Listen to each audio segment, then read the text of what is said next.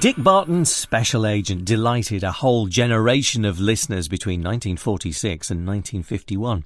Unfortunately, most of the original recordings no longer exist. However, a number of shows were re-recorded in the late 40s for broadcast overseas using the original BBC scripts and music. Now, some of those recordings came to light in Australia a couple of years ago, and they allow us to recapture the full flavour of this classic, with a little vintage crackle and pop, but nonetheless very listenable.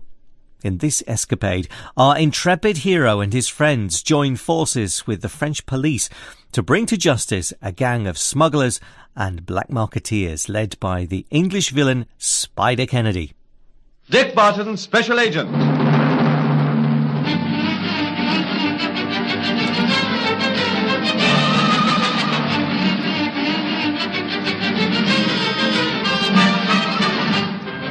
Dick Barton has ended his struggle against Wilhelm Kramer by planting a sticky bomb on the fuselage of Kramer's plane.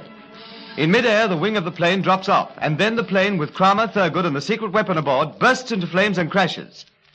Dick arranges for Colonel Gardner, who has been wounded in the shoulder, to be rushed off to hospital. Then he, Jock Anderson, and Jean begin to search for Snowy White and Sir Archibald Wrangle. Well, that's the end of poor old Willie Kramer and co. It was swell while it lasted. Do you think Colonel Gardner will be all right? Yeah, sure. It wasn't a bad wound, Jean. It was darn lucky. So was I, for that matter. I'll say you were, sir. However, while we stand here patting ourselves on the back, poor old Snowy White and Sir Archibald Wrangle are waiting for us, somewhere. If they're still alive. Yes. While the inspector and his men load up the remnants of Kramer's gang, we'll explore the house. Come on. That mortar bomb made a nasty mess of Kramer's living room, didn't it? Pity it didn't make a nasty mess of Kramer himself. Then Colonel Gardner wouldn't have stopped one. By the way, sir, have you seen anything more of that big half-wit? What's his name? Blom? No. Funny that, Jock. I'd forgotten about him. Last thing that happened to Blom that I remember was when I threw him. You threw Blom? Yes, a jiu-jitsu throw. He was holding me from behind. Silly thing to do. I threw him over my head. Perhaps you broke his neck. What, Blom's? Not much hope of that. What's that? Somebody hammering against a door down below. Well, maybe there's a cellar down there.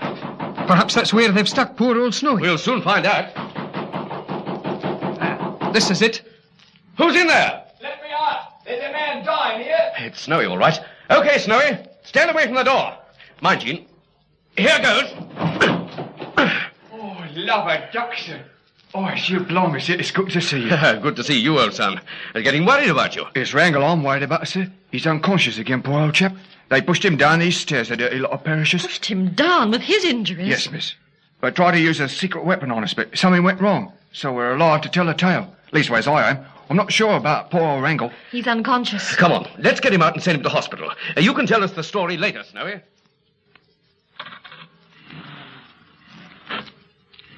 Hey, come back now! Great Scott, Jock! Some idiot's driving a car down that drive. Quick, stop him! Look! It's the half-wit! Blom! Is he getting away? He doesn't know the drive's full of landmines. Down, everybody! Inspector, make your men get down on their faces!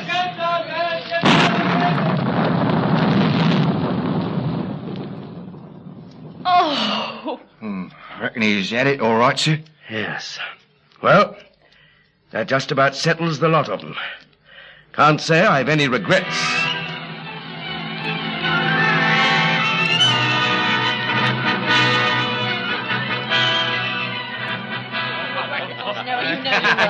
Let's give a toast to poor old Willie Kramer for all the fun and games he gave us. So if that's your idea of fun and games. Well, it's better than working at a desk all day. What do you say, Snowy? I'll say it is. Well, personally, if we're giving a toast to anyone, I think we should propose one to Mrs. Horrocks after the meal she's given us. Wonderful. Betsy! What's the trouble, Mr. Dixon? No trouble, Betsy, madam. Come here. We want to drink your health. Mind, sir. Whatever for? For the meal. I haven't had a meal like that since I was living with my mother. There you are, Betsy. Praise indeed. We think you're a marvel, Betsy. You didn't think the tartare sauce was just a little bit on the acid side? Oh, it was a treat. Of course, you can't do horses' duvers like you used to, you know. It was first class, Betsy. Have a drink. What, me, sir? Well, you know what port does to me. No, I don't. What does it do? Don't know whether I'm on me head or me heel. Well, one small glass won't do you any harm. Well, seeing as it's a special occasion like, Mind you, Horror could turn in his grave if he knew. Well, don't tell him then. Mind you, sir, I feel sorry that poor Colonel Gardner couldn't come. A shame it is. His shoulder isn't serious, though. That's one consolation. He would have appreciated them chicken patties, though. I know he would. Ah, speak of the devil, I'll bet you this is Gardner himself. He said he'd ring up and see how the party was going. Hello? Hello, yes, yes. Oh, hello, sir. How's the shoulder now? Good? Oh, fine. Just finished one of Betsy Horrocks' special dinners. Yes, we're sorry, too. We'll have another when you're fit again. Eh? What? Already, sir? No, we don't mind. Just a minute. You've got a pencil, Jean? Here you are. Thanks. Right, go ahead, sir. County Music Hall. Where? Oh, yes. A bit of a tough quarter, sir. Yes, I know it vaguely. I see. Tomorrow evening, first house, Monsieur Daniel. Ask for seats. Yes, I've got all that. Jean as well. Oh, but surely... Dick Barton. Okay, just as you say, sir. I see. Yes, completely. All right, sir. All the best. Cheerio. Well, tally-ho or something. Well, don't keep us in pins and needles, sir. Well, this is what Colonel Gardner just told me. There's a man from the French police. His name is Monsieur Daniel. He's over here in disguise. At the moment, he's appearing on the bill at a music hall. A pretty rough old place, judging from the district. Why is he in disguise? Oh, give me a chance. He's trying to contact somebody over here in connection with a large black market organization which has its headquarters in Paris. Now, if there's any chance of a trip to Paris, Dick, you couldn't be so mean as to leave me out. I don't know whether there's a trip to anywhere yet. We must find out tomorrow night. What do we do tomorrow night? Well, briefly this. We go to this music hall dressed as inconspicuously as possible and ask for the seats which Monsieur Daniel has reserved for his friends. Ah, free seats, eh? Quiet. During the performance, we shall be escorted backstage and see Monsieur Daniel in his dressing room. Backstage, eh?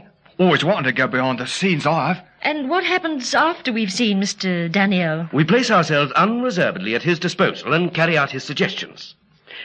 Where you come in, Jean, I don't know.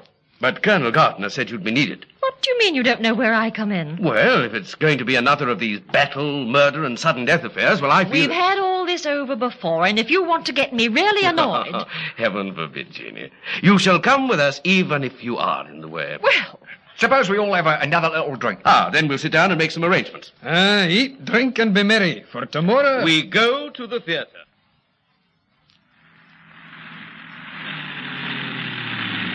It's a good job this car of yours doesn't look too posh, sir. Oh, thanks. But, I see what you mean. This is it, all right. The County Music Hall. Let's have a look at the bill. Lock up the car, Jock. Right, sir. Top of the bill, Angus McCooster, the celebrated Scotch comedian. You know him, Snay? Never heard of him. Lulu Bangle and her 8 naughty girls. You know him, Jean? Me? How should I know them? Well, I don't know what your private life is like. Here, I see. The great Daniel. Blimey. It's a nice thrown act. Ugh, they always give me the shivers. Always frightened they're going to miss. Come on, I'll pick up the seat.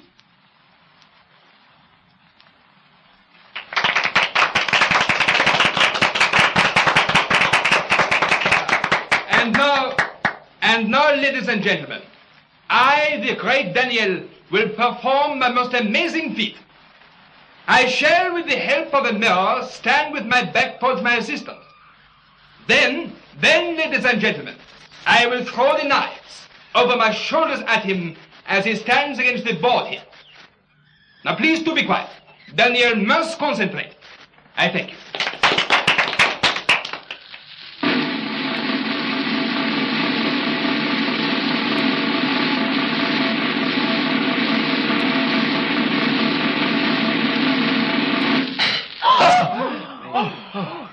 Well, here's our seats. I hate this sort of act. Well, don't look then. I like the roll of the drums.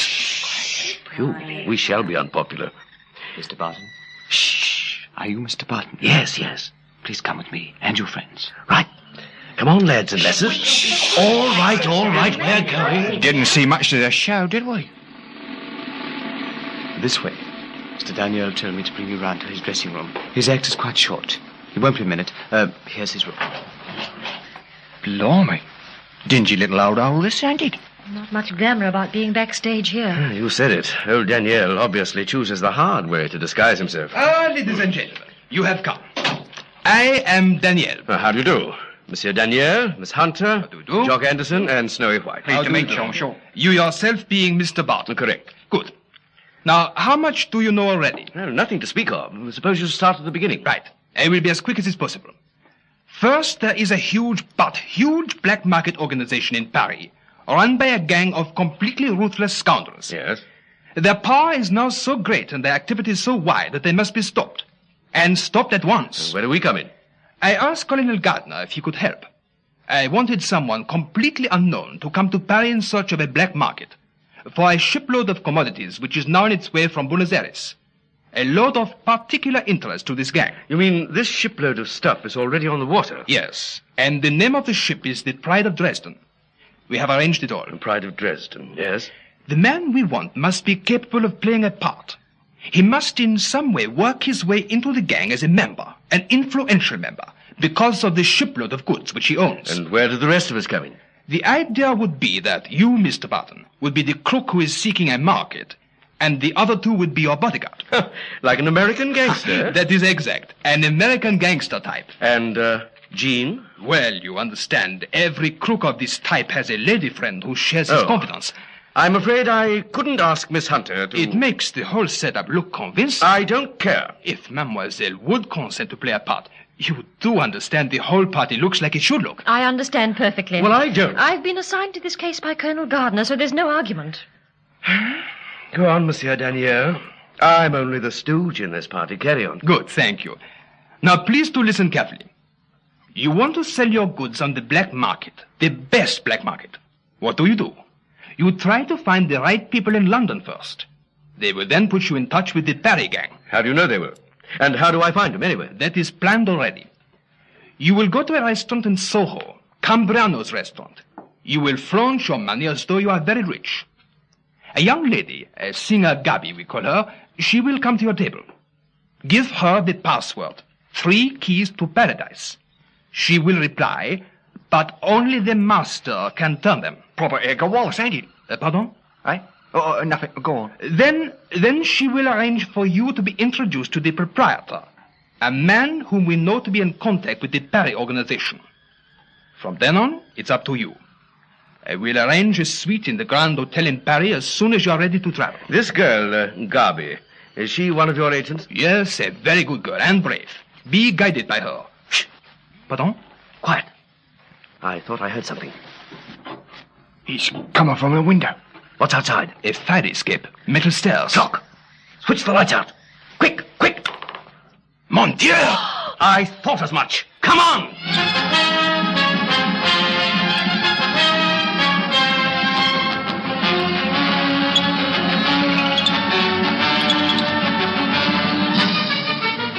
What does Barton mean?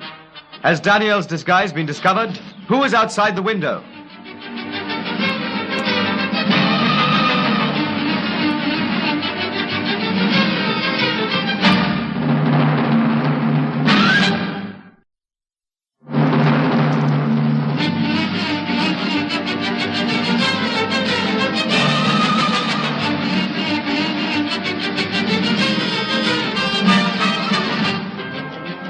Dick, Jean, Snowy and Jock are in a dressing room at the County Music Hall. They have contacted Daniel, an agent of the French police who was in England in disguise. He is trying to find a man who will go to Paris and endeavor to contact a huge smuggling organization which has its headquarters there. Gardner has suggested that Barton should take on the job, and Daniel is giving Barton his instructions when suddenly they're interrupted by a noise outside the window. Careful, monsieur. He is probably armed. Come here, you! Snooping outside windows! He's off, sir. Careful, Dick! Nice work, sir. He's got him, Jock. They will both go over. Careful! Let me go, you hear? Let me... He's trying to force you over! Oh, no, you don't, you murderess! Take that! Oh, how awful! Gosh, the railing broke. I never thought... Monsieur Barton, quick! Come back in here, quick! But that bloke looks as though he's a goner down there. No matter, come quick! But you You can't just leave a man lying there. Don't you see you must not be mixed up in this? Leave it to the police and to me. But he's probably broken his neck. That is good. Who was he? Surely he's not onto you yet, are they, sir? I had hoped not. But it appears that perhaps they've found out a little more than I thought. All the more reason for your keeping out of this. He's still not done, eh? Leave him to me. They will not find him for some time in that alleyway. And when they do, you will be gone. Listen now. You understand what to do, Monsieur Barton? Sure. I go along to Cambriano's tomorrow night. Act as though I've got stacks of money. See Gabby, see the proprietor of the place, and hope for the best. And the name of the ship The is... Pride of Dresden, sailing from Buenos Aires, with a mixed cargo of useful stuff. Correct. Meanwhile, I will book a suite of rooms at the Grand Hotel Paris in your name. You will notify me when you're ready to start. Right, that's plain enough. Now you must go, while I suddenly discover this frightful accident outside my window. Au revoir, all of you, and good luck. Take care.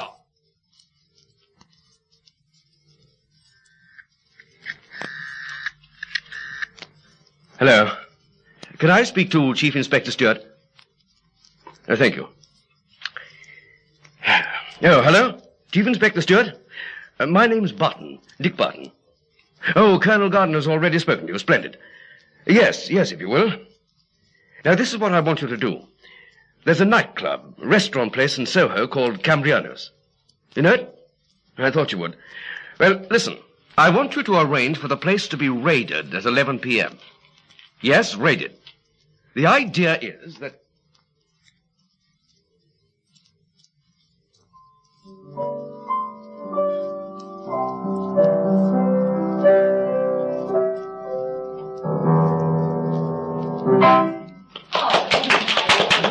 Hello, sir. They're clapping us already. I shouldn't think so.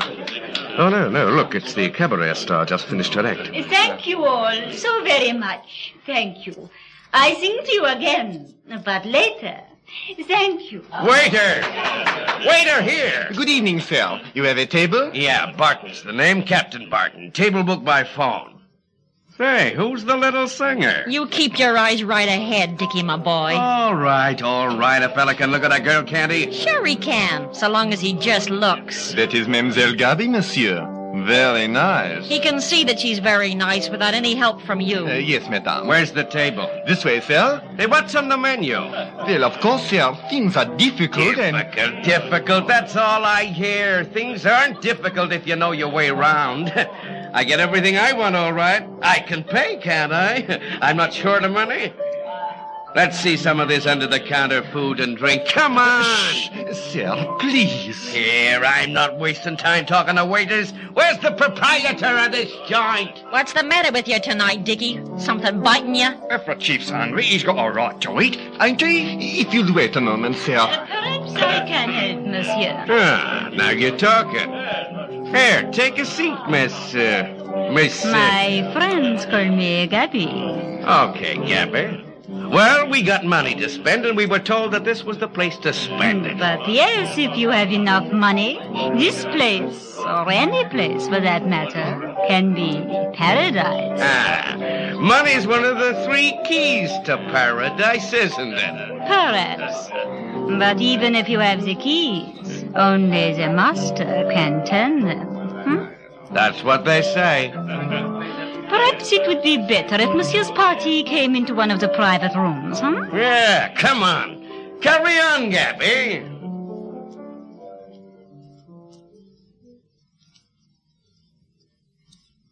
If you will all make yourselves comfortable, then I think I might speak to the proprietor. If that's what you advise, yes. That is what I advise.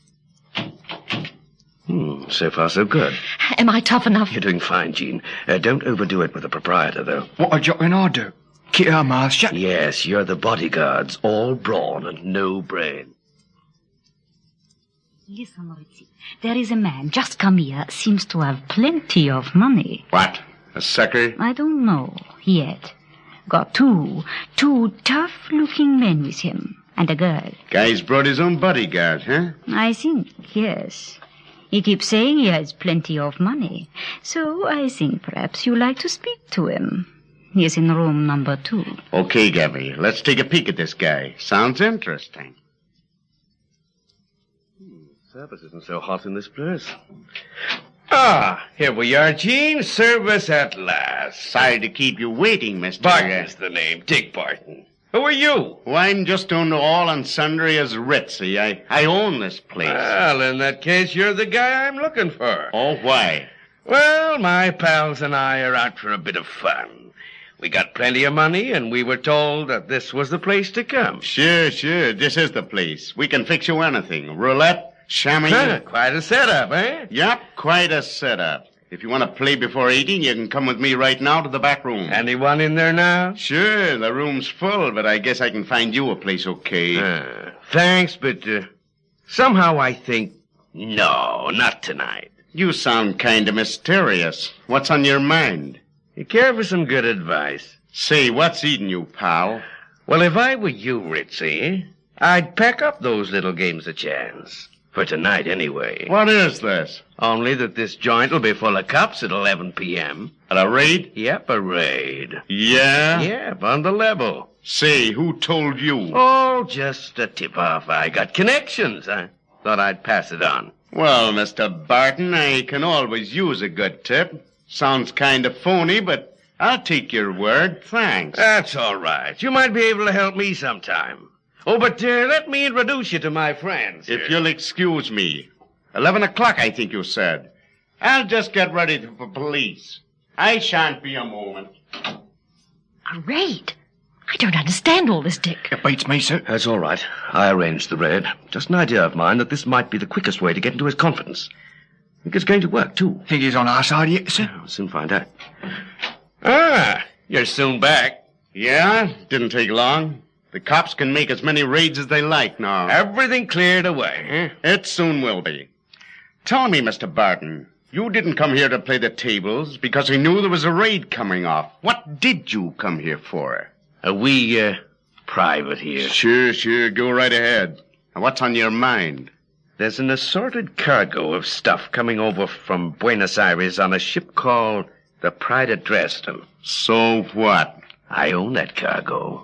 Well? I'm looking for the right market for it. What do you mean by the right market? Oh, come off it, Ritzy. A black market. Why come to me? Just a sort of a hunch I had that you might be able to help. I don't know your background, Mr. Barton. I don't know much about you. You seem to think you know quite a lot, though. Come on, Dickie. I told you we shouldn't have come here. Let's get going to Tony's. We know him. Yes, Chief. We know Tony. We always dealt with him before. Tony's all right. But I happen to know that there's a better market somewhere else. Such as where? The continent. What do you know about the continent, Mr. Barton? I know that the prices for various commodities are far higher, that's all. But you can't get the money out. No, but if you can get, say, diamonds instead of cash. I see your point, Mr. Barton. However, as you don't seem able to help me... We'll go to Tony's, eh? No, we'll go to Paris, as already arranged. Mr. Ritzy, I shall be arriving at the Grand Hotel in Paris in a few days' time. If anyone you know should be interested... It's conceivable that they might be, Mr. Barton. Let's leave it at that, shall we? Make a note of the ship, Pride of Dresden. Your friends might wish to check up on her cargo, but I'm sure they'll find it satisfactory. Sure, thanks. Now we'll get going before the police arrive. So far, so good. Nice work, you three. You backed me up beautifully. Looks as though we might have interested him. Oh, I think so. Mind, I think he's pretty small fry, but he'll put us in touch with a bigger fish. In Paris. Monsieur Barton. Why, hello, Gabby. What's the matter? I'm worried for Monsieur Daniel. Daniel? Why? This evening I hear Ritzy talking. He mentioned the county music hall. I am wondering if perhaps... Too much of a coincidence to be a coincidence. Did he say anything else? He mentioned Smith's Coffee House in the same conversation. That's a small coffee house which Ritzy owns. Yes, I know the place. His gang meets there quite a lot. I wondered if you might go along there now. I hear Ritzy speak that 2 men will be at Smith's Coffee House just after 11 o'clock. I think they must be planning something against Monsieur Daniel. I would go myself, but I am known. You think we might overhear something? It is a chance. I am worried for Daniel. Okay, we'll go there, Gabby. I don't think we'll be very popular, though. Nip along and get the car, Jock. You better clear off, Gabby. Don't want to be seen with us. No. Au revoir. Do what you can. You think Ritzy is interested? Yes, I think so. Then you will contact the organization in Paris. Good. See you sometime, Gabby. Cheerio. Au revoir, mon ami. À bientôt.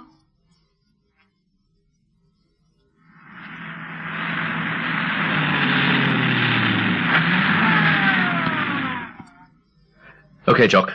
This is the place. Now, you change the wheel. Make it look as though we've got a puncture. We'll breeze inside. We certainly ain't dressed for this place. Oh, come on. It's a free country. Waiter! 3 coffees, please. Some joint, ain't it? Don't look now, Dick. 3 tables away, there are 3 men talking together. One of them looks a typical rough customer, but the other 2 seem different somehow. I can see 'em, sir. And they all look nasty pieces of work to me. Certainly in a huddle together. Walk up past them, Dick, as though you're going to the counter for something. Tell the waiter we'll have a bun. You might overhear something. It's an idea, sir. Right. Here goes. Oh, yes. I see the ones you mean. I'll have a tomato sandwich if they got one. Right, I'll tell her. Now do you understand the setup? Yes. County Music Hall, first house tomorrow. Knife throwing act. Blimey, that's rich, that is. Knife throwing, eh?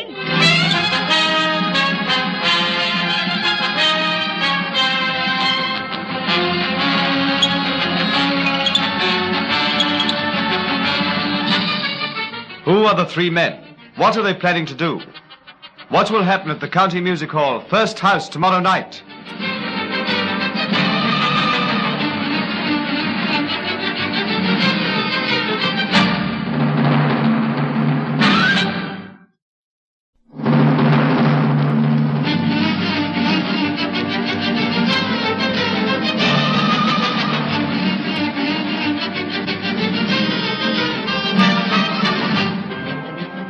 As Dick Barton and his friends leave Cambriano's restaurant, they are stopped by Gabby, the French police agent who is employed as a singer at Cambriano's. She asks them to call at Smith's Cafe, as she understands that some men are meeting there that night to make plans against Monsieur Daniel. Barton stages a puncture outside the place, and leaving Jock with the car, he, Jean, and Snowy go inside. Jean sees 3 men talking together, and suggests that Barton should walk past them and try to overhear their conversation. Barton does so. Now repeat what I told you. There must be no mistake. County Music Hall, first house tomorrow. Knife throwing act. I got it. I'll meet the pair of you at midday tomorrow and we'll fix the final details. Suits us. Hey, when do we get the money? Waiter, with those 3 coffees we order, will you bring 3 tomato sandwiches? Thanks. They got any tomato sandwiches? I think so. I told that waiter to bring some anyway. Oh, they the blacks we're after, sir? They're the ones, I think. At least they were talking about a knife-throwing act at the County Music Hall. They're the ones. Did they say anything definite? Here's the waiter. Right, thanks. That'll do fine. Here, take it out of that. All right, keep the change. Oh, grateful sort of cove, ain't he? Surly blighter. Don't forget him. We've got other worries. Well, what did you hear? There's something planned for tomorrow night. First house at the theatre. You don't know what? No. I daren't have stayed too long listening to them. They'd have got suspicious. We ain't got a lot further forward than... What are you going to do? Wait till tomorrow night and then warn Danielle? No. I think the best thing to do is to find out just who and what these gentlemen are. I think we'll invite them back to my flat and ask them 1 or 2 questions. Invite them back? Yes, in a forcible sort of way. Come on. Drink up your coffee and let's get outside. I'll tell you what I mean. Nice to get a bit of fresh air. Hi, Jock. How's the wheel? It's okay. I changed one wheel just in case anybody was watching the car and thought we were suspicious characters. Yeah, nice work, Jock. Well, let's get inside the car and I'll tell you what I think we'd better do. Pull along the road a little way, Jock. Right. Turn her down this side street. This dark-looking place. That's it. Now stop and put out the lights. You'll have a bobby after you, young man. I'll have to risk that, Jeannie. But we don't want to advertise ourselves more than we can help. Now listen, it's pretty deserted round here. Those 3 fellows in the cafe have got something planned against Danielle for tomorrow night. So I think we'd better find out what it is. The best way to do that is to nobble them. Is to what? Nobble them. Basic English for socking them and bundling them into the car. Oh, I'm in favour of that, sir. It's about time somebody got nobbled. And Them three look the right type to knob. Well, button up your overcoat so that your white shirt fronts aren't showing. That's it. Now, you stay in the car, Jean. But can't I... Not in that outfit. You're dressed for glamour, not for rough and tumbles. Now, I'll get along to the corner here and watch the cafe. When I see our three little friends come out, I'll give you the tip. What about if they walk the other way, sir? And don't come down here? In that case, we get into the car, follow them slowly until we're abreast of them, jump out and collar one each. Just one nice clean sock, that's all. Nothing messy. I want them locked out temporarily, not for the duration. Have you got it? Yes, sir. Just up Moore Street, this is. Don't run away, Jean. Back in a minute. He's a boy, is young feller. Yes, he don't half like a scrap and no error. Don't take any unnecessary risks. No fear, miss. No risk when there's 3 against 3. It's a foregone conclusion. Hello? He's coming back already. Action station, Snowy, my boy. 2 of them have just come out of the cafe together. They're coming down this way. Couldn't be better. I'm with you, sir. Stay with the car, Jock. We'll want you to help with the bodies. Be careful, Dick. Sure. Come on, Snowy, quick. Right. Take a look round the corner, Snowy. There's a tallish one and a medium-sized chap. I'll take the big one, you take the other. Okay, sir. I can see him. They'll be here in a sec. Well, the money's good. Yeah, but I don't know. Right, Snowy! Nice work, Snowy. Jock, give us a hand. Coming, sir. Here, I'll take the small chap. You two bring the big one. Right. Into the car, quick as you can. Come on, Beauty. Have you got them all right? Yes, sleeping peaceful as newborn babes. Plonk them in the back. Mind, Jean. It's going to be a bit of a squash. Okay, put them on the floor then. They won't hurt. That's the idea. Now, let's get away to the flat.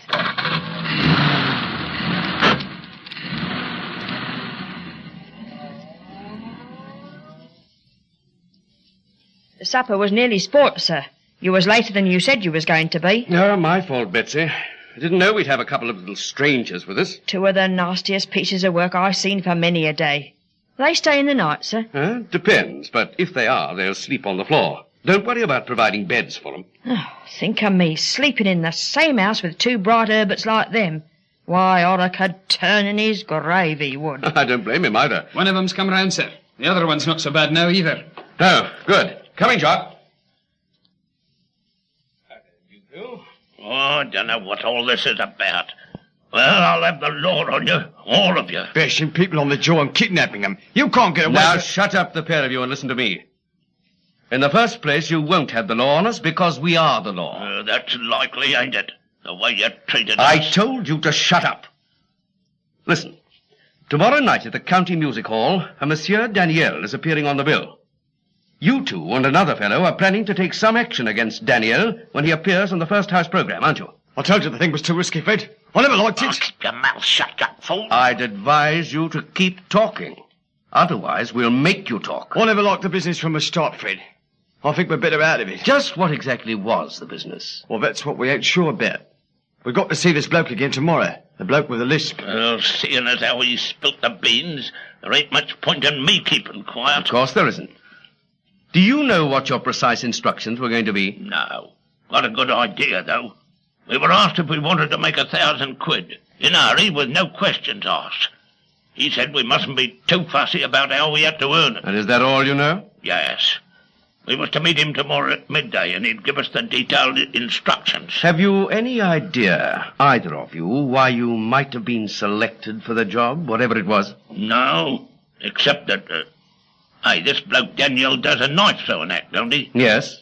What's that got to do with it? Well, so do we. You mean you're a knife-throwing team? Yes. The 2 Mexicanos, we call ourselves. How did this fellow with the lisp get in touch with you? I just called it our digs. We ain't been working for some weeks. Resting, Fred. That's what we've been. Resting. But do you mean to say that you were prepared to commit murder? Murder? Who said anything about murder? We didn't know what we got to do. No, but £2,000 is a lot of money. Oh, we was getting a bit desperate. You must have been to get mixed up with a fellow like that. Where had you got to meet this man? Cambrianos at midday. To meet the boss, he said. Oh, that's a darn nuisance. I can't go along there. All right, you two. Take him into the other room, Snowy. You haven't got a cup of anything hot, have you? So I feel terrible. You deserve to feel terrible. Take him away, Snowy. Come on, you pair of perishing lovebirds. Well, give him something to drink, Jock, and put some knockout drops in it. Keep him quiet until we decide what to do with them. Right, sir.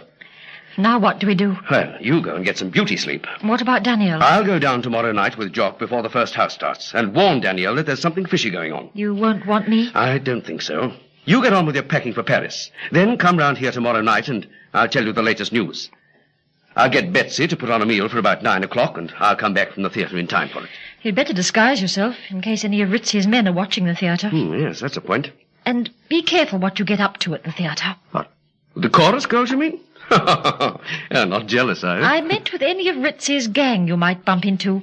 What goes on between you and chorus girls is no concern of mine. Oh, cold round here, ain't it? So, that's the setup, Monsieur Daniel. We thought we'd better come along and warn you. Thank you, my friends. I wonder what their plan was going to be. In any case, I think I'd pack up the act, Monsieur Daniel. Now, you can have police protection. I'm not worried for myself, but it is bad for Gabby. I must warn her. But tell me, gentlemen, how are things progressing? We're doing well. I think Ritzy has taken the bait. We shall know when we get to Paris. Your suite at the Grand Hotel is booked. I should get there as quickly as possible now. I quite agree. We'll get away as soon as we can. No further information about the gang? We have reason to suspect that the leader of the gang is an Englishman, Spider Kennedy. He is a well-known crook. Any particular distinguishing features? He has no thumb on his left hand. Nothing else. Mind, we do not know he's the leader, but we have certain information. These people, they do not fight with, how do you say, with the kid gloves. Well, so long as we know. Now you have the information regarding the cargo. You know how to get in touch with the captain of the Pride of Dresden by contacting the French police? Yes, we've got it all, thanks. Monsieur Daniel. Come in. Now you must excuse me, monsieur. I will see you after my act is finished. We'll go to the back of the theatre and watch.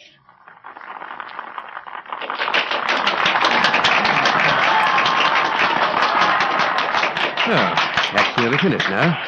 Good job. I want to get back to the flat and have something to eat. Me too. Oh, there she goes. It's effective, this, you know. Gives me the creeps. I always worry in case he's going to miss. Quiet. Watch. Blazes! I saw it, Jock. The knife came from the stage box. Come on, Jock. Round the back. Aye, sir. This is the box. I guess we shall be too late, though. Yes, nobody in it. He's hopped it. Must have been pretty slippy. Oh. Here. There's someone on the floor, sir. What the... Here. What's up, old son? I threw a knife at a man on stage. You threw it? Man with a lisp hired me. £1,000. Was with me in the box here. Stabbed me after I'd thrown a knife. Stay with him, Jock. Not that he doesn't deserve what he's got, but let's see what's happened to Danielle. So, we're working on our own now, sir. Yes, poor old Danielle. He told me to warn Gabby. That's all he said before he died. Oh, I could kick myself for not guessing something like this might happen. Just bad luck, sir. Yes, for Danielle. Anyway, you drop off here, Jock, and take a taxi to the flat. I'll clear off and warn Gabby. I'll get her address from Cambriano's and go to her lodgings. Just as you say, sir. I shan't be long. I'll just give her the lowdown. Don't eat all the dinner before I head back. Cheerio.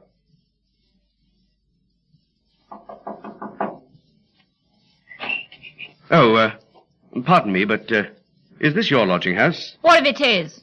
I want to see Miss Gabby, the singer. Now listen, you beat it, mister. She's got a gent just gone up to see her. Well, I've got a quid here that wants a home. Oh, well. But don't blame me if you ain't welcome. Two's company, you know. Not that what the other bloke would be my cup of tea. Oh, what sort of fellow is the man who's up there with Miss Gabby? Oh, sloppy sort of chap. Speaks with a lisp. Went up about 5 minutes ago. Fellow who speaks with a lisp, eh? Right, thanks. Which floor did you say? 2nd floor, number 7. Thanks a lot. You know that I work all the time for Ritzy. I get him the customers for his gambling house. Yes, my dear Gabby. But what else have you been doing at the same time? I do not know what you are talking about. Oh, yes. I think you do. No! Don't come near me! No, don't do it!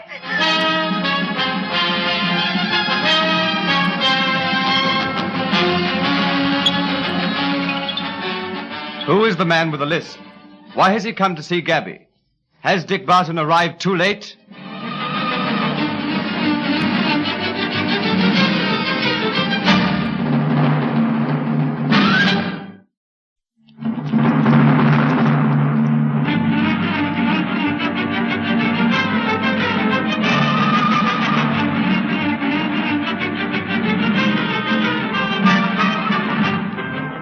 Barton and his friends have discovered that one of Ritzy's men, someone who speaks with a lisp, is plotting to kill Monsieur Daniel.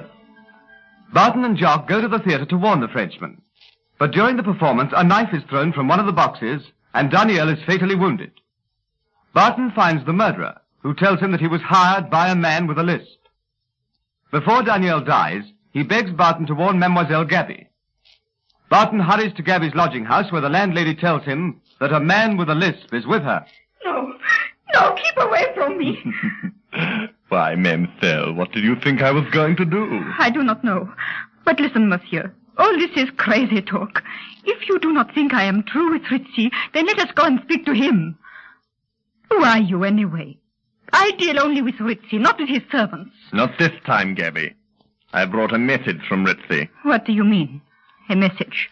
He says, it's been nice knowing you. What else? That's all. What does he mean? Do you know Monsieur Daniel, Gabby? I? Monsieur Daniel? I've never heard the name. Never.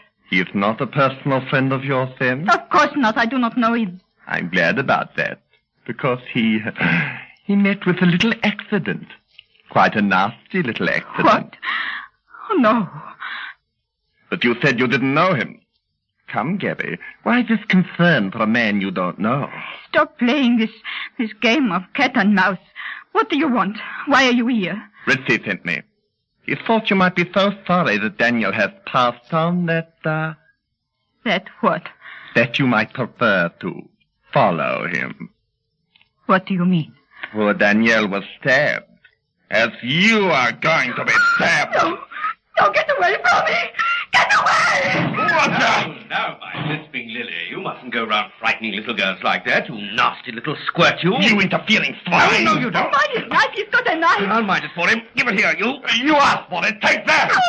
Ah, you silly little man, you mustn't get rough. Let me go! Let me go, you! Come on, Honeybunch, hand it over. Little men like you shouldn't play with sharp knives. I tell you there! No, you don't! Serves you right, you nasty little brute. Shouldn't kick people. What the... He fell on the knife, I think, monsieur. Here, let's have a look at him. Well, I'm hanged. Is he dead? Dead as a doornail. Knife's gone straight into his heart. I say, don't faint or anything, will you? Do not worry, monsieur. I've seen a rat die before. It does not upset me. I couldn't agree with you more. Well, it's a pity about all this, really. When he kicked me on the shin, I instinctively lashed out, and down he went with the knife still firmly clutched in his hand. I should not worry too much if I were you. It seems a funny thing just to say thank you. But if you heard what this man was saying before you came into the room, you can imagine how glad I was to see you. Yes, I see what you mean. He said to me that Daniel was murdered. I'm afraid that's perfectly true. I've just come from the theatre. Of course, I recognize you now. You are Monsieur Barton. It was the mustache and the clothes. But how did Daniel die? The fellow was hired by this chap here to throw a knife at Daniel during his act. He died quickly? Oh, yes. One of our agents was caught by this gang in Paris. And he did not die quickly. A charming company we meet up with. But, what are we going to do about this, corpse? Leave it here, monsieur. Well, don't tell me you're going to let the Shah lady sweep it up. I will come with you now, quickly. You can drop me off near Scotland Yard. I will arrange for the body to be taken away. If I lock my door, no one will come in. What about the landlady? She knows there were 3 people up here. Won't you think it odd if only 2 people go out? We must wait our opportunity and get out of the door while she's in her room at the bottom of the stair. Are you ready to come right away? Just a moment, monsieur. I will put on my coat. I shouldn't go near Cambriano's again if I were you, Gabby. Never fear, monsieur. I think for the time being my work is done. While mine is just beginning, eh? That is so, monsieur. I wish you luck. And I hope that if ever you are in trouble, some miracle will happen to help you, as you helped me tonight. Oh, forget it, Gabby. Just a bit of luck. One does not forget, monsieur. But come, it is time we went. I'm ready. Then I will lock the door. One thing, it's pretty dark, Gabby. The old landlady won't see anything unless she's specially looking for it. In any case, she's in her room, I think. Come, we should be quite safe.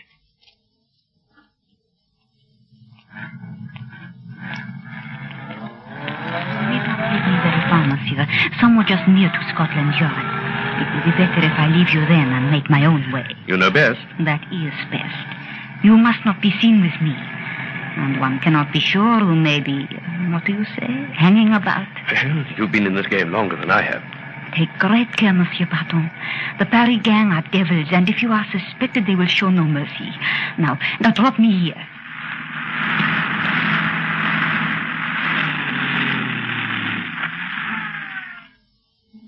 Goodbye, Monsieur Barton. And once again, many, many thanks. Goodbye, Gabby. And don't take any risks. That is no way to say goodbye to a girl whose life you have just saved, Monsieur. This is better, I think. With the lips. So. Goodbye. And thank you. Well. Maybe, au revoir, Monsieur? Yes, sure. Affectionate, these French girls. Well, now for Mrs. Horrocks' special supper. I'm a bit worried. Well, he should be here by now. Don't worry yourself. Oh, here he comes now, thank goodness. I was getting a bit anxious. Or was it? Now I'm evolved. Hello, sir. Sorry I'm late, but circumstances over which I had no control. So it would seem. I'll help you, Mrs. Horrock. It looks as though Captain Barton will have some adventures to relate that mightn't do for our ears. Well, I'm blessed. What have I done now? What do you want now, sir? I think you've blotted your copybook, sir. What do you all mean? What's the matter? Take a look in the mirror, sir. What? Oh, blazes. Confound Gabby. Mind you, she's very nice, sir. Aye, very nice. Well, a bit of all right, I think. Oh, now, don't you two start. Well, sir, when a bloke's slacked from meal and he's been to see a girl and he comes home all covered in lipstick, well, what makes you think? Yes, it seems to have made Jean and Mrs. Horrock think all right. Gave me the cold shoulder properly, didn't it? What happened, sir? You can leave out a bit you don't want to talk about. Oh, now, don't be an ass, Snowy. You know me. Oh, doing all, And sir. that might mean anything, mightn't it, Snowy? Well, what happened was this. Oh, please don't tell us if you'd rather not. Now, listen. I arrived at Gabby's place about 5 minutes after the man who lisped. What, sir? You mean he beat you to it, sir? You don't mean to say that Gabby... Who's telling this story? Listen. Fortunately for Gabby, our friend with the lisp was one of those murderous types who prefer to tell their victims what's going to happen first. While he was telling her what he'd got in store for her, I was able to nip into the room. Nice work, sir. There was a bit of a struggle, and the poor old lisping cove fell on his own knife and cut short his own career. What, he died? Instantly. Gabby's gone to Scotland Yard to make the necessary arrangements to get rid of the body. And what's happening to Gabby? Well, now that she's known, there's nothing much she can do. I wouldn't go so far as to say that. All right, all right. So I had lipstick on my face. She kissed me goodbye. She was grateful for having her life saved. Wouldn't you be? Of course I would. Well, now everybody's had a good laugh. Suppose we get the final details fixed. Have the passports come through all right, Snowy? Yes, sir. They're over on the sideboard. Oh, good. Nice bit of staff work on Colonel Gardiner's part. That saved us a lot of trouble. When are you planning to leave, sir? A day after tomorrow, providing we can get fixed up on the Golden Arrow, so there's not much time to waste. Can you be ready by then, Jean? Yes, I can manage. And Mrs. Horrock's packed your things. How about you two, lads? If I've got all day tomorrow, I shall have plenty of time. Me too, sir. Well, our rooms are reserved at the Grand Hotel. And when we arrive there, it'll be a case of just waiting until the other side gets in touch with us. And I don't think that'll be long. What about this ship, sir? The Pride of Dresden? Do we know all we want to know about her? I've got enough information about her to keep these people interested. But we've somehow got to maintain contact with the French police. They're the folks who'll be in wireless communication with the ship. You think there's a possibility we might get to the point where this gang will be able to get their cargo? Anything can happen from what I see of this outfit. If we're going to join in with the gang, surely we must have someone to stay behind at the hotel and maintain contact with the police. I'd thought about that. Either Jock or Snowy must stay on that job, and a very ticklish job it's going to be. The hotel's almost certain to be watched for any suspicious moves. Well, it's no use making any plans until we know just what the general setup's going to be. What are you going to do to Sleeping Beauty, sir? I'll have a word with Colonel Gardiner's department and get someone sent over to pick him up. Don't want him here. What time does the Golden Arrow leave? It leaves Victoria at 9 o'clock in the morning. Do we get to Paris the same day, sir? What's the matter with your geography, Jock? Of course we do. Where do you think Paris is anywhere? 9 o'clock Eckhammer, eh? Victoria Station, the day after tomorrow. With your boots blacked and a little automatic tucked away in your handbag. Look out, Paris. Here we come. Well, all the bags safely away, Snowy? Yes, sir. Me and Jock kept a personal eye on the porter just to make sure. You can't be too careful, you know, sir. Barton, Richard Barton. Hello, what's Need this? to be travelling on the Golden Arrow train. Please go to the station master's office at once. Calling Mr. Barton, Mr. Richard Barton. What on earth's the matter now? I haven't time to get to the station master's office. Well, there's about 10 minutes before the train goes. Oh, blazes. All right, here goes. Keep my seat warm. About 3 minutes to go. He'll have to hurry. I wonder what it could have been. Must have been urgent. Maybe Gabby wants to come to Paris with us. Eh, Miss Hunter? I wouldn't know. Oh, here he comes. Oh, phew. I just made it. Oh, it looks like we're off. Aye, she's just about shoved in there.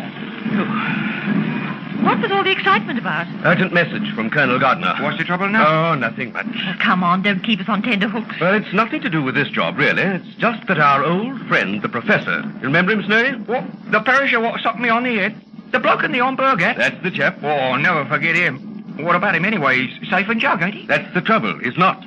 They thought he was a bit screwy and were taking him to be examined or something equally futile, and he escaped. But why warn us about it when we're on our way to Paris? Because right up to the time he escaped, he kept saying that all he wanted to live for was to get even with me. But he couldn't get at us on the train. Yes, that's what I thought. Gardner thinks differently, though. He says it'd be quite easy for the professor to find out where we're going. And in view of the fact that he's screwy and desperate, he thought we should be on our guard. Oh, well, so long as he ain't driving the train, I don't think we've got anything to worry about. Quite agree, Snowy. Well, let's get down to our plan of campaign. Now, when we arrive in Paris at the Gare du Nord... If they don't contact us quickly in Paris, we might have time to see a few sights. Personally, I expect them to be waiting for us at the hotel. Oh! What's the matter, Jean? What happened? You hurt? No, it was just the shock. Something smashed the window. What on earth? What? Oh, I thought it looked like a boot. Couldn't have been, huh? You should have taken Colonel Gardner's warning more seriously, Mr. Barton. Much more seriously. Goodbye. This is your last trip. Blazes, Snowy! It's the professor!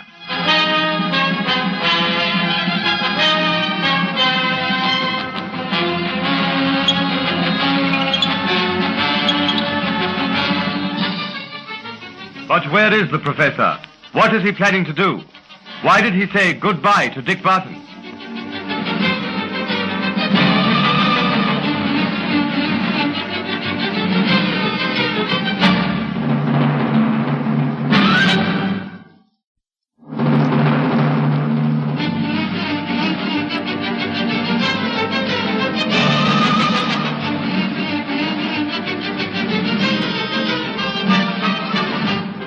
Dick Barton, Jean Snowy, and Jock Anderson are aboard the Golden Arrow Express en route for Paris to contact the black market and smuggling organization which has its headquarters in that city. Before the train leaves Victoria, Barton receives a warning from Colonel Gardner that the professor has escaped and has sworn to kill Barton.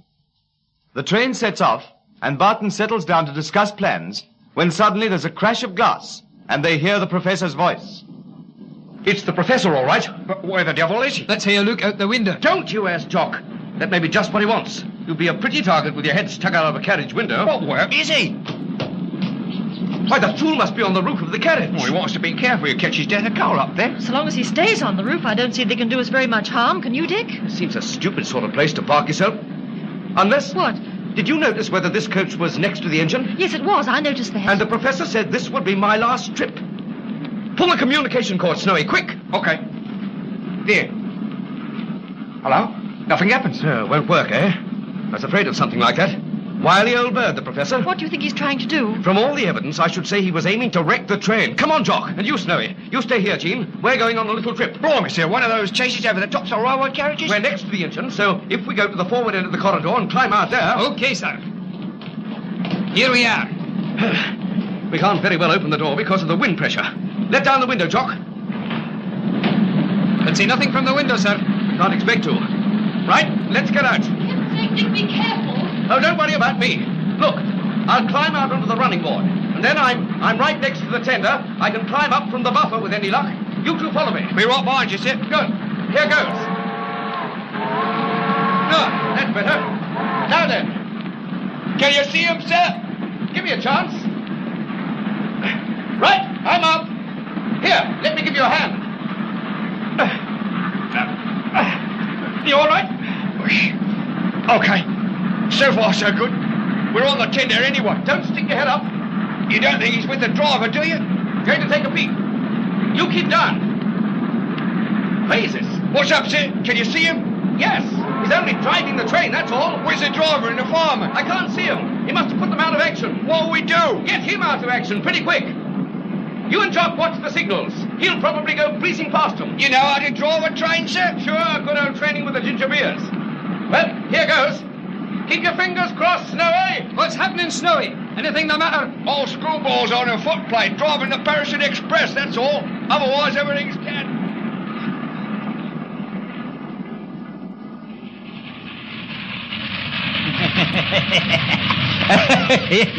No, Mr. Barton. Mr. Dick Barton. You thought you'd won the game, did you? Oh, no, not this time. More speed. More speed. I shall die, but what a noble death. What destruction. Stop it, Professor, you crazy idiot. Barton! Stop the train, you fool. Don't come any nearer. Stay where you are. Stay where you are, I say. Well, you asked for it. I used to be able to throw a cricket ball once. Oh, my eyes! Ah! It's going over. Well, that's the end of you. Now for the train. Captain Barton! Barton! Okay, Snowy, everything under control. Under control, my foot. We just passed a signal set against us. There's something ahead. Stop the vanishing thing, sir. Please, There's a goods train, sir, right ahead. A goods train. I'm doing my best. I think she's slowing, sir. Yes. Not enough, sir. We shan't make it. But I can't do any more. Hold tight. She's slowing, but not enough. Now hang on, you two. We're crashing.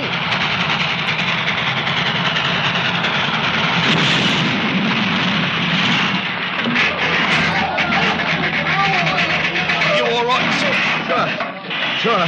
I don't think there'll be very much damage.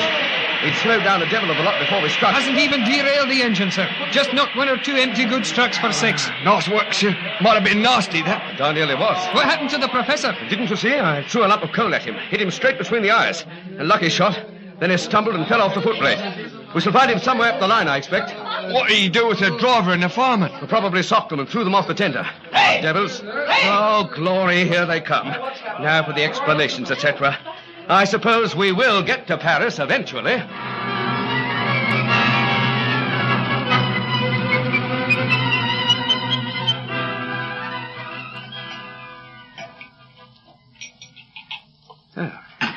Well, Dick, we can't grumble at the accommodation they've provided for us. Luxurious, isn't it? Just the thing for a king of the black market. Sure impressed the gang all right, shouldn't it? But we must be awfully careful how we talk. We don't know who may be listening. And we don't know who's on our side and who's against us. That's true. Anybody in the hotel may be in the pay of the other side. The main thing we've got to remember is that we're playing a part, and we mustn't let up on our acting of the part. You say you want me to stay behind, sir, and keep the home fires burning, so to speak? Yes, Noe. I expect to hear something or have some message very soon. Then Jock, Jean, and I will carry on to whatever rendezvous is suggested. You don't want me to get in touch with the French police unless you give me the tip first? Well, I'll leave that to your discretion. It may not always be convenient to phone you, if we're with the gang. But for heaven's sake, be careful when you do contact the police.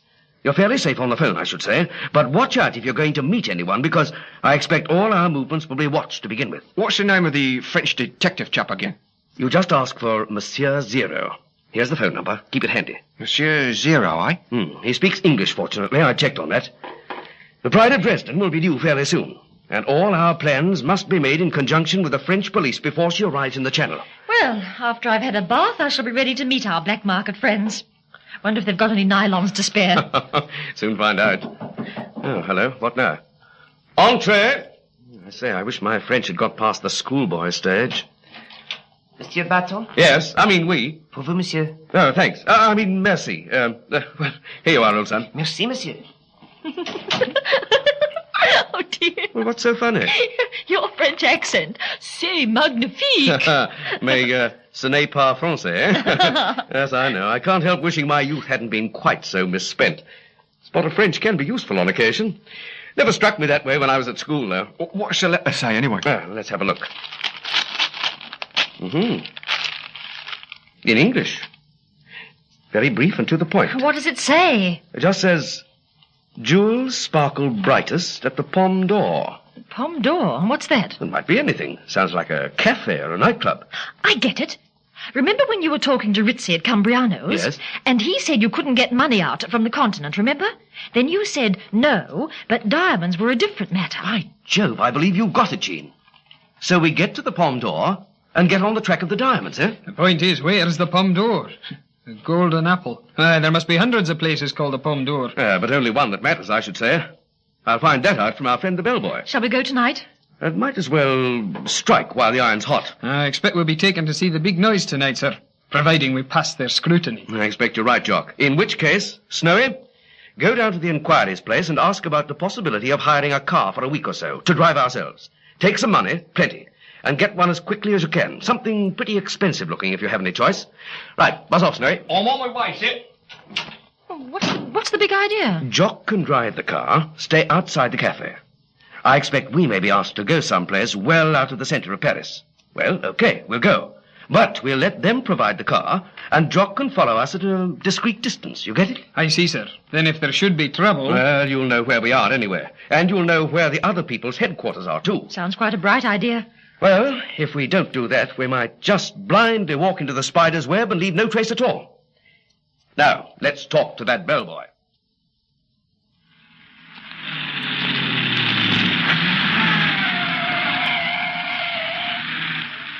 Here's the jolly old Place Saint-Germain. And according to the bellboy, we go straight on up the hill. Then it's to the right. You can drop us here and tag along at a discreet distance. Watch for us to come out and then continue the tagging. I understand, sir. Don't worry. I'll be right on your tail. Good, man. We'll see you later, old son. Come on, Jean. Let's see what the Pomme d'Or has to offer in the way of excitement.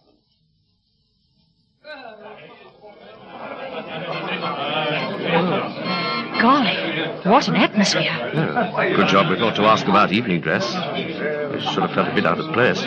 Certainly wouldn't have been the right thing here, would it? A white tie and tails. Well, I suppose I'd better make my presence felt. Sit down here. Garçon! Monsieur? Deux cognac, s'il vous plaît. Deux cognac, monsieur. I wonder how we attract the attention of the proprietor. Same way that we did at Cambriano's, I should think. Find something wrong with the cognac. That shouldn't be difficult anyway. That's an idea. Oh, here he comes. Les voici, monsieur. Combien? C'est 60 francs, monsieur. Just a minute. Let's see what it's like for 60 francs. Two! Oh, monsieur. Monsieur, please. This cognac, it's terrible. Where's the proprietor, the manager? Shh, monsieur. Well, go and tell him that Mr. Barton, Mr. Dick Barton, can afford to pay for good cognac and insists on having good cognac. Maman, monsieur. Golly, you shot up like a scared rabbit. Think he got the name? Should think so. Everybody else in the cafe did anyway. Good. Any minute now, the fun should start. Oh, here he comes again, our old friend. Monsieur Barton, if you will come this way. Sure, we'll come. Anything for a drop of good cognac. See, monsieur. Ah, thanks. This the manager's office, eh? That is right. In here. Ah, good evening, Mr. Barton. Good evening, mademoiselle. You the proprietor of this place? No matter who I am. I just wanted to say you sell pretty lousy cognac. Everything these days is pretty lousy, unless you have money, Mr. Barton. Oh, I'm not unduly worried on that score, am I, Jean? I'll say you're not. Then possibly I can interest you in something other than cognac. I'm always interested in good value, monsieur. Indeed. I have money to pay for good value, but I prefer, shall I say, a system of barter. It matters little as long as the value is there. Yeah, true. I think, my dear Mr. Barton, that you might care to discuss your business with, someone higher up. I am, after all, only their agent. Uh-huh. I should like to do so. Well, shall we go right away? No point in wasting time. My car is outside. I assume you came by taxi. Uh-huh. Good. Come along, then. And you, mademoiselle. We trust you, of course. But naturally. That is essential from the start. Oh, this is the house, monsieur. I must apologize for the fact that the car had blackened windows. But one must take precautions. Now, if you will come inside. Ah. Nice place you have here. Quite. And here are our two principals in this affair. Mr. Barton, Miss Hunter, allow me to present Mademoiselle Simone and Monsieur... Brown is the name, John Brown. Well, it's as good a name as any other. Of course. How do you do, Miss Hunter? I see you're staring at my left hand, Miss Hunter. Was I? I'm sorry. That was certainly rude of me. I've lost a thumb, as you see. It makes identification so much easier, don't you think? Shall we talk business? Sure, that's why we're here. Excuse me. Yes? Yes? Snooping round outside, eh? Of course. Yes? Bring him in. Yes, do. This will be interesting, Mr. Barton. Oh, what? My guards have found a man snooping around the place. We cannot permit that, can we? You shall now have the opportunity of seeing how we treat spies, Mr. Barton. Let me go, you devil spawn, you! Let me go and I'll flay the lot of you!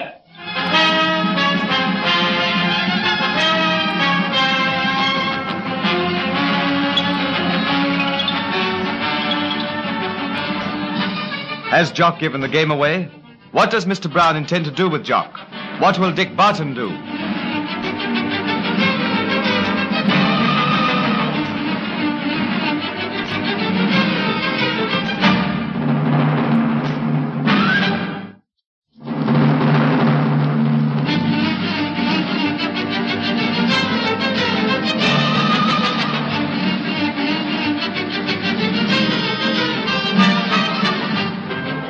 Leaving Snowy behind at the hotel to keep in touch with the French police, Barton, Jean and Jock go to the Pomme d'Or.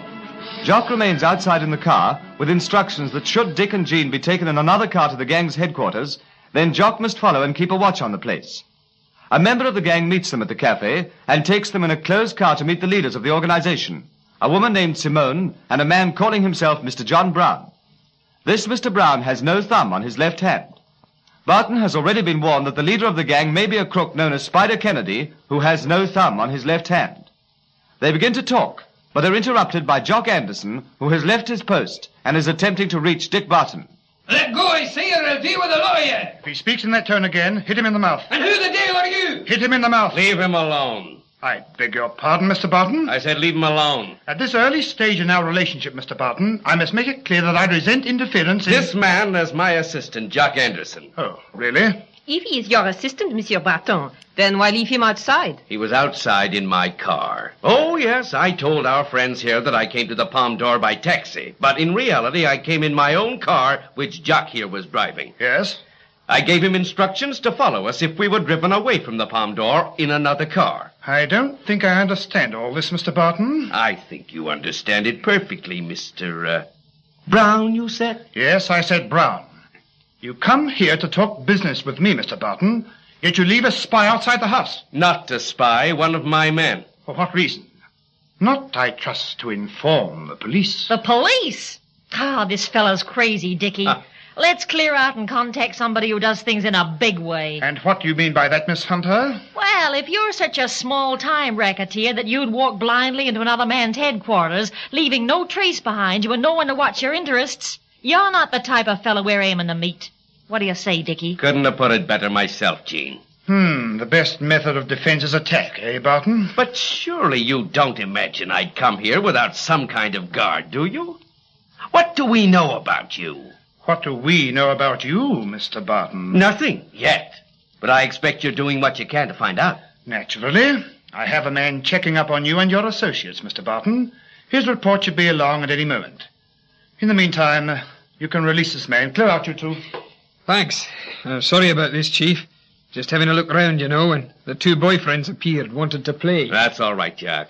You were doing what you've been told to. It seems a pity that what promises to be a satisfactory business relationship should be spoiled in the beginning by a lot of nasty suspicion. In my line of business, mademoiselle. Oh, please call me Simone. Okay, Simone. As I was saying, in my line of business, you've got to suspect everybody. You need not suspect us, Mr. Barton. No. But of course not. Spider, I should say Mr. Brown and I... I told you before, Simone, you talk too much. Keep your mouth shut, will you? Darling, you lose your temper so easily. You should try to be a little more calm, like Mr. Barton here. Suppose we all have a drink. Oh, good idea. What say you, Jean? Not doped, is it, Mr. Brown? More suspicion, eh? I don't like it, Miss Hunter. I like to be open and above board with everybody. Then suppose you start by being open and above board with us. How? By telling us something of your organization, the way you intend to make use of the cargo of the Pride of Dresden, and when you get it, and what our share in the deal is likely to be. Please, let's have a drink before we get down to sordid details. Jean's right, Mr. Brown. We intend to get rid of the cargo in the best market. We've got no time to lose. Personally, sir, as I've said all along, I don't see how anybody could have the necessary organization to deal with a shitload of stuff. How do you go to get it unloaded to begin with? Without going into a port, and that's impossible. There will be no need to go into port. Then how do you propose to do it? Whiskey, Mr. Barton? Thanks. We have a shipload of stuff arriving tomorrow night, Mr. Barton. Why not come and watch our methods? I think you will agree that they are efficient. Where and when does the ship arrive? Whiskey, Mr. Jock? Oh, you don't have to ask a Scotsman that. Of course, I should have known. You have already attended to Miss Hunter, I see, Simone. Right. Ladies and gentlemen, I give you a toast. Success to our enterprise, and away with all suspicion. Here, here. Where did you say the ship was arriving tomorrow night? I didn't say. When did you say the Pride of Dresden was due in the Channel? Like you, Mr. Brown, I omitted to give precise details. Oh, this is getting us nowhere. Presumably, Mr. Barton, you have some idea of the value of your cargo. Ah, now you're talking. I've got a detailed list of the cargo here, with pencil marks against the items in which I think you're likely to be particularly interested. The figure at the side of each item is my suggested price, in francs. There are obviously a number of things we shall want to talk over, Mr. Barton. Could you possibly stay here the night? We can fix you up with the necessary night attire. Simone could arrange for Miss Hunter. Oh, I'd rather get back to the hotel, but... Oh, pardon me. Hello? Yes? Who? Ah, he's back, is he? I'll come down right away. You will excuse me, Mr. Barton. The man who's been checking up on your background has returned with his report. Before we go any further, I think I shall have a few words with him. Excuse me. This is outrageous. You have been in this business for some time, Monsieur Barton. You must realize that one cannot trust any casual stranger who comes along. Mr. Brown is quite right. We're not used to doing business this way. Once Mr. Brown is satisfied, he will put all his cards, as you say, on the table. Well, maybe I was a little hasty. Not a bit of it.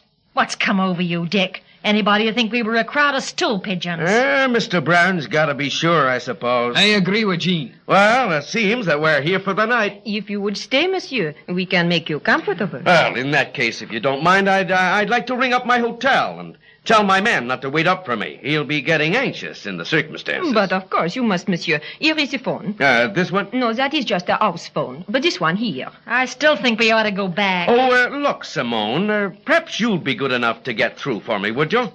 He's at the Grand Hotel, suite number 23, and his name's White, if you could get through.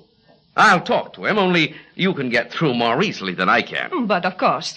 Only I am afraid I must stay in the room while you talk, just in case. More suspicion, eh? Well, that's quite all right. I'm not asking him to call a policeman. Possibly not, but one must take care, or Mr. Brown might be angry. Not a nice man, Mr. Brown, when he is angry. Now, you say Grand Hotel, Monsieur White?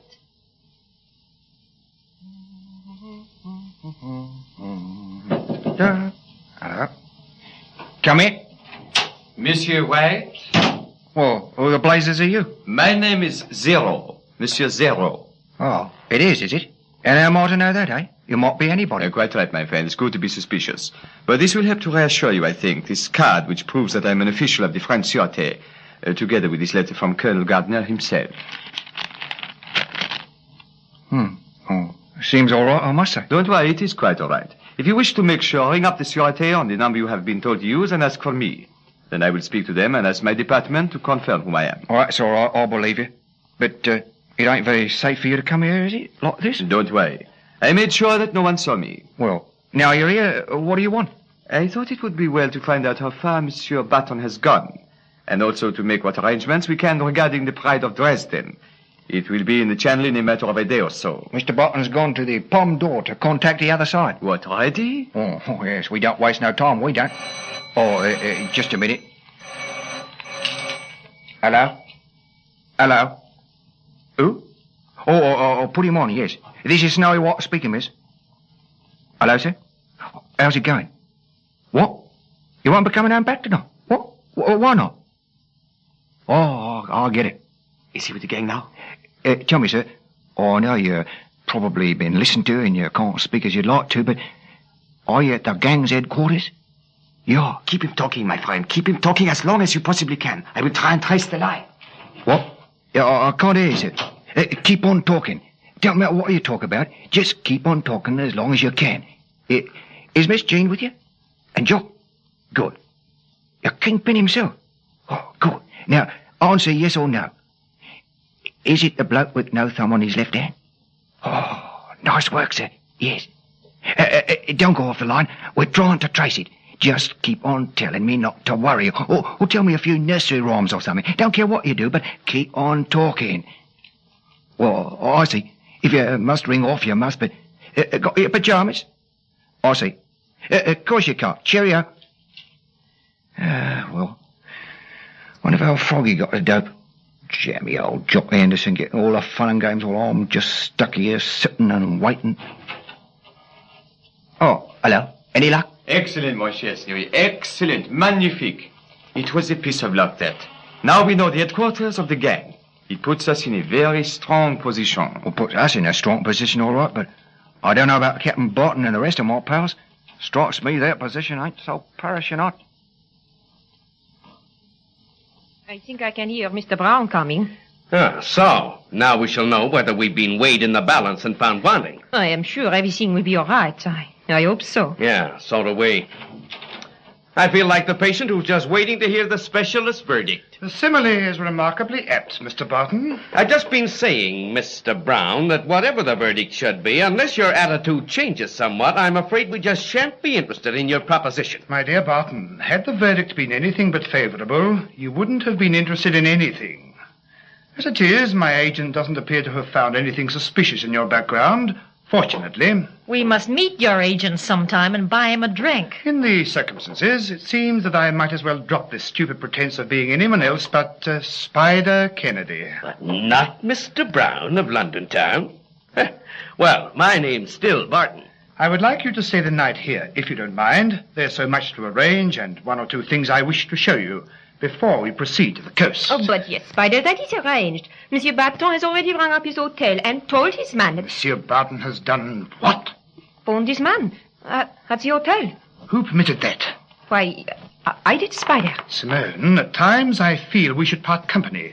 You're a blundering half-wit, you understand? But, Spider... What is all this, Kennedy? It may be nothing at all. On the other hand, it may be everything. Give me the phone.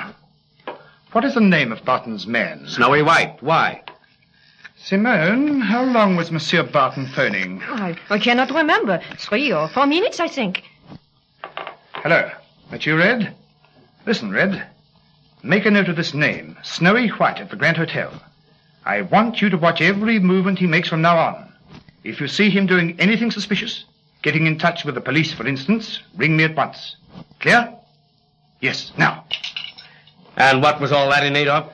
Telephone calls have been traced, Barton. Just a little precaution, you understand. I don't see how it's possible for us to work together. Any form of trust or agreement seems to be out of the question. Oh, don't say that, Barton. Don't say that.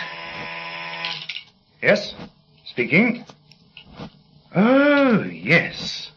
I have a few friends here who may be interested. We'll come straight down. Interesting, Simone. They're ready with our friend Darky Sanderson. No, Spider, I do not wish to come. Not this time. Please, Spider. Now what? Why all the agitation? I want you all to witness a little demonstration. Darky Sanderson, a Scotsman, by the way, double-crossed me. When I have finished with him, he won't double-cross anyone again. Will you follow me, please?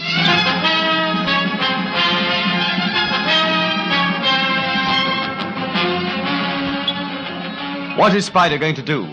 Will Barton watch a man tortured? Will Jock Anderson watch another Scotsman suffer?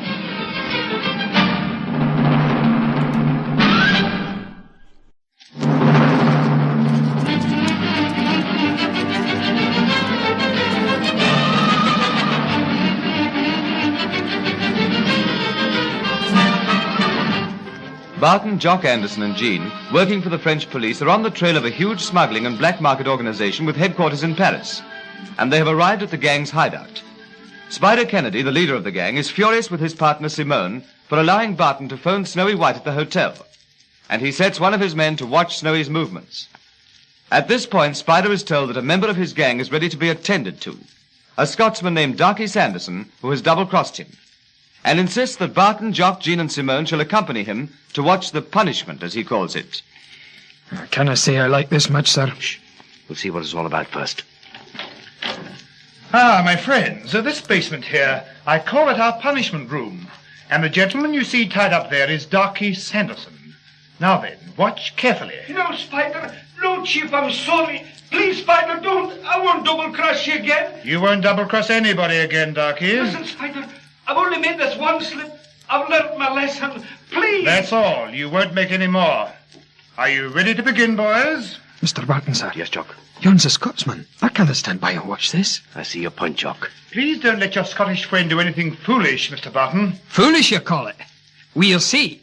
Okay, Scotty, and we Come here, you fool, and mind your own business. It is my business. Now then, you. He will, of course, be overpowered, Mr. Barton. Then I'm afraid I shall have to help him. Right behind you, Jock, old lad. We'll, of course, if you want to play. Oh, no, you don't, my little friend. You mustn't try to hit a man from behind. There. Thank you, sir. Now, anyone else want to play? You, eh? Then how do you like this? Most amusing, Barton, but it's beginning now to become a trifle boring. Stop it. Tell your boyfriends to stop it. Marcel, go, Lassalle, cut it out. Well, I'm sorry about all this, Spider, but my friend Jock here feels very strongly about this sort of thing. Mr. Barton, this unwarranted interference. You shouldn't bring us to watch your little exhibitions. To ask a Scotsman to stand by while another Scot gets it in the neck is sheer stupidity and darn bad psychology on your part. Don't go too far, Barton. Don't annoy Spider too much, please, Mr. Barton. Don't let's lose our heads over this rather unimportant matter, please. What about this chappie here? Are you going to stop what you're doing? Release Darky Sanderson. I'll see him later. Then as soon as we are going, you'll start it all over again. Since it causes you such distress, I promise I won't. I don't know who you are, but thanks. It's all right, man. I reckon you do the same yourself. I'll remember it. When this touching little scene has been played out, perhaps we can proceed upstairs to business. Miss Hunter, I think I have fall for your Dick Barton. Be careful, or I shall set up as your hated rival. Oh, that's all right. Go right ahead. You feel so sure of him, eh?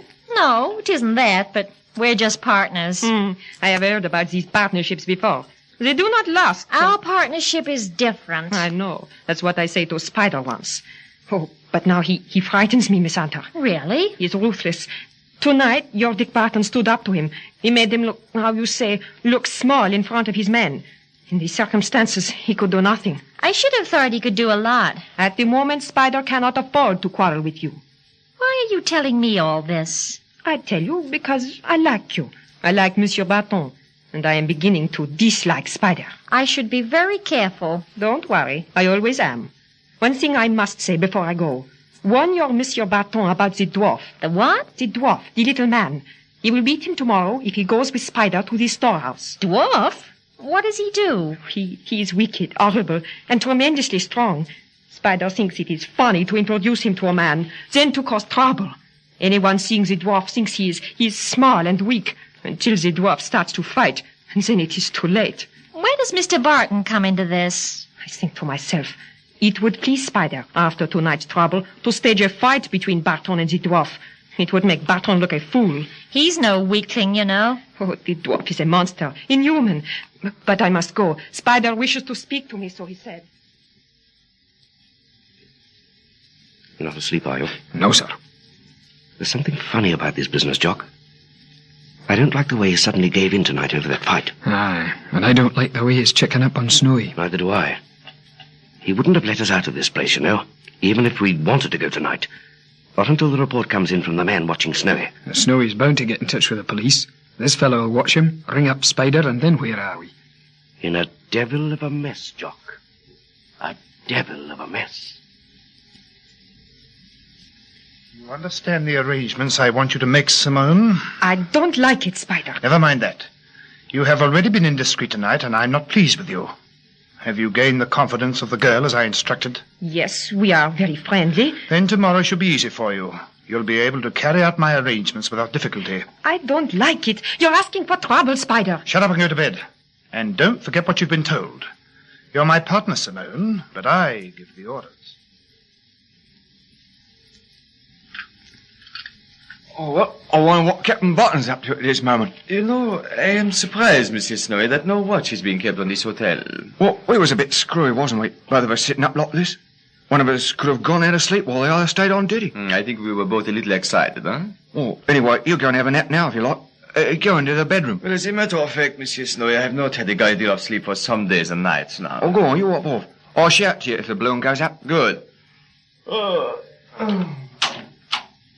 Monsieur Snowy, I was always under the impression that the Englishmen love fresh air. Oh, well, like a bet. Why? Your bedroom window is closed. It is quite stuffy. Closed? Well, who closed it then? I never did. I left it open about 6 inches. I ain't been out in the place since last night. Could anyone else have got into the bedroom, do you reckon? Only from the outside. Let us see. Yes, there's a stone parapet outside, from the next room. You mean that anybody could have got into the next room, climbed along the parapet and listened to our conversation? Yes, I'm afraid so, Monsieur Snowy. That means you'd only have to ring up the gang and the beans would be properly spilt for Captain Barton. Well, let us see now. What would this man have done? The window was open a little, so the man would come in, close the window, listen to the conversation, open the window, go out, but he would... But what, with a narrow parapet like that to crawl along, how could he close the window again? In any case, having his information, would he trouble? In other words, he must still be... Exactly. Stand with your back against the wall, quick. Okay. What now? The wardrobe. I shall count 3. If he does not come out, I shall fire into the wardrobe. 1, 2, 3. Either he ain't there, you've killed him first shot. That would leave only the bed.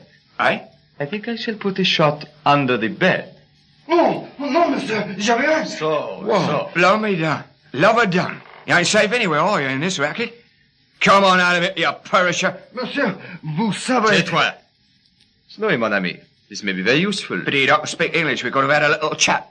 I speak little, monsieur. Listen, Snowy, mon brave. This man certainly had the orders to phone and tell the gang whether you had communicated with the police. C'est vrai, ça? I understand. Yes, I was to speak on the phone. Well, what about it? He ain't going to speak now, not a week can help it. But yes, don't you see, Monsieur Snowy? If he do not speak, then there is suspicion, no? But if he speak and say what we tell him to say, then... Blimey! Oh, that's an idea.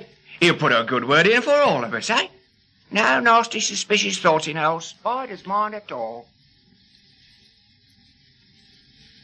I'm afraid, Barton, that our plans will have to be altered slightly. Oh, nothing gone wrong, I hope. No, but my ship will not drop anchor tonight as I originally intended. She's a little overdue. Then there's no need for us to stay on here. We can meet you tomorrow sometime, ready to go down to the coast. Exactly, except that I'd rather hope Mr. Barton would come along with me to my storehouse this morning. I have to go, and I would like him to see my organization. Well, Jock and I'll come along, but you can carry on back to the hotel if you like, Jean. We'll join you later. Oh, perhaps it would be better. Simone has to go into the center of Paris this morning. She can drop you at the Grand Hotel, can't you, Simone? Yes. Oh, yes, I can do that. Then we can use your car to go down to the storehouse, eh, Barton? Oh, good, that's settled.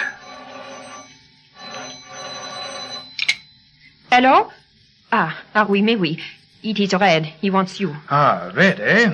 I've been waiting for this call. Hello? Oh, yes, speaking. You did? Good. Nothing at all, eh? I see. Thank you. Well, so far so good, Mr. Barton. Well, we can be ready in 2 shakes now, if you are. Of course. Miss Hunter will leave you with Simone. You'll see Miss Hunter is properly looked after, won't you? Oh, yes. If you'll excuse me, then... Oh, Simone, could you spare 1 moment? Of course, yes. Excuse me, please. Now, this fellow Red must have given us a clean bill. What do you want me to do at the hotel? Give Snowy all the dope you can and see that it's passed on to the police. Warn them that something big is coming off. We don't know what just yet. I'll keep in touch with you by phone. Oh, and if any of the perfume shops along the Champs-Élysées have something particularly exotic, Jean, get a bottle for Mrs. Horrocks as a present from Paris. I will. Right then, Barton, let's be away. Did you remember to warn Monsieur Barton about the dwarf? Oh, Simone, I forgot. That is a pity, a very great pity. Oh, but it is too late now. Should I run after him? Oh, good heavens, no. Better to hope for the best now. What a fool I am. Oh, it will be all right. Spider will not let Barton be hurt. He is too valuable to Spider at the moment. Well, I must say I don't quite get all this, Spider. We leave the car in some old warehouse building, get into a motorboat, and you say it isn't very far. You will understand in a moment. Normally, you see, we don't bring the stuff itself along here in broad daylight. But this river is pretty deserted at all times. No one would suspect anyway. Slow down, Francois. Blessed if I can see where we're going. A strange and mysterious river, the Seine, Mr. Barton. Now, into the side, beyond this clump of trees, and here we are. Cover the boat well, Francois. We will walk. Great Scott, Jock.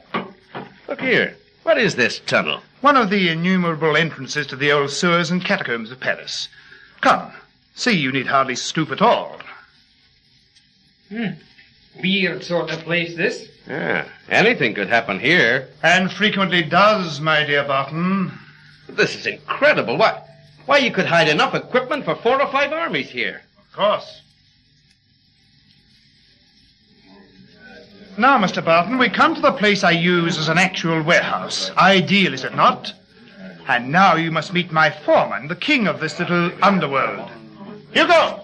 Hugo, where the devil are you? I am here, Spider. You want me? What a hideous-looking specimen. He's a dwarf. Don't worry about whispering, my friends. Hugo knows he's just an ugly, deformed, repulsive-looking specimen, don't you, Hugo? Yes, Spider. I know. I say, Jock, gods. There's a man here, Spider. He is not satisfied. He wants to speak to you. I want my cut on the last deal, Spider Kennedy. Do you hear? I want my cut. All I've had so far is just a Hugo, if he's a nuisance. Yes, Spider. Now? Of course. No! No, get away! Get away, you devil! Get out! Don't be afraid. Don't be afraid. Get away! Get away! No! This will be amusing, Mr. Barton.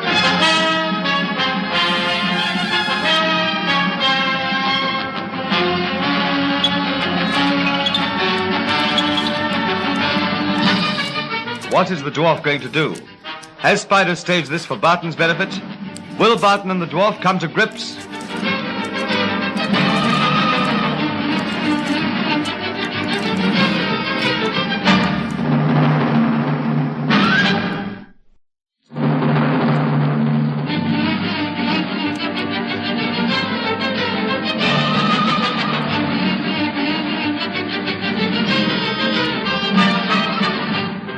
Dick Barton and Jock Anderson, having apparently disarmed Spider's suspicions, send Jean Hunter back to the hotel with instructions to give Snowy and the French police details of the position up to date. Spider tells them that Simone will run Jean back to the hotel, while Barton uses his car to go with Spider to the gang's secret storehouses, situated in the disused tunnels and catacombs underneath Paris. Simone has previously told Jean to warn Barton of the misshapen dwarf, who is in charge of these storehouses, but Jean has forgotten to do so. They arrive at the storehouses, and Spider introduces them to his foreman, a repulsive dwarf who is about to punish one of Spider's men. Get away from me! You must not argue with Spider. You must do as he tells, otherwise... All right, take that off. Mistake to try and kick Hugo. He always anticipates the movement so cleverly. Now, my little friend, no, do not struggle. You foul... Just a minute, Spider. You know very well that this sort of thing doesn't make us laugh very much. Hugo, stop a minute. Stop. That's right. You were saying, Mr. Barton? I was saying that I don't like this kind of sport. Leave him, Hugo. Mr. Barton doesn't care for your little exhibition, I'm afraid. Oh, I am sorry. He is so soft, Mr. Barton, eh? Like a woman. Now, Hugo, don't get angry. No, don't let him get angry, Spider, will you? Please don't be afraid. He may be a little insulting, but he won't hurt you, Barton. Only he has nasty fits of temper, and we have to humor him a little. I don't like the way he's looking at you, sir. Tell him to clear off, Spider. I don't like him. Not nervous, are you, Mr. Barton? Not in the least, but we're tired of his company. Spider, I do not think I like your Mr. Barton. All right, Hugo, all right. Come on, let's have a walk round, shall we? I do not think I want to walk around with Mr. Barton. Now, Hugo, now. This is stupid. You're the boss, Spider. Tell him we want to be shown round. Quiet, Barton, you fool. I'm Mr. Barton, sir. Okay, Jock, don't worry. Hey, what's the matter with you, Hugo, huh? You've had a chip on your shoulder ever since we came in here, haven't you? What does this Barton mean, Spider? He means you've been asking for a fight ever since you saw him, Hugo, and I can't help feeling he's right. This affair's been deliberately arranged, sir. Look at all the men. They're beginning to gather round. You know what I think of Mr. Barton, Spider? It can think, can it? That's what I think of Mr. Barton. Did you see that, Spider? Yes, I'm afraid Hugo spat at you. He lost his temper. Yes, and now I'm going to lose mine. Go away, Barton. I have seen your type before. It's all right, Barton. Just forget about it now, and Hugo won't hurt you. Just a minute. Hugo, come here. You speak to me? Yes, I did. Maybe you want to say something, eh? That's right. Maybe I want to say something. What? Just this. You have some trouble, Mr. Barton. Most foolhardy of you, Barton, most foolhardy, but you must admit I warned you. Don't try to use your feet, whatever you do, because I've seen Hugo twist a man's leg almost completely off. Not nice. Save your worries for the dwarf, Spider. Oh, no, you don't. You don't catch old birds with chaff, sonny. You understand, Mr. Jock, that the dwarf's strength lies in his shoulders, arms, and hands. Once he gets a grip, well, it'll be uncomfortable for Mr. Barton most. If Barton lands one of his pile drivers to yon Hugo's jaw, that Hugo won't have any strength anywhere. Take it from me. Oh, nice work, sir. He won't see out of that eye for a day or two anyway, Spider. Wait until Hugo gets the grips. Ah, see? He's managed to get his arms round Barton. I'm beginning to feel sorry for your friend. Perhaps I'd better stop Hugo before all Barton's ribs are gone. Now, Mr. Barton, you shall suffer. Oh, no. Oh, no. That was silly of you. Oh, losh! Beautiful, sir, beautiful. You see that, Spider? What a throw. Jiu-jitsu. Ah, that's my boy. By him. He's picking your dwarf up above his head. No, Barton, no, you'll kill him. Precisely. That's what he tried to do to me. Here goes. No, Barton, he's too valuable. Don't kill him. Well, just as you say. There you are, Hugo. Next time you're anxious to fight, pick someone your own size. I'm a shade too big for you. Come on, Jock. This seems to have gone down well with my men. I can't help feeling, Mr. Barton, that Hugo is perhaps a trifle unpopular with them. Well, he's a trifle unpopular with me if it comes to that. Still, he's out for a bit now. You have impressed my men most favorably, Barton, but I'm afraid you've made a terrible enemy. Hugo? Yes, he doesn't forgive my Hugo. Still, c'est la guerre. Maybe. But it's no way to do business, Spider. I'd rather see a shipload of stuff go to the bottom of the channel than deal with you after this. Mr. Barton. There's nothing more to be said, I'm afraid. I'm with you, sir. And what do you propose doing now? Getting away from here as quickly as possible and finding another market for my goods. As you wish, of course. I will accompany you as far as the car, if you don't mind. Not a bit. I can't think that our business relationship is going to end so soon, somehow. Can't you? I can. I think you will come back, Mr. Barton. In fact, I think it'll be no time at all before you come back and ask me to take your cargo off your hands. Well, we'll see. Yes, we'll see. I shall be here for an hour or so yet. If you should change your mind, you will find me in this building. This is where my lorries unload and where the goods are transferred to the boats. I have some matters to attend to. If you decide to return... Goodbye, Spider. My regards to Simone. Au revoir, Mr. Barton. I don't like Spider's attitude a bit, Jock. What's the idea of all this anyway, sir? Well, the affair with the dwarf was obviously a put-up job from start to finish. Aye. Point is, sir, what's the next move now? That's what worries me.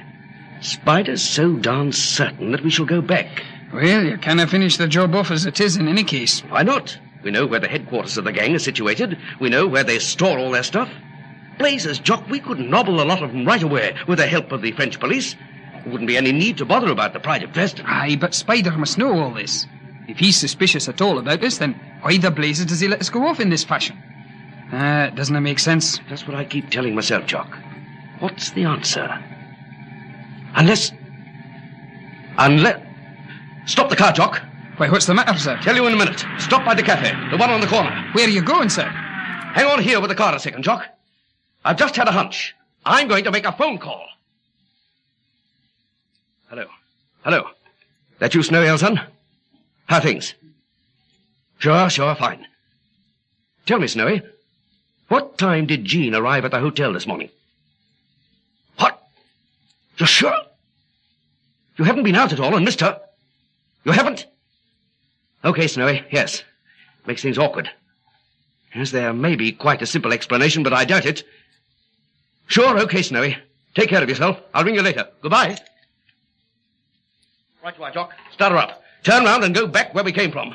If Spider's done anything to hurt Jean, I'll settle his hash once and for all.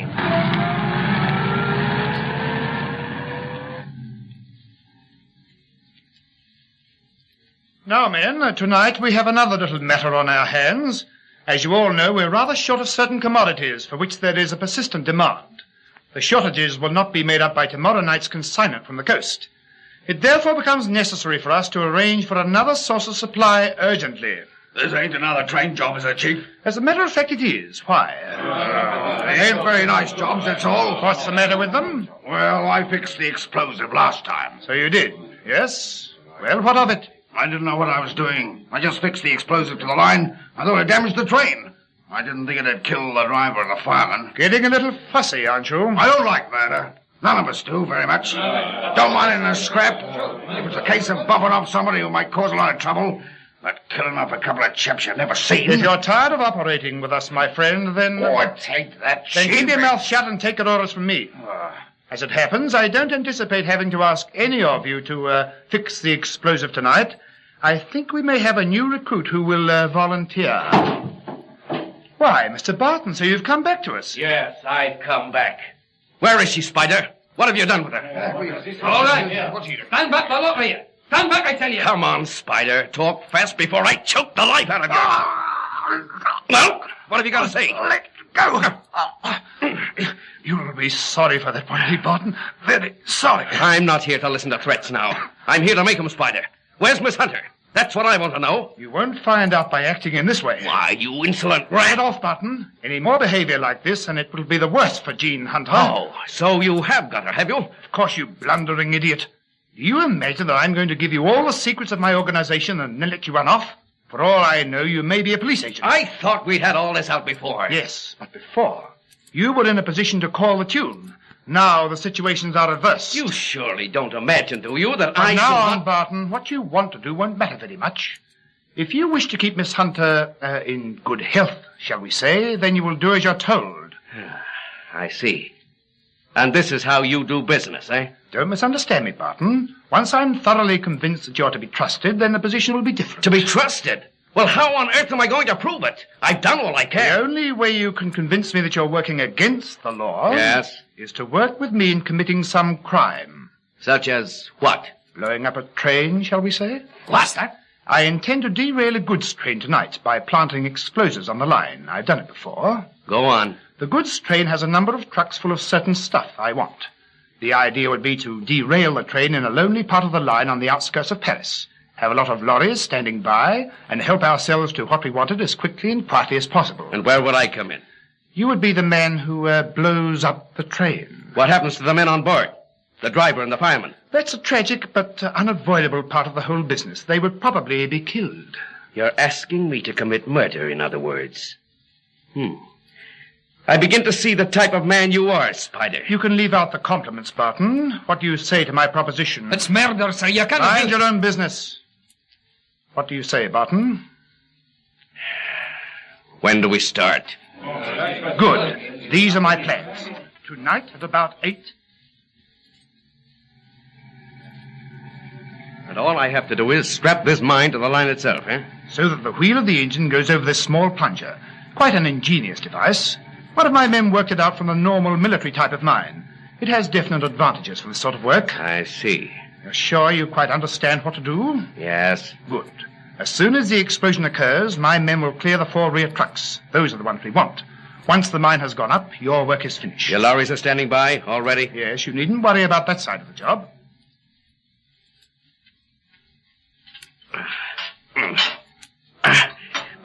There you are. Seems pretty secure. What do you say, Jock? I'm here, nothing to do with it, sir. I'm sorry. You're too squeamish. In my organization, Barton, my assistants do as they're told. Yeah, so I've noticed. Well, everything seems to be all right. We'd better get well back from the track. How long before the train is due? Won't be long. Listen. Here she comes. Now for it.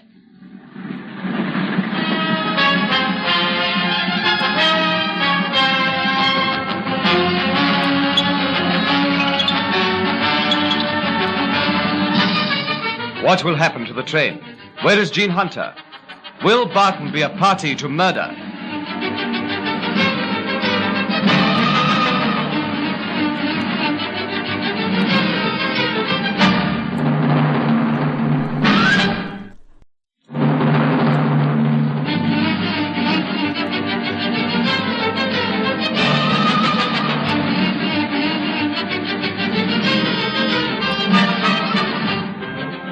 Spider Kennedy has kidnapped Jean Hunter and is holding her as a hostage until Dick proves to Spider's satisfaction that he is not working for the police.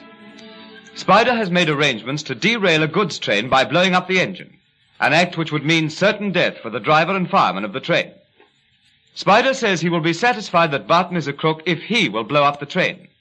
To Jock's horror, Barton agrees. They proceed to a deserted section of the line.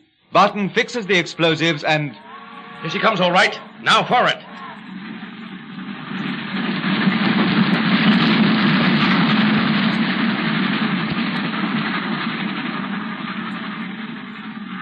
Wait, what?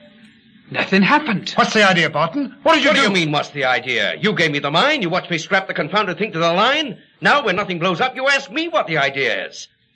Unless, of course... Unless what? Unless you knew very well that the mine wouldn't work. If that's your idea of a joke. Joke? Joke, you stupid fool? There was no hoax. I tell you there was nothing wrong with the mine. Then why didn't it go off? Unless you fixed it? Listen, Spider. I'm no expert on explosives. You told me what I had to do with the thing. And you've been by my side ever since you gave it to me. Maybe it was faulty. Maybe? Blazes, I give up. We can soon find out. We'll examine it. That'll be a lot of good after our railway engine and a complete goods train has run over the mechanism, won't it? Yes, perhaps you're right.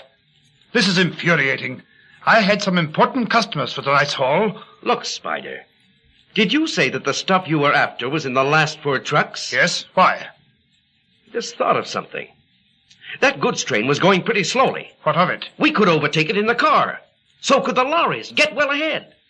We're a long way outside Paris, and the line seems pretty deserted. Go on. Well, if we could find a reasonably remote signal box, we might persuade the signalman to set his signal at stop for this train. Yes? Then what? While it's stationary, we could unhitch the last 4 wagons easily. The train would go on, and we'd help ourselves in comfort. It's an idea. An idea? It's a stroke of genius. And tell me, who puts the signalman out of the way? I do. Well, if you wouldn't mind... Right. You instruct your lorry drivers to follow us as fast as they can. We'll overtake the train and pull up as soon as we can find a suitable signal box. Give me 2 minutes while I explain the new plan. Okay, but you'll have to hurry. Losh, sir, you had me worried about yon mine. Oh, Jock, I'm surprised at you. You surely don't imagine I'd blow an innocent driver and his mate to kingdom come, do you? Well, I didn't see how you had the chance to do anything else. I just sat tight and offered up a short prayer. The beauty of it is they can't check up on my little bit of sabotage because the train's thoroughly wrecked the thing. What about this new idea of yours? We'll fix the signalman and try to get a message through to the police. Kill 2 birds with 1 stone. We'll put ourselves in good with Spider and have the police hot on the gang's trail through no apparent fault of ours. Now listen. He's coming back, sir. I'll tell you later. Well, we sold the goods at about 500% profit in the end without touching them. Oh, smart work. Very smart. Right, Barton, let's get on. There's a signal box about 10 miles up the line. We're ready if you are. Step on it and keep to the main road until I tell you to branch off.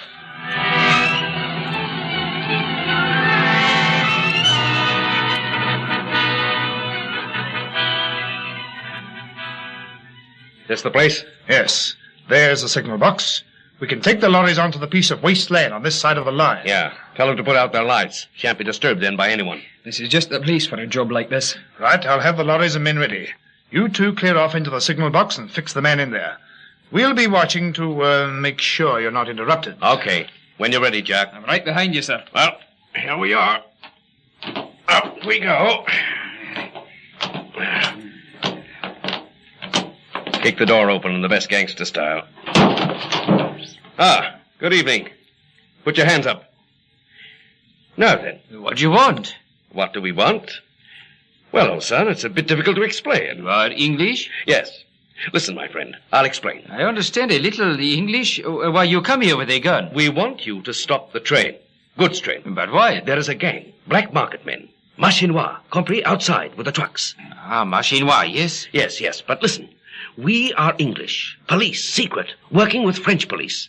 You stop the train, I will pretend to hit you, to wound you. Why? Jock, look fierce and jostle him about a bit. Now look frightened, old son.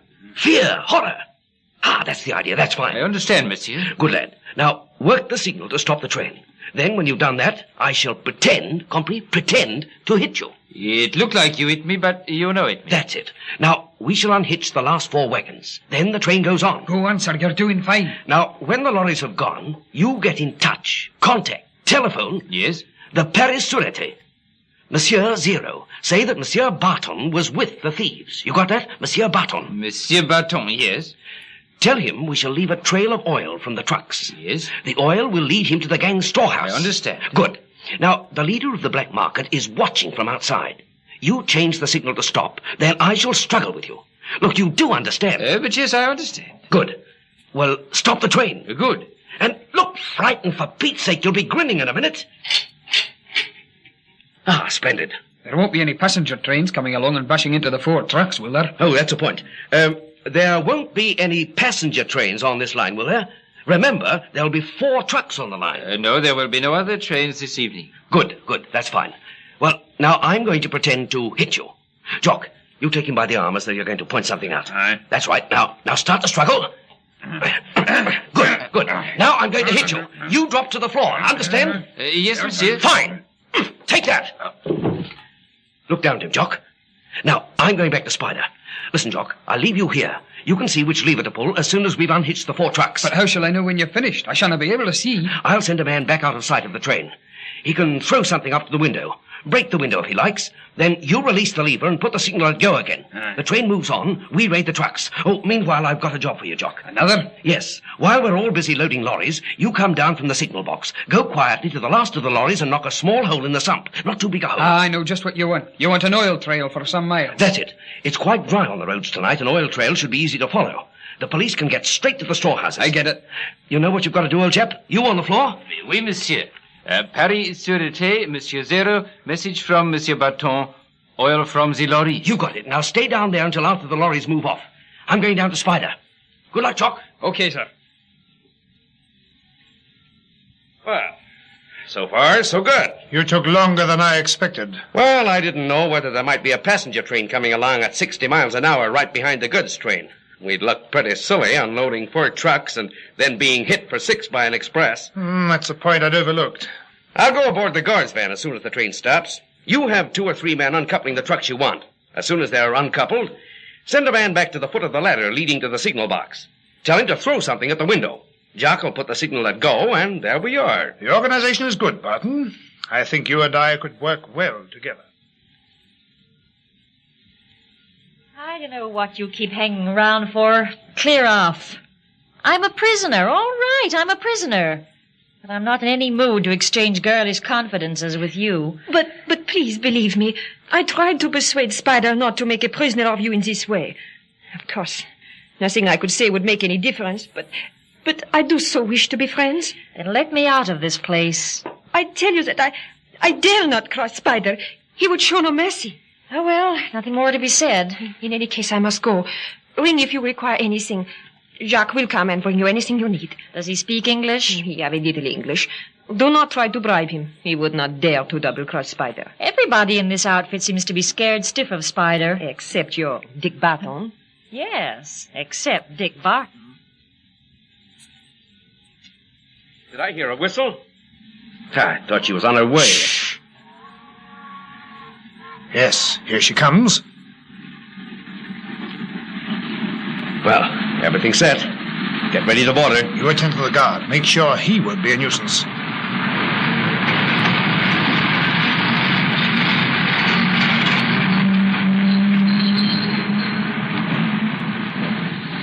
Well, here goes for the guards van. I'll see to the uncoupling of the trucks. Carry on.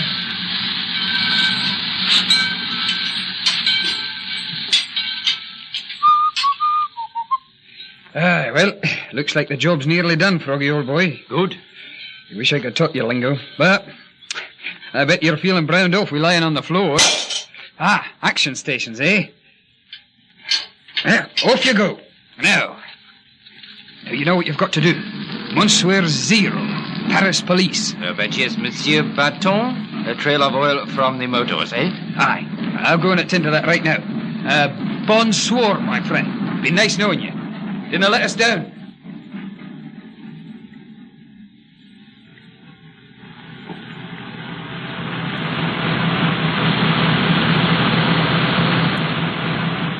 Ex Excellent. Things went very smoothly indeed, Barton. Splendid idea of yours. I apologize for misjudging you. Well, I suppose you can't take any chances, really. No, I had to be sure. But the way you've handled the affair tonight proves that we can work well together. What about Miss Hunter? When we get back, I will give you the address of the place where she's staying. She's in no danger and perfectly comfortable. You can call and collect her on the way to your hotel. Good. You didn't have any trouble, Jock? Oh, my part of the affair went off quite smoothly. The signal man didn't come round at all. Sorry about him. What about the guard? Afraid he'll have a nasty headache when he comes round.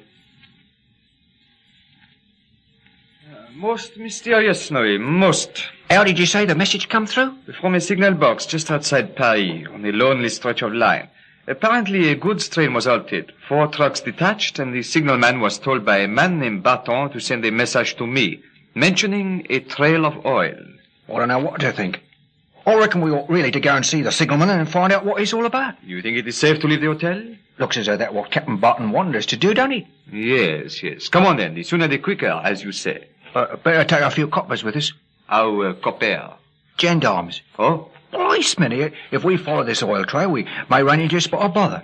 Though I can't understand why Captain Barton wants us interfering if they got Miss Hunter at the moment. Still, we don't know what's happening, do we? No, but I think we very soon shall. Good evening's work altogether. And now, let's think about tomorrow night's affair. Your ship is definitely dropping anchor tomorrow night. Yes. Excuse me, Spider. I do not want to be interrupted. But it's the lorries, Chief. The lorries? What's the matter with the lorries? Well, we brought them all here to the house, like you said. Yes, well, Hugo can check them in the usual way. It ain't that, Chief. What is the matter, you fool? There's a trail of oil from the sump of the last lorry, leading right the way here. All the way from the signal box, I reckon.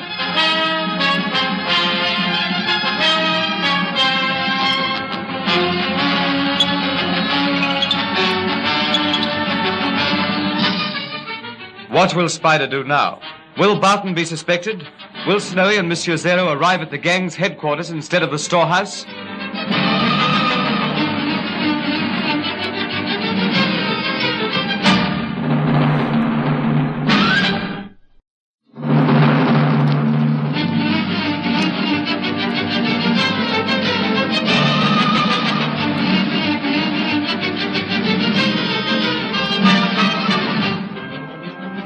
Dick Barton and Jock have helped Spider Kennedy to raid a goods train, thereby proving to Spider's satisfaction that they are not working for the police. During the raid, Barton gets a message through to Snowy and Monsieur Zero, telling them to follow a trail of oil, which will lead from the scene of the raid to the gang's storehouses.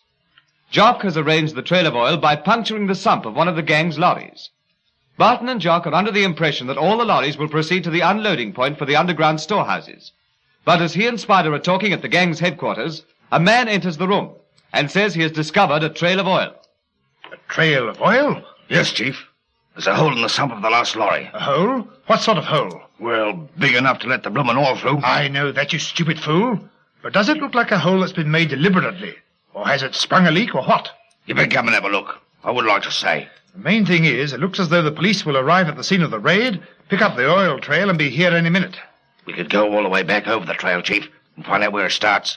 Then we shall know whether it was done deliberate. And bump into a car full of police on their way here. No, we must assume that it's an accident. Can't see how it can be anything else. Let's have a look outside. What do you think, Barton? Well, impossible to say, Spider. It's just a tiny, jagged hole in the sump. Anything might have caused it. Well, you couldn't, because you were either in the signal box or with me at the train. Here we go again, Spider. Now, once and for all... Sorry, Barton. My suspicious mind again. Well, without trying to run your business, if I were you, I'd get these lorries out of here pretty sharp, Spider. I was just thinking. First of all, though, as you say... Marcel. Yes, Chief? Get the other lorries down to the riverside as quickly as you can. Leave the one with the leaking sump. What's the idea? I think we might give the police a pleasant night's entertainment, Barton. How? By going back a little way along the oil trail until we reach a corner, destroying the trail from here to that point, then continuing it with the lorry and letting the trail lead where we want it to go. Sounds all right. Yes, we could lead the police to a deserted chateau about 3 miles from here. Yeah, there wouldn't be much point in that, would there? There would if we had something placed in the chateau for the police to find. Excuse me a minute, Barton. I'll get this thing organized. Please go back into the house. Sure. What's he up to now, Jock, do you think? Don't know, sir. But whatever it is, it doesn't look too healthy for Snowy and the police, does it? No, it's got me a bit worried.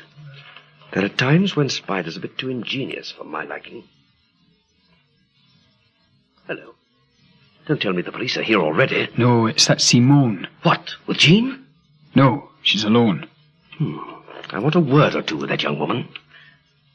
Oh, Simone! Why, it is Monsieur Barton. But how are you? Where's Jean, you double-crossing? Oh, Monsieur Barton, please. Listen, Simone, I want to know where Jean is. You must ask Spider. He is in charge. I warn you, Simone, if any harm comes to Jean, you'll suffer. If it... Do not worry, Monsieur Barton. Your Jean will be safe. She is in no danger. Who's looking after her? One of Spider's men. That doesn't reassure me very much from what I've seen of Spider's men. You worry far too much, Monsieur Barton. She is all right. Now listen, Jock. I do not understand very good. You understand all right. Look, I don't know how much you get from Spider Kennedy for this sort of job, but if you want to make a few thousand francs... I always want to make a few thousand francs, mademoiselle. Good. Then listen to me. But you understand. I also want to stay alive to spend them, eh? That is good, eh? We'll see that you come to no harm. Mademoiselle promises to look after my safety, yet she cannot even look after her own. Oh, no. 5,000 francs. Have you got 5,000 francs here? No, not here. A pity. Now, if you had it here with you... I've got a jewel clip worth more than 5,000. Diamonds, see? They're genuine diamonds, and all yours, if you turn your back long enough for me to get out of this place. For myself, I do not understand yours very much. I would not know if they was genuine. But I have a friend downstairs. Well, take them and ask him what he thinks of them. Yes. I will do that now, mademoiselle. At once. So all we got to do is find this oil trail. Shouldn't be too difficult, not on this grass. Shine our torch. The lorries were parked over here. One can see the marks on the grass. Here, monsieur, look. There's a perishing proper pool of oil just here. Good. There's no trail of oil leading to this pool, but see the oil spots run on from here. Oh, it's a bloomin' marvellous. They kept 'em always having brainwaves like this. It's plain that the small oil was made in the oil reservoir, here at this point. So now we follow the trail, huh? I will tell the police to get back into the lorry, and then they can follow our automobile. I sit on the front if you like, on the mud guard, save you a lot of trouble while you're driving. It would be better, yes. Yeah, well, sooner we get off, the better then. Tally-ho, we're on the perishing set all right now. Whiskey, Monsieur Barton? No, thanks. I'm not in the mood for a party. How much longer is Spider going to be? He's coming now. If he doesn't hurry up and do something, we shall all be nabbed by the police. Now, Mr. Barton, I think we're ready for an amusing half hour or so. Well, personally, if it's all the same to you, I'd just as soon go and collect Jean and get back to the hotel for some sleep. Anyway, what do you propose to do? My men are destroying the trail of oil from the house here back to the first corner. Yeah? They will then carry the trail on by driving the lorry to a chateau, a ruined old place some miles away. And what happens when the police arrive at the chateau? Come along with us now, and you shall see for yourself. What about Jean? After we've attended to our friends, the police, you can go along to Montmartre and pick her up. Montmartre? Yes, I'll give you the address after this little affair has been satisfactorily concluded. What, more explosives? Oh, yes, something quite spectacular. I have a weakness for explosives, as you may have observed. Has your expert got something cooked up already? Just a fairly common or garden demolition charge, really. Well, I hope it works better than his railway mine did. I've brought him along personally this time to fix the necessary apparatus himself. Ah, there is Pierre with the explosives. We'll help him load the car, then off we go. Come in. A cup of hot chocolate for mademoiselle? Spider say that you must have everything you want. Do you like it? Yeah, but what about my clip? Pardon? Mademoiselle has lost something? My diamond clip, you idiot. The one you took for your friend to see. To find out whether it was genuine. But what is this talk, mademoiselle? You know perfectly well what I'm talking about. Don't start that line, my friend. I assure mademoiselle that she is mistaken. I have not seen her diamonds, never. Why, you lying cheat. You took them as a bribe to release me from here. But, mademoiselle, that would be double-crossing Spider. He would not like that at all. How could I take a bribe to double-cross my friend Spider? He would never forgive me. No. I am not the type of man ever to think of such a thing. No. Then I'll have my diamond clip back, if you don't mind. If Mademoiselle requires anything further, perhaps she will ring the bell. We are most anxious that Mademoiselle shall have everything she wants.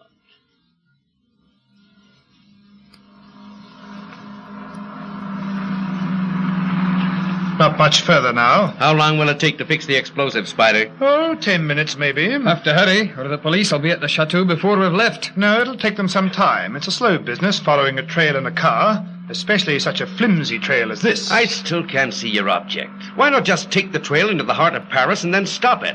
Take the police on a wild goose chase and leave it at that. No, this way is more artistic. But don't you see, man, you may kill 6 or 7 policemen. At least a dozen, I hope. Why do you persist in this foolish business, Spider? It is better... Will you shut your mouth, Simone, or must I shut it for you? All right, Spider. That doesn't shut my mouth, though. Please don't you start being awkward again, Barton. Let me handle this affair in my own way. I've run my own affairs for a long time now. It's too late in life for me to start taking orders from others. You understand? Well, we don't want to be implicated in this affair. You're already in everything up to your neck, Barton. Why worry about a few policemen? Unnecessary murder is stupid. Sometimes it may become essential, I know, that some person or other should be removed. Yes, you're quite right, Mr. Barton. Sometimes it becomes essential. Remember that, Simone. Yes, Spider. But why in heaven's name murder a dozen policemen? Because it amuses me, and because I do not like policemen, and because it will teach them a lesson. Are you all right, Snowy? Yes, but perishing cold. But don't worry, I'm doing fine. I'll be that much further all the same. You take your time with the driving. I will watch the road, huh? Okay. You won't like it very much, I'll warn you. Oh, but we must share it, Snowy. How you say we must take the smooth with the smoother, huh? No, you're getting mixed up again, Alcott. All right, you take over for a bit. You have to strain your eyes here a bit in there to spot the oil on the road, but it ain't so bad. The headlights help a lot. Yes, that is a point, Snowy. We must not go too fast, or we may suddenly find ourselves driving straight into the arms of the gang, with our headlights blazing to advertise ourselves. Well, I'll drive nice and slow. Just a minute. There's something. What's that? The trail looked as though it started to turn right up this road. But it seems the driver must have changed his mind. You see, it goes straight on. There. Started to swing over. He must have done. Come nearly in the middle of the road, then swung back and went straight on. Almost took the wrong turning, maybe, huh? Like a girl in a song, eh? well, come on. Let's go straight on. Yes, right, Snowy. I'm ready.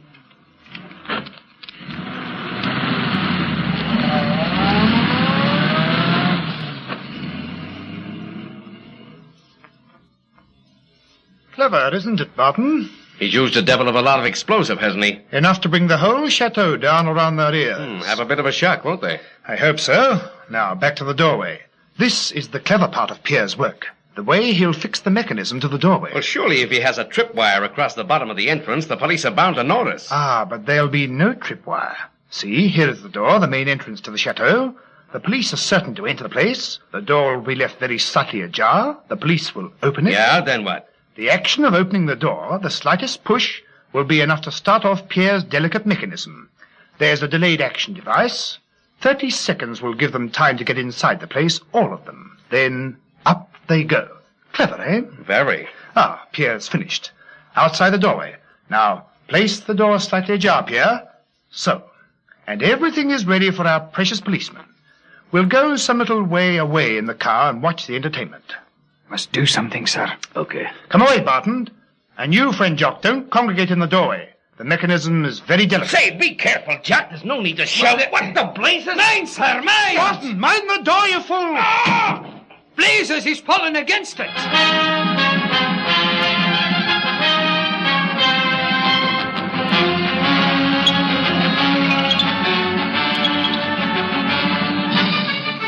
What has Barton done? Will the chateau blow up? Will Barton and Jock get clear?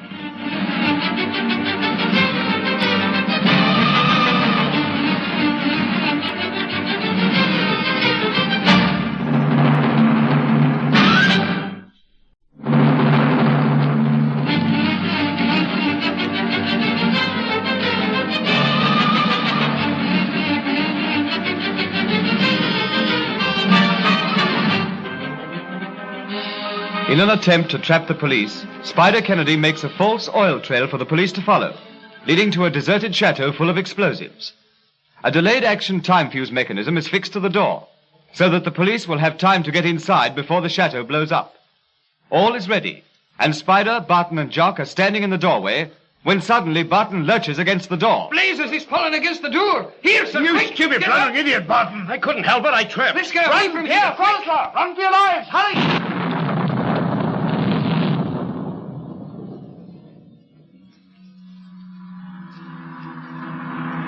Now what, Duck, Sarah? That was a bit of a bang, wasn't it? In the direction we are going to.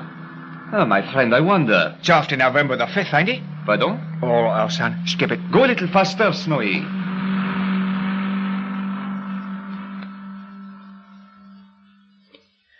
Sorry about that, Spider. I couldn't help it. I stumbled over Jock's big feet. All that work wasted. If I thought for a moment you did that on purpose, Barton. Oh, just the sort of thing anybody would do, isn't it? Try to blow himself to blazes. I'm doing it every day, one of my favorite pastimes. Oh, don't be a fool, Spider. I didn't want to spoil your little chat, gentlemen, but that was a deal of an explosion. And if the police aren't here in a few minutes, whether they've followed the oil trail or not, well, I'm no Scotsman. He is right, Spider. It is foolish to stand about here. Let's get into the cars, then. We can talk on the way back. Well, Snowy, this is the end of the oil trail. Looks like the end of this bloomin' great house and all. I wonder what it all means. This is where the oil trail leads to, and a few minutes before we get here, the whole place is exploded. Don't know what you think, Zero, but it looks to me as though that lot went off a few minutes too soon. You mean you think it was meant for us, huh? What do you think? Certainly seems a strong possibility. We've been led up the garden, eh? But somebody set it off before we arrived, no? I wouldn't be a bit surprised if Captain Barton hadn't done this, somehow. Oh? Oh, I don't know, but he's a dab at explosives. He might have fixed the fuse or something. So long as he did not, how you say, fix himself at the same time. I'll tell you what. Listen, if we was to follow this trail back, then the odds are we'd find a place where the real original trail ends and the false one begins. I think I have a shrewd idea, Snowy, where that happened. You mean that place where the trail started to turn right and then changed his mind and went straight on? Yes, that is the place. What do you think, my friend? I think you got something there. Let's go back and have a look anyway. Better have a look around here first. There may be a body or two, you never know.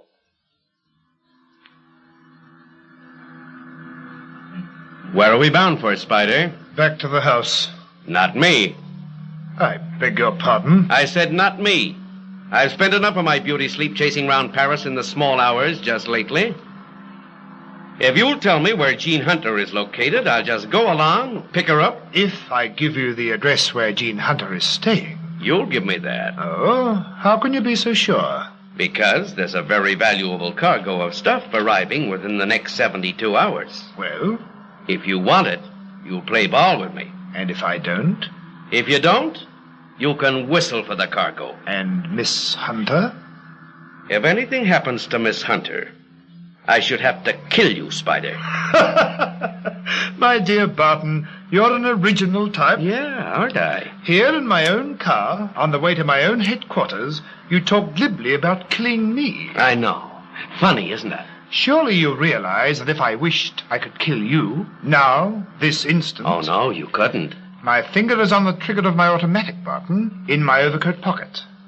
What's to stop me putting a bullet through you? Nothing. Except that there aren't any bullets in your pistol. Here they are in my hand. Now, my automatic is loaded, see? What? Why, how did you... Elementary, my dear Spider. Here you are. Here are your bullets. Put them back. You may need them. Now, suppose we stop playing and you give me that address. What do you say? He is unique, Monsieur Barton, Spider. Yes, as you say, Simone. Unique. Tell him, Simone. Numéro 38, Rue Blanche, Montmartre. 38 Rue Blanche, thanks. It's a small antique shop. Do I have to give any password or anything like that? Take this card and say that the spider's web is closing. The girl's in a room upstairs. How do I say the spider's web is closing? In French? You don't have to. Jock understands English.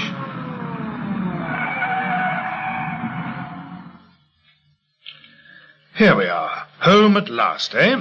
By the way, sir, I shouldn't think Spider wants to stay here too long. If the police are intelligent, they'll drive back over this trail of oil and find out where it's been faked. Even so, Jock, they couldn't trace where the original trail led, My men have obliterated all signs. We hear it's a difficult thing to do, obliterate oil stains from a road, especially in the dark. Maybe it'll be an idea to spend the night somewhere else to be on the safe side. Then where do we meet tomorrow, Spider? Not here. I'll meet you at midday at the Gare du Nord, outside in a car. Suits me. Well, Jock and I will be up. Sweet dreams, you two. Au revoir, chérie. I look forward with impatience to midday tomorrow. An impatience only equaled by my own, mademoiselle.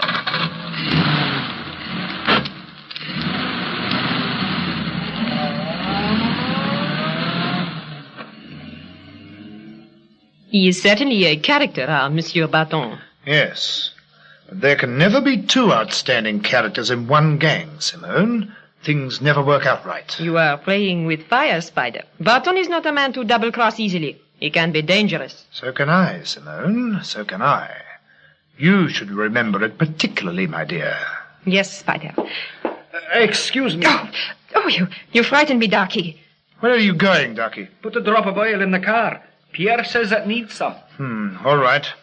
Come inside, Simone. Let's make some arrangements about moving out until tomorrow, just in case. I do not think we need to worry about the police. But it was a good thought for Jock to mention. Certainly suggests they're playing straight with us. Ah, hello, Pierre. Oh, don't run away. We may need to move out of here. Pity about your beautiful explosion at the chateau. Oui, monsieur. That blundering fool. Never mind, Pierre. Accident, you know. Though I must say I was very annoyed. Very. Accident, pah. I will attend to the car. Darky Sanderson has just gone to put some oil in her. Darky Sanderson? But why? Don't know. Just pushed past us on the step. Said you told her to put oil in the car. Me? Me speak to Darky Sanderson? Never, sir. Nobody speak to him. Not after he tried to double-cross us with the diamonds. Nobody. But that's funny. Strange. Why should he lie for no reason? You asked him where he was going? Yes. I wonder if he heard our conversation about double-crossing Barton. He was right behind us. He made me jump when he moved. And Barton saved him from being flogged and tortured. I wonder if he's got a notion to... Pierre? Yes, Spider? What is the matter? Go along to the Grand Hotel at once. Keep out of sight. Watch whether Darky tries to contact Barton. Here we are, Chloe, my friend. This is the place. Yes. Looks as though this is where the trail went to originally. Now, let us think for a minute, Snowy. I think that I know just where the trail will lead, because this district is the district of Paris in which the gang's headquarters lie. You think that the trail will lead us to Spider Kennedy's house? The one that Captain Barton went to in the first place? I'm almost certain. I have the address, though.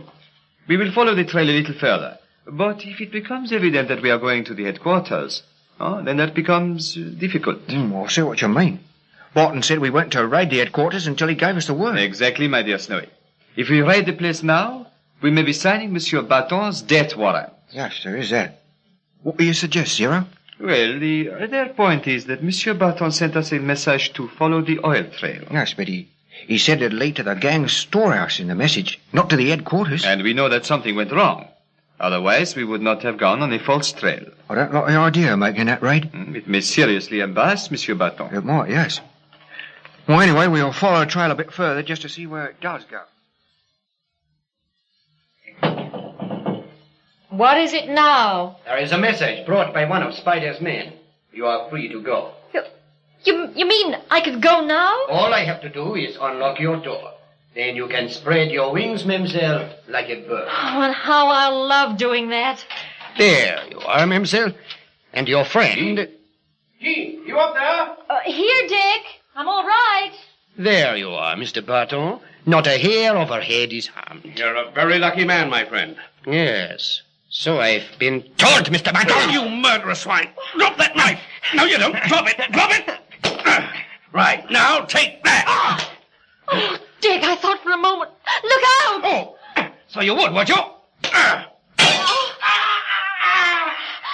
Losh, sir, he's through the window. Oh, Dick! No time to worry about him. Come on, let's get out of the joint as quick as we can. There'll be half the police in Paris milling round here in a minute. Back to the hotel. That's where the oil trail led us. So you see, sir, we wouldn't attack the headquarters not till you gave the word. Good job you didn't. We've got a chance to get the lot of them tomorrow, right in the act. What plans do you wish me to make, Monsieur Barton? How many men shall I want, and at what time, and where? Hey, just a minute, Monsieur Zero. I can't tell you half those things yet. You see, the position's this. Barton! The blazes is this. Coming, just a minute. Quiet. It's Darky Sanderson. Listen, Barton. I must tell you...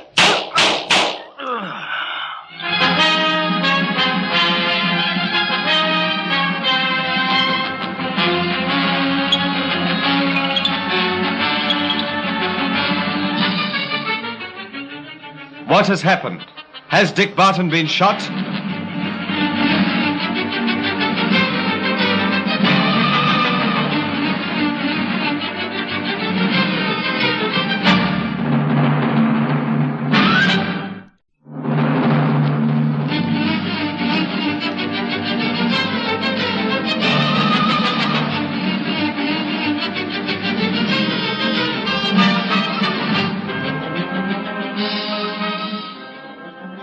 Barton and Jock leave Spider and Simone at the gang's headquarters and drive off to collect Jean. After a fight with Jean's guard, Barton and Jock take Jean to meet Snowy White and Monsieur Zero at the hotel. They're discussing what has happened when suddenly Darky Sanderson is heard hammering on the door. As Barton opens the door, there's a fusillade of pistol shots and Darky falls to the floor. Look after him, Jean. Come on, Snowy. You stay here, Jock. Upstairs. Which means he either has a room in the hotel, or else... Or else what? Or else he's hoping we didn't see him. And he's waiting until the chase has died down a bit before calmly walking out of the hotel. Come on, let's get upstairs. How much oil are we going, sir? We must be near the top. Shh.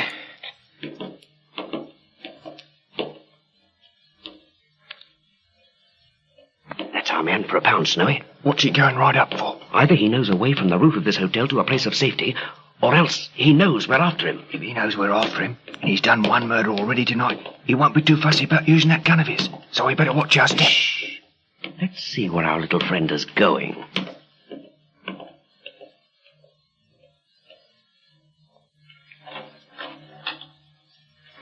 Lovely duck, sir. Where's he gone now, do you reckon? I don't know, but I should imagine he's stepped out onto the roof. Think we can get a move on now.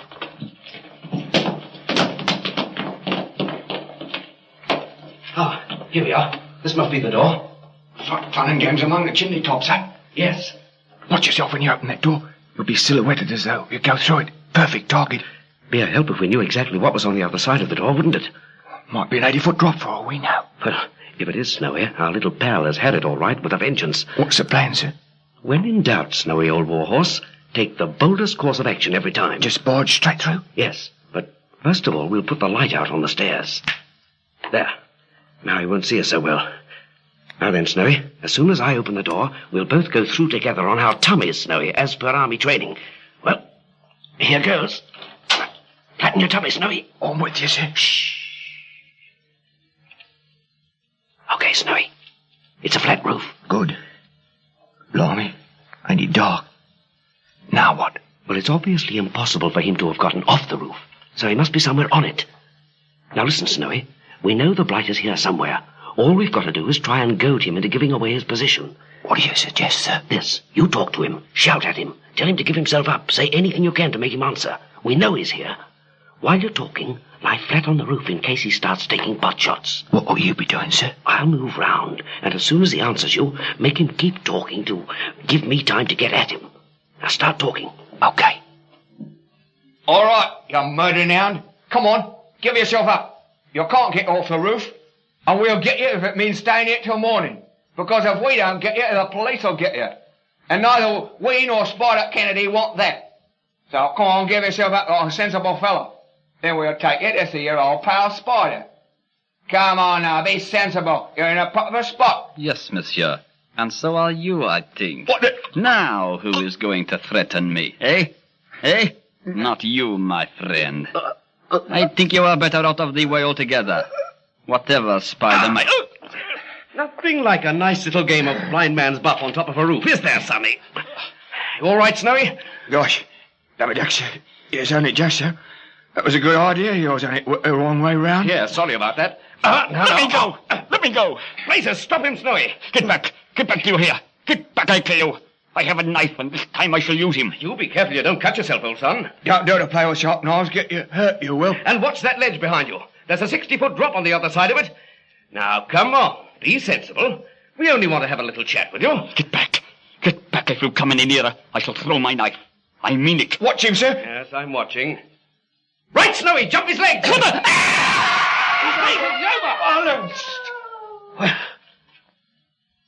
Whew. This business is getting a bit beyond a joke, Snowy. We shall have Paris littered with corpses of spiders' men if we go on at this rate. Better than having Paris littered with us corpses, I think, sir.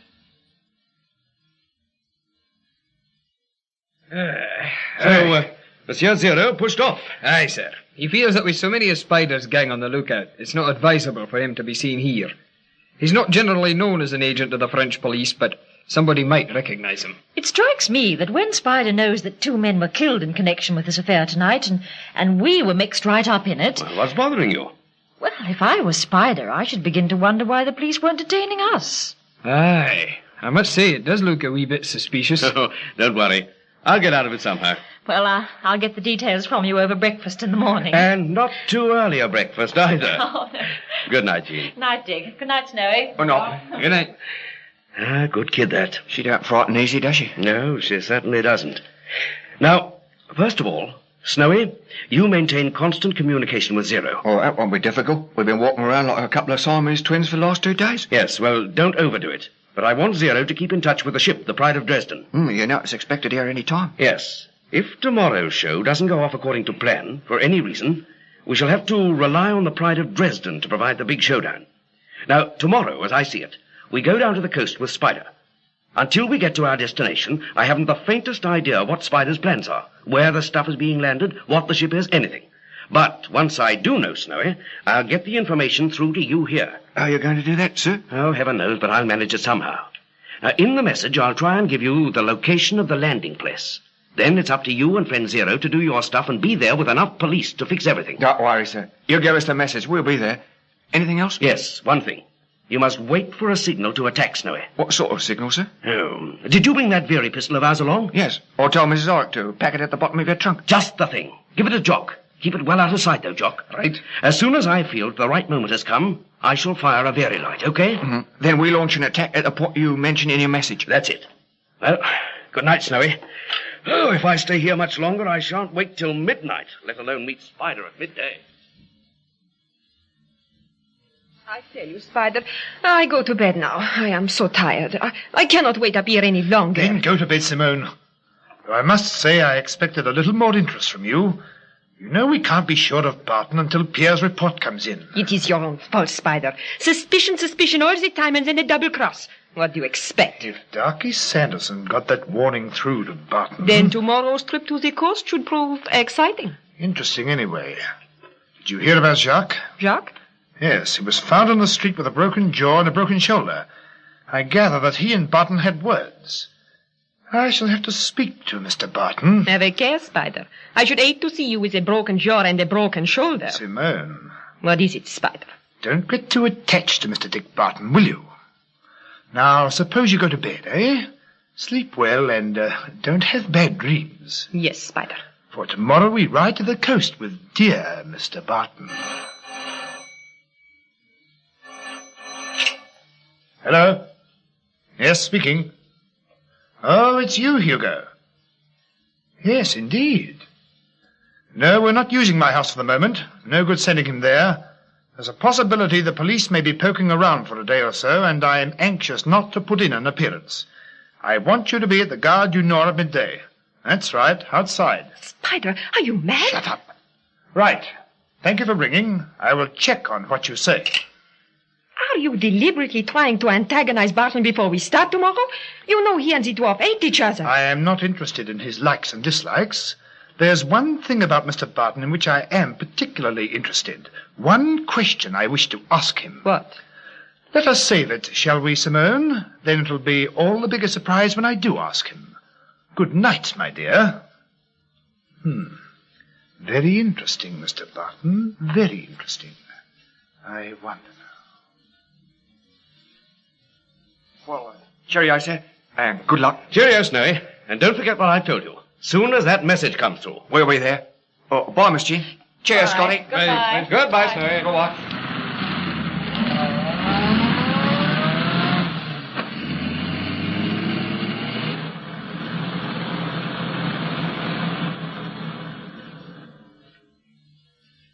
Gare du Nord on your left, ladies and gentlemen. And no sign of Spider. We're here first, and dead on time we are. Always be punctual, my mother used to say when I was at her knee. Oh, quite the little ray of sunshine this morning, aren't you? Here comes the big white chief in his huge limousine. This is where the fun begins. Do I look full of outraged pride and dignity? You look a bit like a stuffed turkey cock. That's what I meant. Well, here goes. Let's beard the lion in his car. Good morning, my dear Barton. Good morning, monsieur. Let's cut the fancy work, both of you. I want some explanations, and I want them fast. Mr. Barton, please. Listen. Last night, your man Jock tried to murder me with a knife. I am sorry about that. Yeah, so was he. Next, back at the hotel, Dirky Sanderson, another of your men, is going to speak to me when he's murdered by a third man, also one of your gang. Whom you proceeded to murder, eh? I chased him to the roof and he fell off. Please don't make a scene here. Get in the car, Mr. Barton, and you, Miss Hunter. Good. Now we can talk. Now then. What I want to know... Just a moment, Mr. Barton. There's something I want to know. What? Who is Snowy White? My man at the hotel, you know that. Then tell me, Mr. Barton, why does he spend so much of his time with an agent of the French police? A Monsieur Zero? No, don't move, Mr. Barton. Don't move.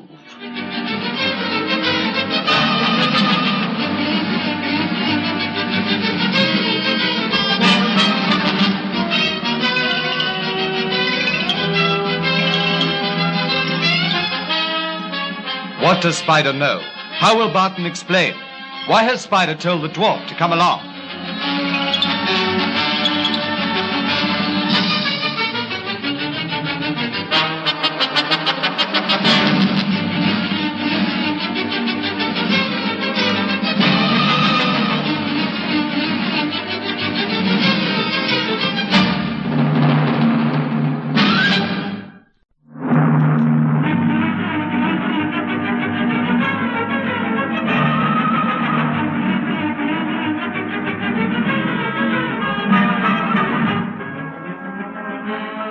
One of Spider's gang, Darky Sanderson, has tried to warn Barton of something.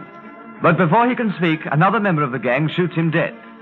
Barton and Snowy chase the murderer to the roof of the hotel, and in a struggle the man falls from the roof and is killed. Barton means to put himself in a strong position with Spider by complaining bitterly about these continued happenings. Barton arrives at the Gare du Nord, and as soon as Spider appears, he begins to make his complaints, but Spider cuts him short by asking why Snowy White has been seen in the company of Monsieur Zero, the French police agent. It is a tense moment.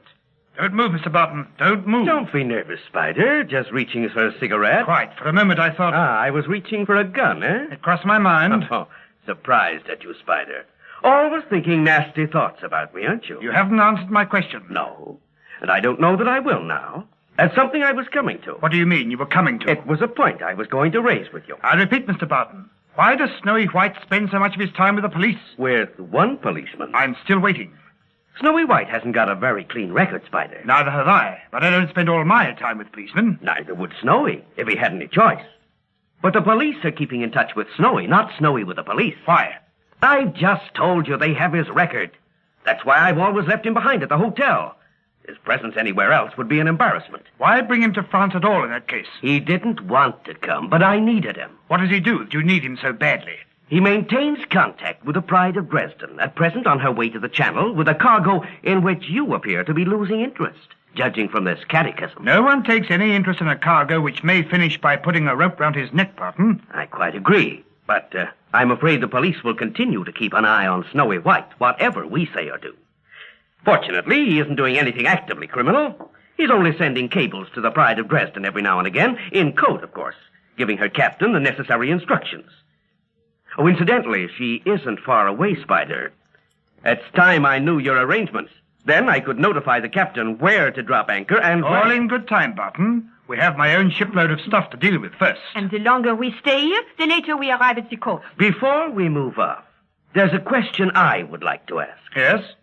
Why was Darky Sanderson so anxious to warn me against you? Was he? Yes, but as you know, he didn't get very far. I had little time for Sanderson. We were always at loggerheads. We had words again yesterday after you left. Then he was missing, so I sent a man to trail him in case he went to the police.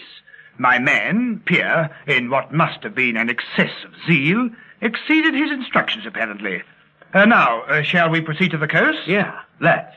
In an atmosphere full of beautiful friendship and trust, eh? Precisely. Just a moment, sir. There's that nasty little dwarf fella hanging about over there.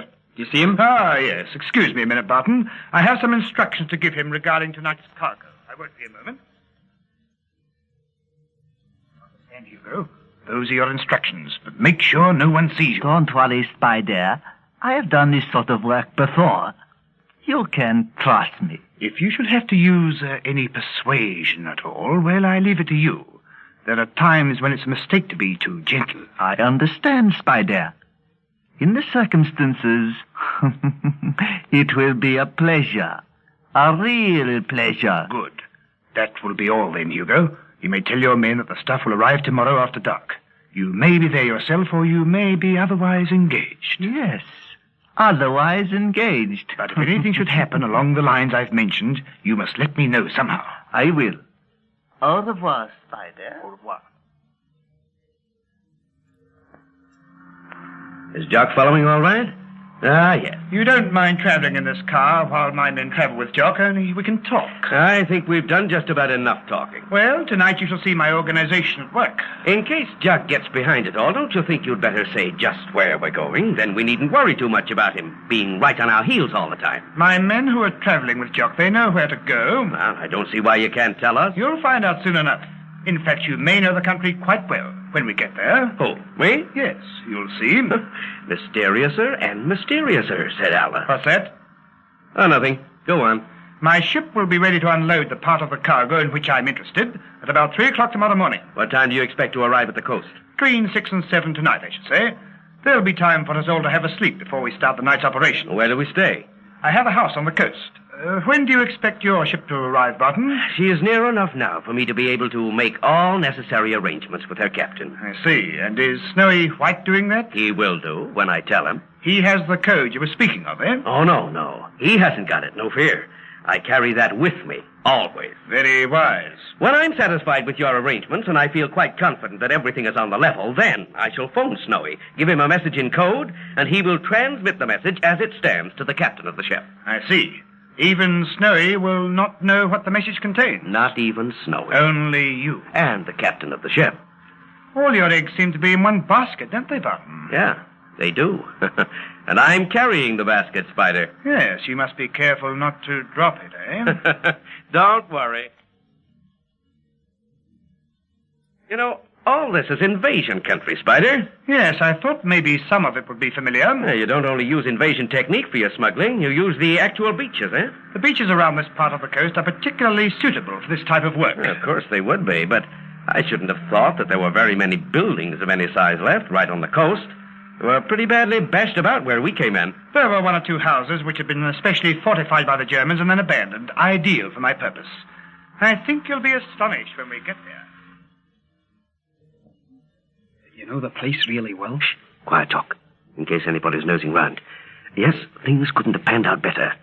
We landed somewhere down the coast from here, and I know this particular spot very well indeed. It wasn't so badly knocked about, you see.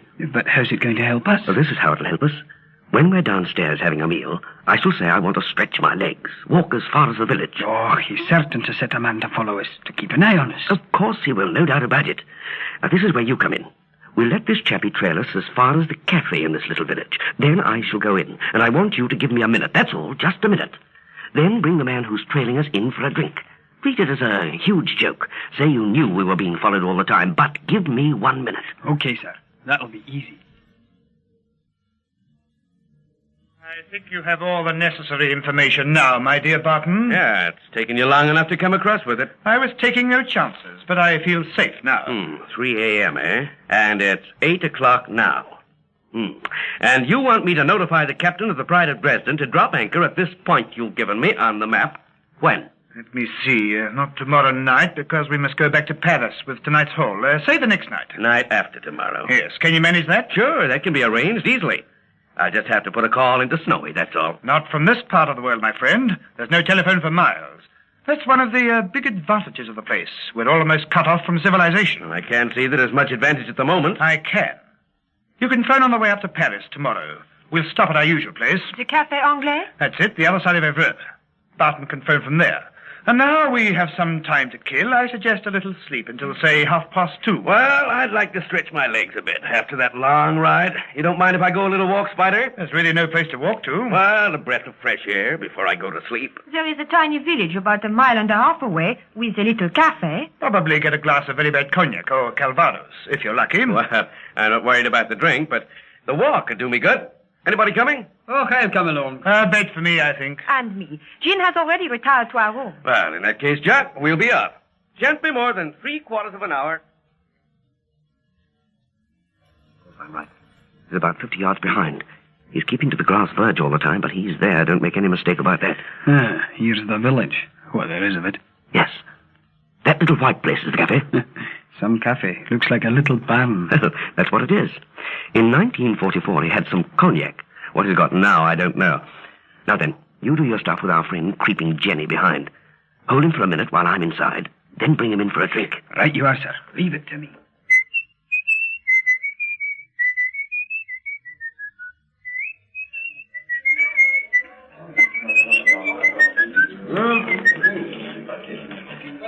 No! No, it is impossible! Impossible! Jean-Philippe, you old scoundrel. It's me, all right. Le Capitan Dick, le bon Capitan Dick. How magnificent. Tonight I will be celebrating. Oh, no. You won't be celebrating tonight, you old wretch. Now listen, Jean-Philippe. I need your help badly, very badly. You have it, Capitan Dick. Good man. I knew I could count on you. Now listen. 2 men are coming in here in a second. Get me 3 cognacs now. You don't know me when they come in. I'm a stranger to you, but as soon as we go... Here's a message. It's all written down here. Go to the nearest phone in a car if you can. Here's 2,000 francs. No, monsieur, I do not want it. Go on, take them for the sake of old times, remember? Ah, monsieur. Get Paris on the phone. Grand Hotel. Ask for Monsieur White. Blond, you know? It's all written down here. And give him the message. Tell him it's very, very urgent. You got it? Oui, mon capitaine. And now, I must not know you, eh? That's the idea. But be as quick as you can with that message if you have to go 20 miles for a phone. You know Jean-Philippe, Captain Dick. Trust me. Good lad. Oh, here they come. Look what I found, sir. Little Francois. Ah, Francois. I thought it might be you. I've got a cognac all ready, see? I'm Barton and Jock were back. If they've only walked to the village. Perhaps you did not put enough men on their trial. Ah, here they are. What the... Hello, Spider. Still up? We've brought little Francois back with us. Seems a shame to leave him outside while we had a drink, so we took him in with us. Didn't we, Francois? Oui, monsieur. You're a fool, Francois. I must apologize, Barton. Why? Because we spotted him? Oh, that's all right. We had quite a time.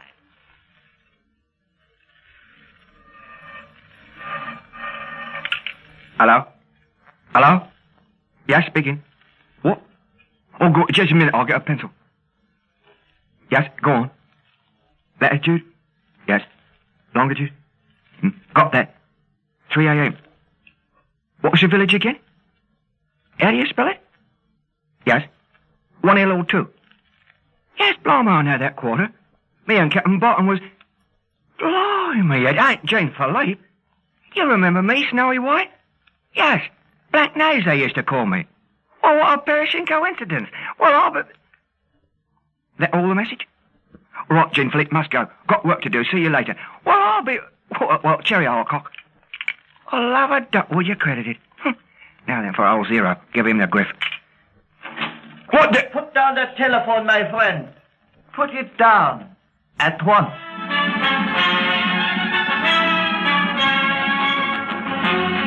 What has the dwarf found out? What will he do to Snowy? What will happen to Barton, Jean, and Jock now?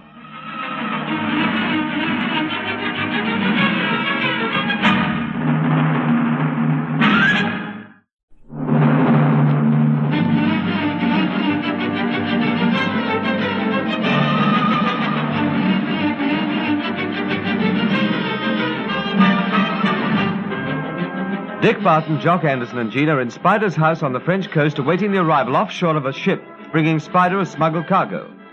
Dick knows this part of the coast very well from invasion days, and he is able to contact an old friend, Jean-Philippe, and give him a message to be phoned through to Snowy in Paris. The message gives Snowy precise details of the location of Spider's house, the point where the ship will drop anchor, and the time of its arrival. and asks Snowy to ensure that Zero will arrive with the police in time to raid the place at the critical moment. Snowy in the hotel is taking down the message over the phone from Jean-Philippe when the door opens and Snowy hears Hugo the dwarf ordering him to put down the phone. Who the devil are you? Never mind who I am. Put the telephone down. Otherwise, I shall be forced to shoot you. I shall count 3. 1, 2. Ah, you are very wise. I would have shot you. Oh, you would you? Why, you nasty little man. In your own interest, my friend, I will advise you not to talk like that. Such talk annoys me. And when I am annoyed, I hurt people. You? Hurt people? A little chap like you? Oh, don't be silly. I didn't come here to be insulted, nor to argue. This pistol of mine is fitted with a silencer. I have told you, my friend, that I would not think twice about shooting you. If you wish to be awkward... Look here, chum. Suppose you tell me what you want and then up it. I want you, my friend. Put on your jacket and coat. I have a car outside. Oh, I'm quite comfy here, thanks. I ain't proposing to move out into the cold night here. I told you, this pistol is fitted with a silencer. And unless you make a move at once, I shall shoot you in the arm. Listen, Sonny. Don't start anything you can't finish. You talk too much, my friend. Come. That did not hurt you. Just a graze. Next time I shall... You little rat. All right. I'll come. This is probably your friend, Monsieur Zero, eh? Answer it. Answer it, I say. And tell Monsieur Zero you've had no message yet. No, better still. Tell him the message says that nothing is happening tonight. Nothing. He can go to bed. Who are you, anyway? Answer that phone, and I warn you. One wrong word will bring a bullet into your stomach. Now answer it. Hello? That you, Zero? Yes. Yes, I've had a message. He just says, nothing is happening tonight. That's all he says. No, nor me. Yes, that's all the message says. Yes, by phone. No, I don't understand it neither. Yes, quite sure. Satisfied? Yes. Now come with me. We'll go straight through the main entrance of the hotel into my car, and thence to our storehouses. When Spider and Barton arrive, it will be a surprise for them, eh?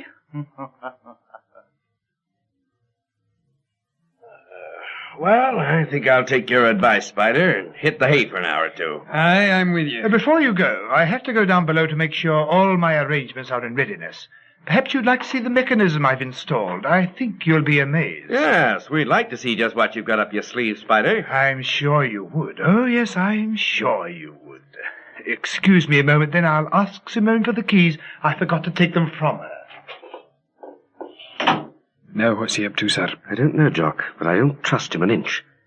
I don't think both of us had better sleep tonight. One had better keep watch. Oh, and another thing. What? If he offers you a drink, pretend to drink it, but get rid of it somehow. Why, you think I might be drugged? There's always a possibility at this stage, particularly now he knows I'm supposed to have the code on me. What was the idea of telling him you carried the code with you all the time? Well, mainly to give me a reasonable excuse for phoning Snowy. It's done that, all right. Only we've got no phone. I didn't know that at the time. In any case, we've managed with that now. Thanks to Jean-Philippe, the whole affair should finish tonight if Snowy's got the message. Simone, I must speak to you a moment. Tell him where he gets off. Then maybe he would show me where I got off. Coming, Spider. Close the door. Come a little way down the passage. Now, listen, Simone. You know that drug you use when you can't sleep? Yes, why? I'm taking Barton and his friend down to the lift room. While we're gone, put a liberal quantity of the drug into the whiskey bottle. You want to drug Barton? Why? You heard Barton say that he carried the code on his person? The code for communicating with the Pride of Dresden? Yes, he may have been bluffing. I want to find out if I can borrow the code, copy it, then check that it's the right one by cabling the ship and getting an answer. I don't like it, Spider. I'm not asking you to like it. I'm telling you to put the drug in the whiskey, that's all. See that you do it. Yes, Spider. I never saw such an incredible setup in my life, Spider. You're impressed? I think it's terrific. What do you say, Jock? Oh, it's grand. Your engine makes the electric light for the whole place, eh? Yes, it makes the electricity for the lights and for this over here in the corner. Hey, what's that? Come over, I'll show you. See, I press the button and hey, presto. Why, it's a lift. And what a lift. What a size. It has to be large. Why, what on earth do you use it for? Don't you see? My amphibious craft, or ducks as they were called in the army, are driven onto the lift. Lift goes down, taking the duck with it until it reaches the bottom of the shaft. What's at the bottom of the shaft? The shaft ends in a huge cave, directly underneath the house. And at low tide, the ducks drive straight off the lift, out of the cave, over the sand, and out to the ship, see? Aye, and then I suppose when the ducks have been loaded at the ship, they come back onto the lift, and they're brought up here for unloading. Precisely. What happens at high tide? The bottom of the lift shaft is underwater, thus destroying any trace of tire tracks and so on. Ingenious, eh? Now let's return to the lounge and drink to the success of our venture. Water or neat? Just a drop. That'll do. And friend Jock, neat, eh? Aye, sure. For myself, I think a gin. A whiskey upsets me. Shh. What's the matter? I could have sworn I heard someone nosing about outside the door. Shh. Yeah, there again. They'd better not be. Excuse me a moment. Throw it on the fire, Jock, quick. Now, fill up out of my flask. Quick. Good man. No one there, apparently. You're imagining things, my dear Barton. Well, I could have sworn I heard someone all the same. Nerves, Barton, nerves. Come, let's have this drink. Make you feel better. To the pride of Dresden. The pride of Dresden. Another? No, thanks. I think we'll push off now, Spider, and get some sleep. As you wish, of course. I'll see that you are awakened in good time. 2:30, eh? An earthly hour to get up, isn't it? Yes, the fault of the tide, I'm afraid. Good night to you both. Well, good night.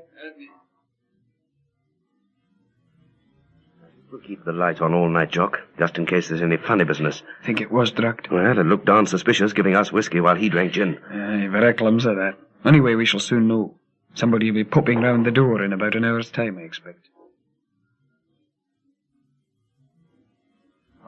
Francois. What is it, Spider? Listen, I've got a little job for you. Barton again? Yes. Both he and Jock Anderson have been drugged. Give them an hour, until they're really dead to the wide. Then creep into their bedroom and bring me the papers from Barton's pockets. All the papers you can find. There may be some in his suitcases. You're sure they are drugged this time, Chief? Yes, Simone doped the whiskey. See if their light is still on. It was on a few minutes ago. Have a look from my study. You can see their window from there. Yes. Their light is still on. They may have left it on deliberately. Shall I stop the engine? You can pretend it's broken down. That will be safer. Well, those are all the arrangements. I hope the police arrive on time. Now, I'll sleep for an hour, then wake me, and you can have a spot of kip. All right? All right with me. I can easily... Hello? The lights have gone out. Oh, we might have expected that. What do we do now? Don't do anything. Pretend to be asleep. Don't take any notice if Spider speaks. Just stay quiet. Don't worry, everybody. Everything's quite all right. The engine has broken down. Won't be a minute. It's always happening. Barton, do you hear what I say, Barton? Don't answer, Jock.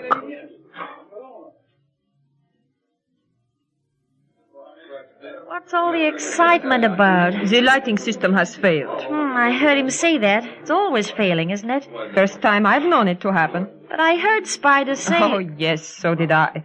That does not mean very much. I say, Simone, did you notice something? What? Spider called Dick twice to tell him about the lights. That is right. But he didn't answer. No. Simone, I don't like it.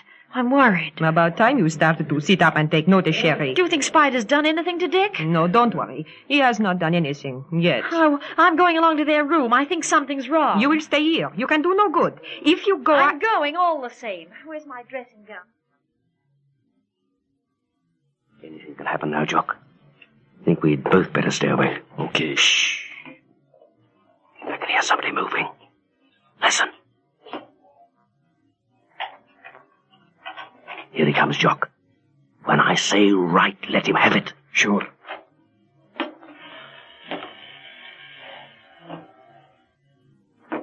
Stop! Dick, wake up! What the devil?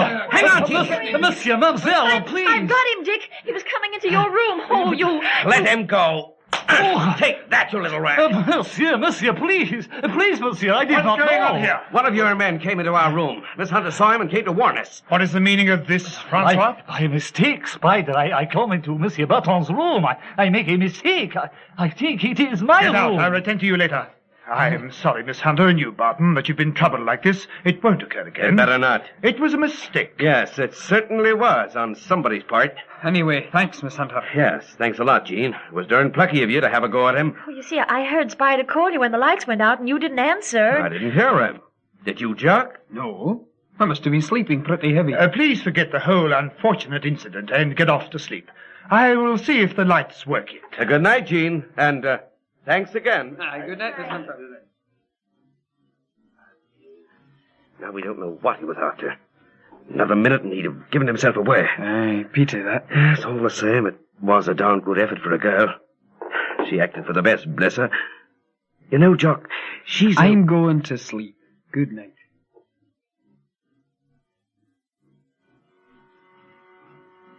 If you will load into that first duck, Barton, and you, Jock... What, the one on the left? Yes, I'll come with you in that. Simone and Miss Hunter can come along in the second. You got the fairy pistol, Jock, to signal the police. Aye. Right, when I'm in the duck, set the lift working. Good. All ready. See you at the ship, Simone. Yes. And now, down we go.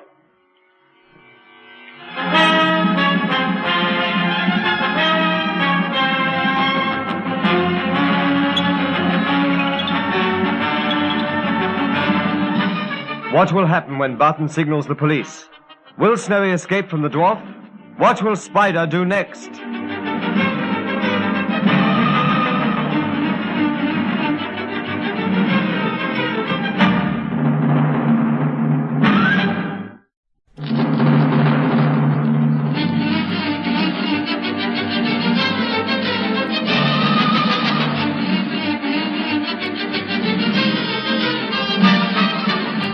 Dick Barton has managed to get a message through to Snowy telling him to bring the police for an attack while the unloading is in progress.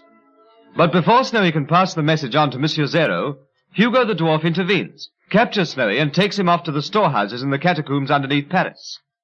In the meantime, Barton, Jock and Spider have boarded one of the ducks, and the secret lift takes them down to the beach.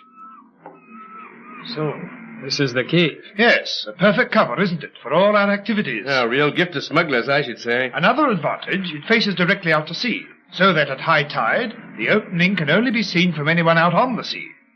Right, Max, 1 green and 2 red. That's right. I saw a faint flicker from somewhere out there. That was the signal. He wouldn't give too obvious a light in case it should be seen by someone for whom it was not intended. Right, Max, off we go.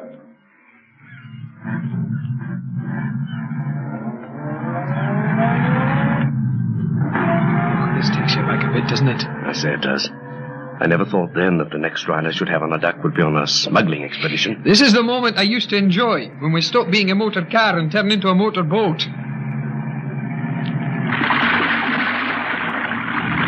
How far out is the ship? Not far, won't take long. Miss Hunter and Simone are following. Well, it's good to see you again, Cappy. What's the cargo like? I've got all the stuff you're interested in. Here's an inventory to it. Beautiful. Just what we want, Cappy. No trouble. No. You might introduce me to the new boy. Sure. Captain Sampson, Captain Barton. And now turn black marketeer. And Jock Anderson, his right-hand man. How do you do? Well, what'll it be? Whiskey? Gin for me. Whiskey doesn't agree with me. Where's the lady tonight? The fair Simone. She out of the show now? No, she's in the next duck with Miss Hunter, Captain Barton's partner. Well, I'll tell my boys to get your stuff over the side as quickly as possible. You got the dough? Yes, it's all here. Better count it. I trust you, Spider. Keep on telling that to Mr. Barton. He has his doubts occasionally. Sure, friend Barton. I trust Spider all right. When he's aboard my ship and I control the situation. On shore, well, that'd be different. All's fair in love and war, they say, eh, Barton? Yeah, so they say. Ah, and a fair, ladies. Pleased to meet you again, Miss Simone. Hello, Cappy. You all right? All the better for seeing you. Miss Hunter, Captain Sampson. Well, suppose you see what goes on. Of course. You must understand, I don't know just how you come into this at all, Barton. Friend Barton owns the Pride of Dresden. You know her? Seen her loading somewhere. Don't know much about her. Same kind of cargo as me, I guess. With the same destination for part of it, we hope. Oh, I get it.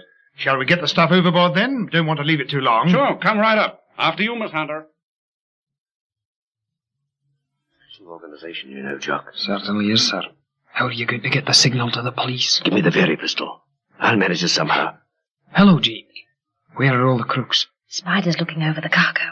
Simone's with the captain somewhere. What's the next move? Well, the police should be waiting not far from the house, really, if everything has gone according to plan. How are you going to signal them to attack? I've got a very pistol here. The trouble is, though, that if I fire it now, it'll be as good as signing our own death warrants. I know, Dick. Give it to me. Why? Well, I shall be coming back in the duck with Simone. You'll be on ahead. I'll act dumb and say that the captain gave it to me. Or spin some yarn anyway, that Simone will swallow. Then I'll tell her it isn't loaded, press the trigger to prove it, and no one will be more surprised than little me. Oh, I don't know, Jean. I don't want you... Well, they can't blame you and Jock, Dick, because you'll be on ahead with Spider. And when the time comes for explanations, that is, by the time we get back to the house, the raid should be on. It's not a bad idea, sir. If you fire a very pistol while Spider's anywhere around, he'll shoot you or something. Simone won't hurt me. You sure of that? Yes. If I fire it just when your duck is going back up on the lift, Spider won't even know it's been fired until someone tells him. And then it'll be too late. We'll get away first with Spider, then. And you can make some excuse to delay the departure of your duck from the ship until we're well ahead. Right. Oh, Jean, you're a treasure. Thank you, kind sir. Where's the pistol? Here. Put it under your mac or in the pocket. Now I must find an excuse for being alone with the captain for a few minutes, just to make my story convincing. Don't like it, Simone. It looks like a double cross to me. Spider won't like it either. Cappy, you know very well you don't care a fig for Spider, and I need your help. The whole thing sounds kind of phony to me. Don't you trust me, Cappy? Sure, about as far as I can throw you. But I don't want to stick my neck out for trouble, particularly with a guy like Spider. Leave Spider to me. I can handle him. Yeah, I wonder. Well, I think that's about the lot, Barton. Yeah, I suppose we can get back to the house now. I could do with something hot. I don't know where Simone and Miss Hunter have got to. Still with the captain, I imagine. You know what they say about sailors? Sure. In any case, they'll come along in another duck. I'll just tell them that we're going, and they can follow in the next duck. You can go over if you like. Say cheerio to the captain for us. And tell Jean not to get too carried away with yon captain.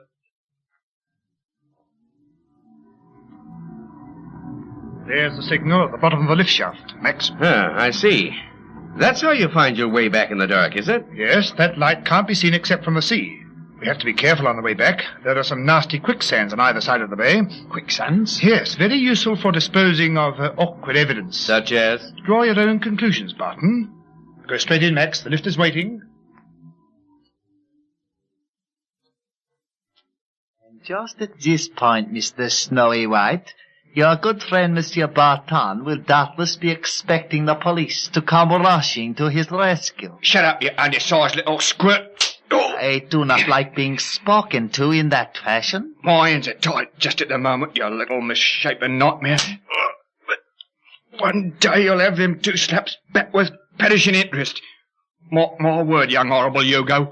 The fact remains that you must be feeling in a most peculiar frame of mind, Monsieur White.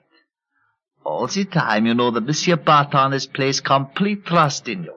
He will have made his plans, quite confident that just around the corner are scores of police waiting for his signal. Shut up. Whereas, in reality, there is no one. Poor Monsieur Barton. Well, a little more sleep, I think, Barton. Then my lorries will be ready to take the road to Paris. Sure. Oh, here's Simone. And Jean. Where's Simone, anyway? Hello, everyone. Everything went very well, no? Where's Jean? Jean? Yeah, where is she? She was with you? But no, I thought she was with you, in your duck. Don't be a stupid fool, Simone, if you can help it. You know very well that Jean was travelling with you. I could not see her when we left. You did not even tell me you were going. You just went. Listen, Spider. If this is another of your little tricks, you'll be sorry. Now then, talk, Simone, and talk fast. If she is not here, then she must be on the boat still. She will come on the next duck. You know perfectly well that your duck was the last. Well, surely Captain Sampson will send her ashore in a boat. Captain Sampson must be away before it gets light. You know that. Then he will have to drop her off at the next port. I'll see you later about this, Simone. Come on, Jock. Where are we going? Out to the ship again. But, Barton, I hope you don't think... I think a lot just at this minute, Spider, but we'll talk about it later. Is the ship still there? No good looking out of the window, you ass, Jock. It doesn't show any lights. What the... Did you see that, Barton? Yeah. A rocket or something. A very light from the ship. Samson must be crazy. Maybe Jean's signaling for help. Soon find out. You can drive a duck, can't you, Jock? Drive anything. See you later, Spider.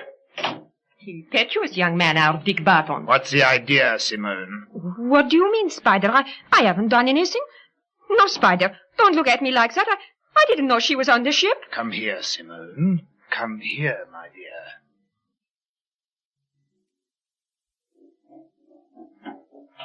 And here they come, Miss Hunter, according to schedule. Don't move, Samson. You all right, Jean? Yes, I'm all right, Dick. This isn't the captain's idea, it's Simone's. Here's the letter she left. Unusual type of crook, Simone. This letter here says that Spider is almost certain to bump us both off, and she's given instructions for us to be shanghaied aboard your ship, Captain Sampson. Yeah, that's what she told me. Funny girl, Simone. Well, I suppose it was very sweet of her, really, but I'm afraid we can't sail with you this trip, Sampson. Some other time, maybe. I don't think you quite understand, Barton. You're coming with me, whether you agree or not. I haven't got time to argue, Cappy. I shall call me men, Barton, and... Sorry, old chap. I had to do it. Lay him down gently, Jock. Right. Now, we'll go out of the cabin as though we're wishing him a pleasant trip. Outside, all of you. Well, cheerio, Cappy. Thanks for everything. Oh, sure. Now, let's beat it. What's behind this business of Simone? I don't think it's Spider. He hasn't got the code yet. Now then, over the side. My dear Barton, you made it splendid. I do admire resource, but why the very light, Miss Hunter? Thought it was another kidnapping stunt of yours. Simone, what have you done to your face? I fell. Yes, she fell down badly. But this very light, you were saying... I stole it from the captain's cabin. I wanted to signal Captain Barton somehow. I thought I was being hijacked. Well, all's well that ends well. Now some sleep, for in a few hours, off to Paris. We start about 10 a.m. Good night. Or, good morning, Jock. Something's gone wrong. It all depends now on my phone message to Snowy from the Café Anglais on the way up to Paris. Aye. I wonder what's happened to old Snowy. I wonder. Let's have a nap anyway and see what the morning brings. And by the way, poor old Simone. Wonder how she did that. If you ask me, that swine Spider clocked her one. I'm beginning to like Simone. She seems to have our interests at heart. I hope. Well, let's hope for the best when we get to the Café Anglais, Jock. We shall be scuppered if Snowy's been captured. How much longer to wait now, Monsieur White? And then we shall have the pleasure of seeing Monsieur Barton showing up in his true colors. The lollies will be on their way now with Spider and your friends. Yes, that's right. But they'll never reach you. Why? Because, you little perisher, the main part of our plan was to let them get to the outskirts of Paris. And then... Then what? Why, then the smoke bombs what Captain Barton will have planted on the lorries will begin to smoke. The smoke bombs? Sure. What do you think we are, eh? Trips? Your lorries won't half advertise their little trip across Paris. You're lying. Oh, sure, I'm lying. You wait and see. You can't do anything about it anyway. Police! Police! Yeah. What is the matter, Hugo? How soon could we get to the Café Anglais? From here. Café Anglais, this side of Empereur. 3 or 4 hours. Then let us go.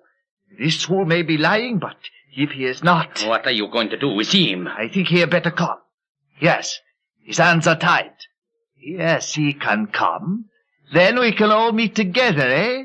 Barton, Spider, Monsieur White, and me. In a bit of a panic, aren't you, chum? Nerves is bad, I reckon. When we get to the top of this hill, my friend, your nerves will begin to suffer. For then we look upon the Café Anglais. Now, let us see. Yes, police, see way down here, among the trees. The Café Anglais, and the lorries. Yes, and Spider's car is there too. Now, Monsieur Barton, now.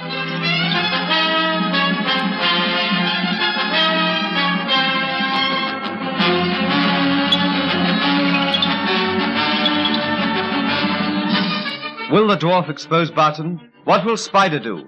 What will Snowy do?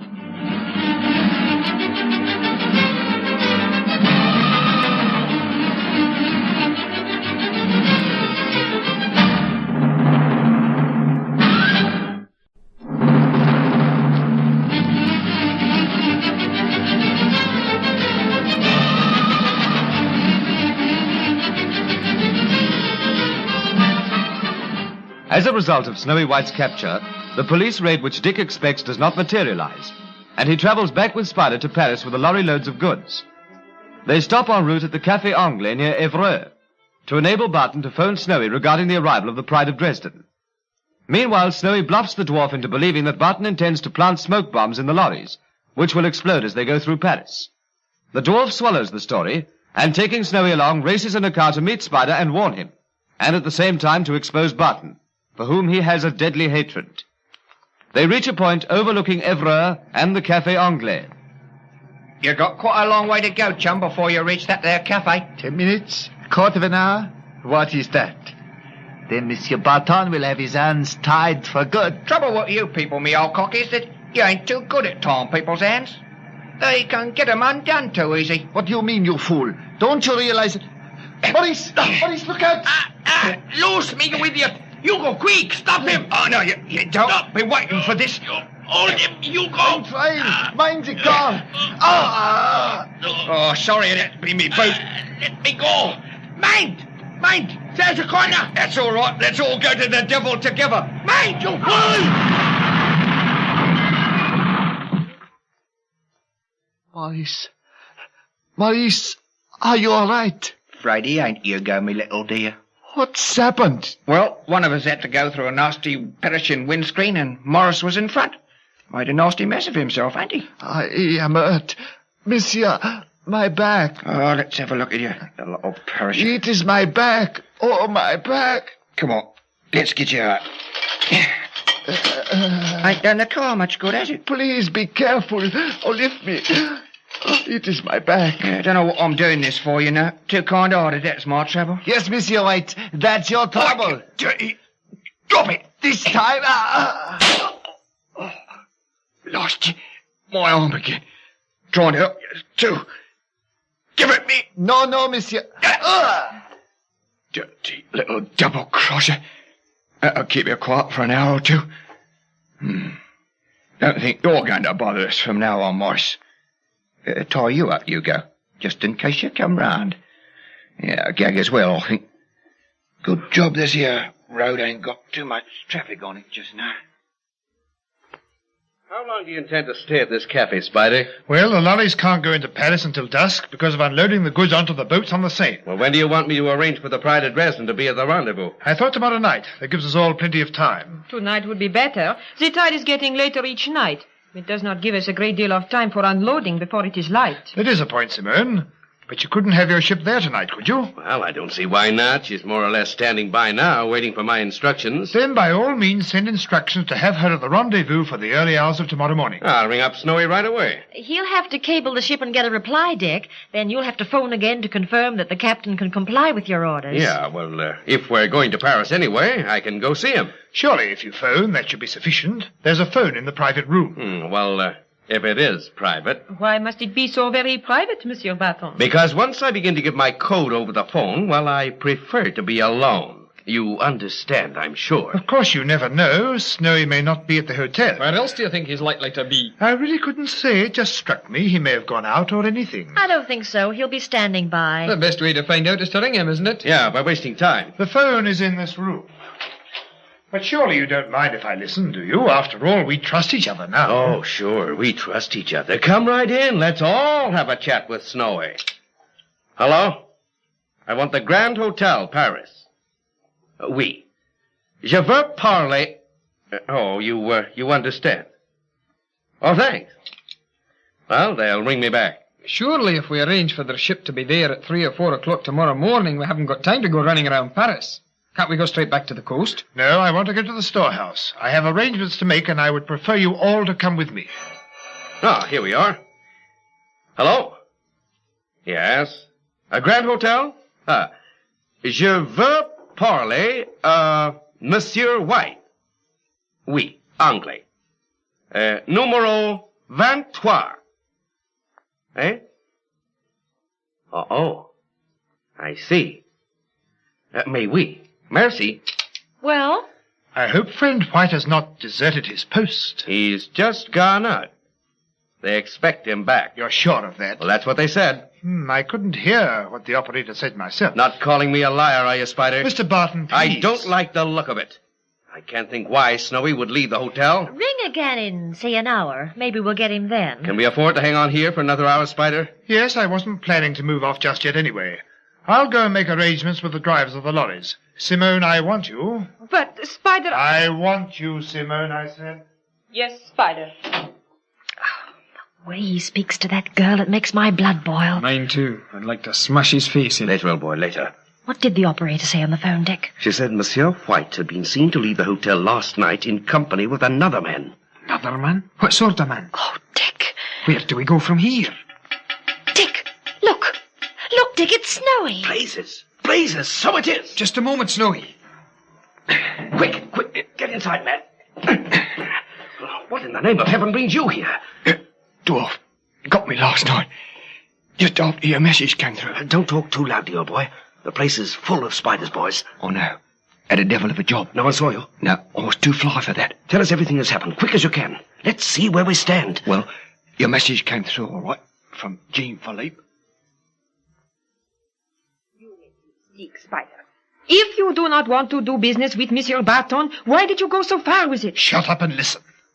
I told Hugo to keep an eye on this man White, and to notify me if anything suspicious occurred. What could happen? It seems strange that Snowy White is no longer at the hotel. I expect the dwarf has exceeded his instructions and done something stupid, as usual. Once we're sure that Barton has given the correct instructions to the Pride of Dresden, and we know that the ship will arrive at the rendezvous at the proper time... Well?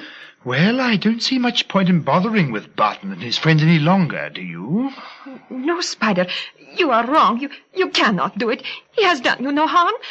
Why must you always want to murder? Keep your mouth shut. All I wanted to know from you, my dear, was just how far you were prepared to go with me in this. I see now. Not very far. And that's a lot, sir. I covered up the car with the branches and stuff, dragged the dwarf and what was left of the driver into the shrubbery and left them. Well done, Snowy. Well done, old chap. Now listen, only got a minute or so. Spider will be back. Here's some money. Get a car, pick up the dwarf and the other. Get back to Paris. C0. Tell him to have the ship standing by at the rendezvous I gave you last night at about 3 tomorrow morning. 3 o'clock, yes. That's tonight, really? Yes, if you can manage it. Tell him to have police aboard the ship and to have another party waiting to attack the house when they get a signal from the ship. I'll bring Spider out to the ship with me. How shall you know if everything's laid out all right? I'll ring you before we start back from Paris tonight, round about 5 or 6 o'clock. Okay. Anything else, sir? No, I don't think so. You'd better vamoose now before Spider comes back. And don't let yourself be seen. Oh, and Snowy. Yes? Watch that dwarf. He can gum up the whole works if we're not careful. Don't worry, sir. He won't be conscious for an hour or so. And when he is, he'll be safely trussed up. Good, lad. Cheerio, Snowy. Beat it now. Good luck, Snowy. Okay. Cheerio, everybody. Be seeing you. Yes, aboard the Pride of Dresden, I hope. What a relief. But how are you going to pretend to Spider that you're getting a message through to Snowy? Well, I'll ring up again from here and pretend to give him the instructions. What, to a Snowy who isn't there? Sure, Spider won't know he's not on the other end of the wire, so long as I keep talking. Oh, hello, here come our friends. Well, Barton, do you think there's any point in trying the hotel again yet? Well, can do. Hello. Give me Grand Hotel Paris. Yeah, again, please. Oui, de nouveau, s'il vous plaît. Here are the latitude and longitude. You gave them to me yesterday, the same, aren't they? Yes. Well, I'll say 3 a.m., shall I, if he's there? Yes, do, if he's there. Hello? Merci, mademoiselle. Grand Hotel. Monsieur White. Numero 23. Ah, bon, merci. Hello? Is that you, Snowy? Gosh, I was getting worried. Ah, he's back then. You see, Spider, you are a fool. Shh. Listen, Snowy. The Pride of Dresden. How soon can we unload? She is? Splendid. Then send this message, will you? Rendezvous, latitude, MRVS. Yeah, M for Mike. Ah, the code, eh? Longitude, LBAC. Yeah, C. C for Charlie. Time, London. Date, Vera. Signal red, green, red. You got all that, Snowy? I'll ring you between 5 and 6 to confirm. Okay, good. Here we are, Snowy. Sounded like a lot of gibberish to me. Well, most codes do. I'd already converted the latitude and longitude into code letters, as you will have guessed. Well, so far so good. Suppose we proceed to Paris right away, and I'll give my orders to the dwarf Hugo, eh? Suits me. But don't let us hang about in Paris too long, otherwise we shan't get any sleep at all tonight. And that'll be 2 nights. You can sleep in the car on the way back, my dear. I really don't see, Simone, why we should have to come to these underground storehouses. Couldn't you and I have gone back to the hotel and had a sleep while Spider messed about here? Spider has a suspicious mentality, Jean. I am worried. I expected to find Hugo here to greet me. But Gregor has already told you. Hugo went out last night and said he may not be here in time for the cargo. He had other work to attend to. What was the other work, Spider? I really couldn't say, but in any case I rather expected he would be... Oh, well, no matter.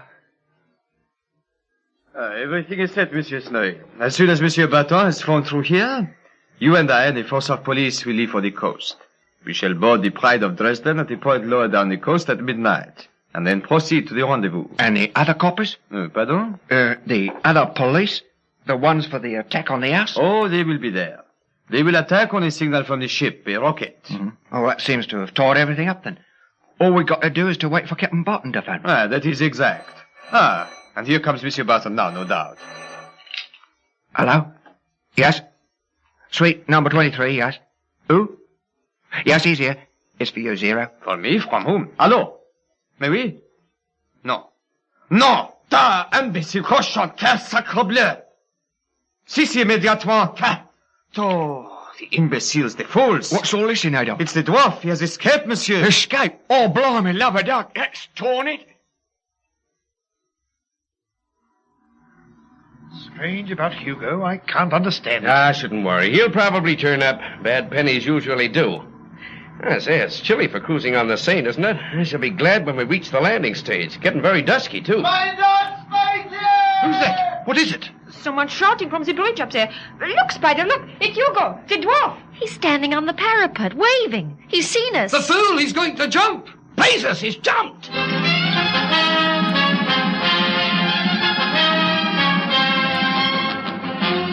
Will the dwarf expose Barton? Is this the showdown? What will Barton do?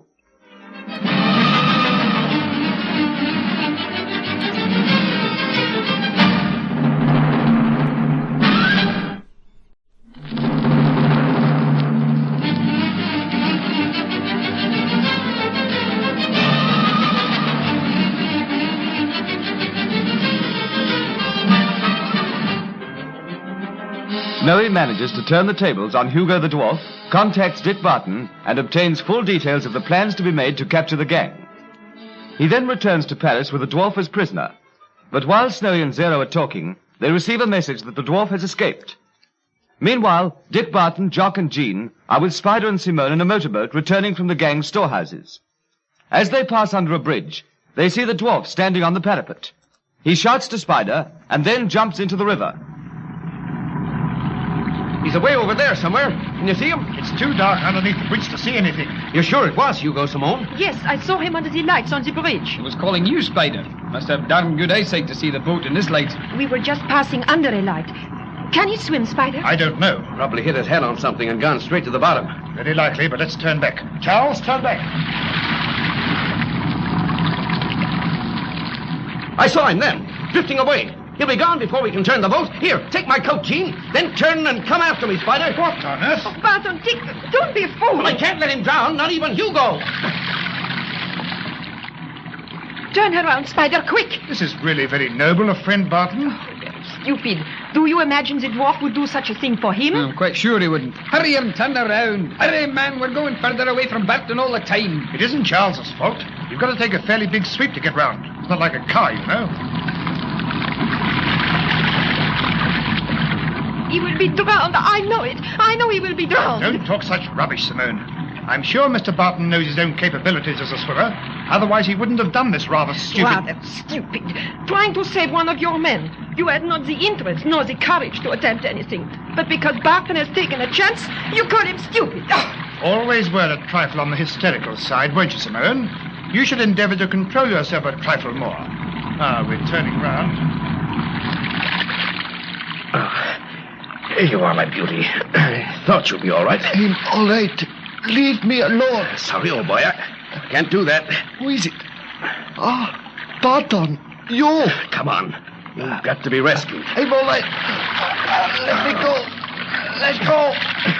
Oh, why the devil didn't you drown? Help! Sorry about this. Well, that should keep you quiet for an hour or so. Then Hugo, I'll have you talking. Spider! Ahoy! This way, Spider! I've got him. Coming. This, Hugo, old pal, is where I become a hero. Under false pretenses. Are you all right, Dick? Sure, Simone, sure. A bit wet. Here, pull Hugo off, Spider. He's in a bad way. Give me a hand, Jock. I got it. Well, it's all right. I can manage, thanks. With the rope.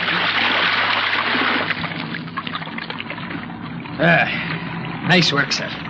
But he wasn't worth it. Oh, Hugo? You mustn't let him hear you say that. He won't hear anything for some time. He's got a nasty bash on the head, and in addition, he's half drowned. Can't think why he wanted to do such a crazy thing. Oh, probably upset because you hadn't said goodbye to him, Spider. He must have been particularly anxious to speak to me about something. Oh.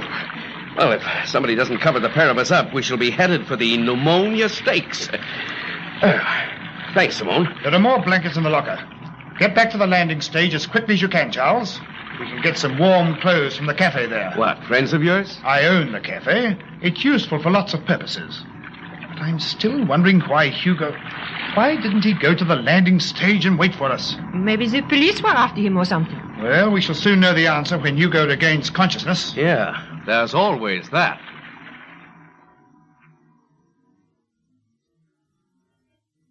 These clothes should fit you all right, I think, Barton. Take him into that room and try them. Okay, shan't be a minute. You go and keep the girls amused. Oh, and send Jock along. He can ring Snowy for me.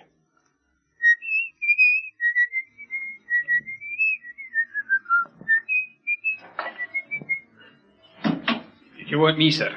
Yes. I want you to ring Snowy, Jock. Find out if everything's laid on. Be careful what you say in case Spider's listening. Right. I'll do it right away. How's the dwarf? Still out. You should have killed the little squirt. You don't think Spider or Simone suspected? No, we were turning the boat round while you must have been having your fun with Hugo. Why didn't you drown him? Takes something I haven't got to murder a chap in cold blood. Even a chap like Hugo. The point is now, what happens when he does come to? We must get away first. You go and ring Snowy. Right you are. Okay, sir. Just phone Snowy. Everything's laid on as you instructed, so he says. Good. Now, where's Spider? Oh, there he is. Oh, Spider! Hello. The clothes fitted you all right? Sure, where they touch. Snowy has confirmed the arrangements, so the sooner we get away, the better. But Hugo hasn't regained consciousness yet. Poor old Hugo. He is in the wars. But surely you can't afford to wait for him to come round. No, he can come down behind us in one of the lorries. They'll come in here soon, unload, take on new drivers, and come straight down to the coast. Hugo can come down in one of them. He'll probably recover consciousness en route. And I have a feeling he has something of vital importance to tell me.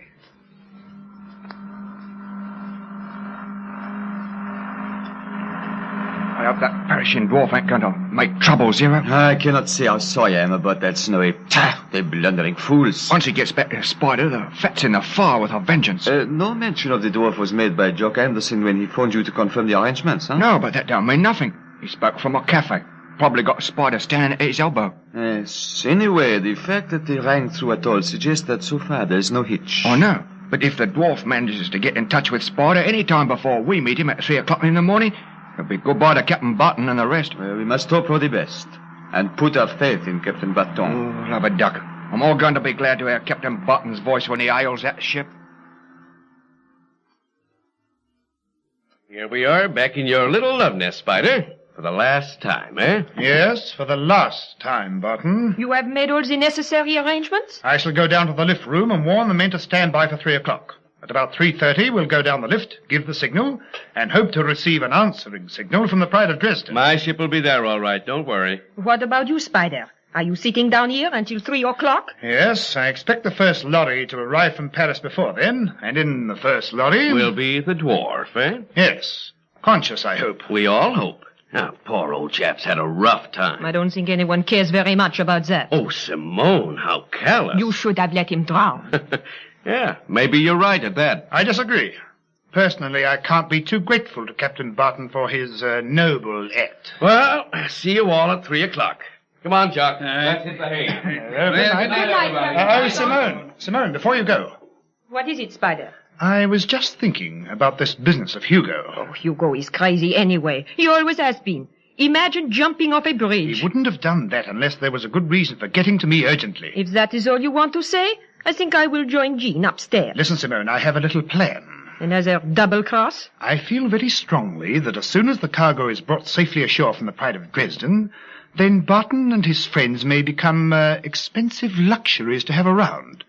If in some way we can manage a repetition of what happened before... What do you mean? When, thanks to your stupid blunderings, Barton had to go back to fetch Jean Hunter from the ship. I don't understand. If you'll keep your pretty mouth shut for a moment, I will explain.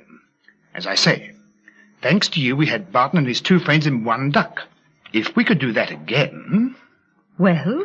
Well, I have a neat little scheme. You know the signal light which marks the entrance to the lift from the sea? The guiding light which you can see from the ship? That's the one. Yes. Well, if that should be moved by accident and placed, say, a quarter of a mile further along the coast... But that would guide the duck away from the lift. Exactly. Barton would steer straight for... The quicksands. Precisely, Simone, my dear. Brilliant, isn't it? Oh, you wouldn't do it, Spider. Even you... I've told you my plan. We shall put it into operation if I can think of some means of getting them all into one duck.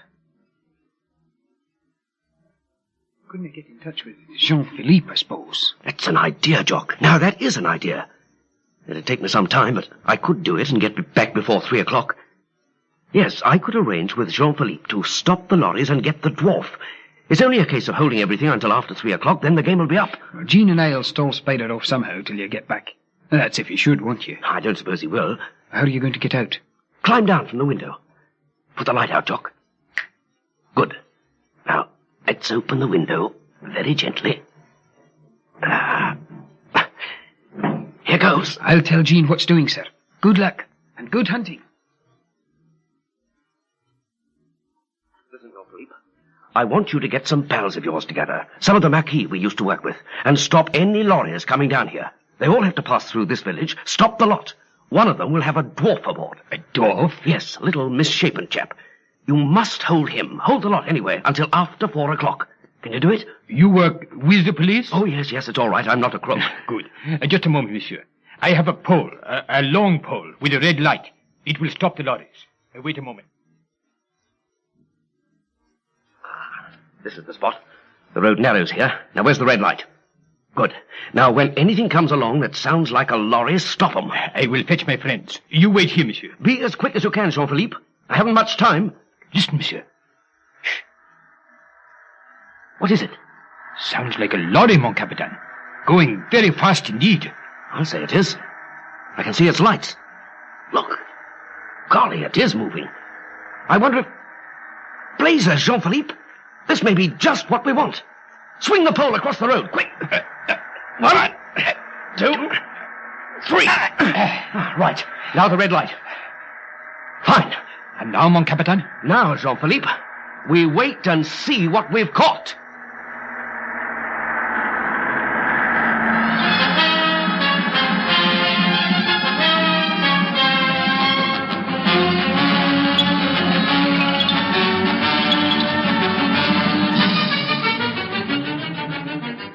Who is aboard the lorry? Is it the dwarf? Will Barton get back to the house in time?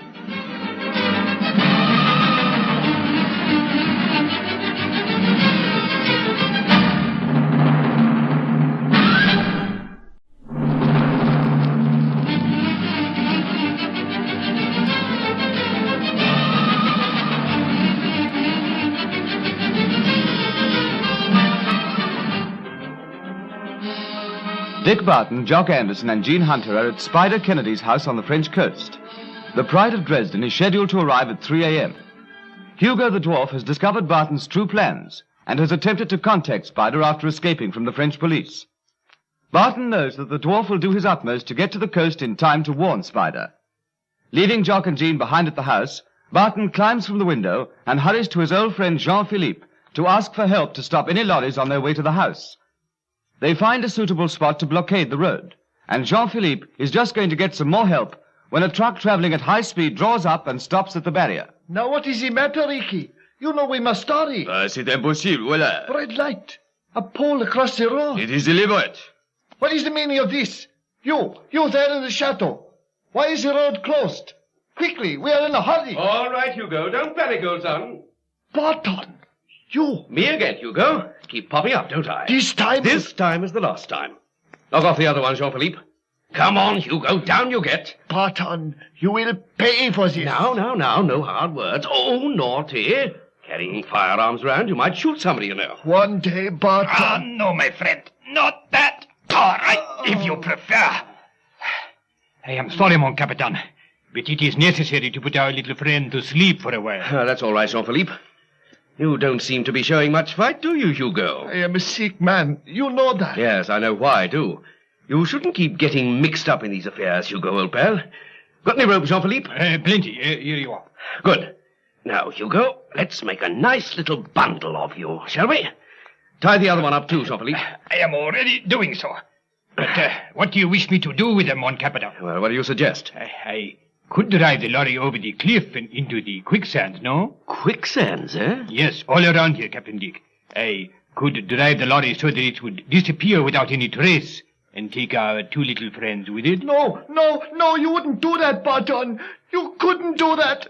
Please, Barton. Oh, shut up, you whining little rat. No, we can't do that, Jean-Philippe, much as I'd like to. You'd better drive them round to the back of your cafe and lock them up safely until I send somebody for them. Only for heaven's sake, don't let them get away. They've caused enough trouble already, especially this little one. Don't worry, mon captain. Jean-Philippe will personally keep them safe and sound. Good man. I'll bring Snowy along and we'll have a chat about old times, Jean-Philippe. But just at the moment, I'd better beat it back to the house, else someone will be missing me. What about the rest of the lorries now? Oh, that's all right. Forget them. I've got the little man I want safely tied up there. The rest can come through. Well, bye for now, Jean-Philippe, and thanks again. Take care of them. You understand the arrangements, Francois? Yes, Spider. Perfectly. 12:30. Hugo should arrive before 3 anyway. You know where to place the light. I'll signal from the ship when I want you to stand by. I shall be leaving at that point, and only Barton and his friends will be left to come ashore. As soon as I am safely into the lift room, I shall throw out the switch and cut off all the electricity in the house, including the signal light at the bottom of the lift shaft. When you see the house lights go out, light your signal lamp by the quicksands. Got it? But perfectly, Spider. Then I shall come out on the cliffs and listen for friend Barton to finish up in the sands. A slow death, Francois, but clean and leaving so little trace. It all rather depends upon whether Barton's man will drive a duck for us. Yes, I think he'll do that, but we'll go and ask him. Tell him that one of my men is sick. What, now? No time like the present, my dear Francois. Simone, you'd tell us, wouldn't you, if Spider was planning a double cross? Spider is always planning a double cross. I wouldn't trust Spider too far if I were Eugene. Oh, don't worry. Hello, what's that? Sounds as though Spider is trying to rouse Monsieur Barton. I think I'll take this opportunity of having a word with friend Spider. Be careful, Jean. And don't mention me at all, please. I won't. Oh, hello, Spider. Not in bed yet? At the moment, I'm trying to wake Mr. Barton. A task which I find singularly difficult. A heavy sleeper, friend Barton. Excuse me, I'll knock again. Just a minute, Spider. I'd like a word with you in private. Without Dick Barton. When? Now? Yes. Barton isn't awake yet. But I don't want your friend hanging around. Excuse us a moment, Francois. Now, Miss Hunter. Come along the corridor a little. Oh, this is very mysterious. What's the trouble? With regard to these diamonds, I've been thinking. Yes? We've been pretty straight with you, Spider Kennedy. At 3 o'clock, you handle your end of the bargain. So far, there hasn't been the faintest sign of what we're going to handle. Surely this is a matter between Barton and me. I happen to be Barton's partner in this business, and I'm not satisfied. I'd like to see a little bit of something on account before we go any further. So let's talk business, shall we? Jock! You there, Jock? Aye, sir. Everything okay? Sure. Everything all right with you? Hurry! Jean's with Spider in the corridor, stalling him off. He's been trying to wake us. Oh, blazes. Where's the drain pipe? It's a slower business climbing up than climbing down. Keep 'em stalling, Jock. All I want you to do is to prove that you really have got the diamonds to complete your side of the bargain.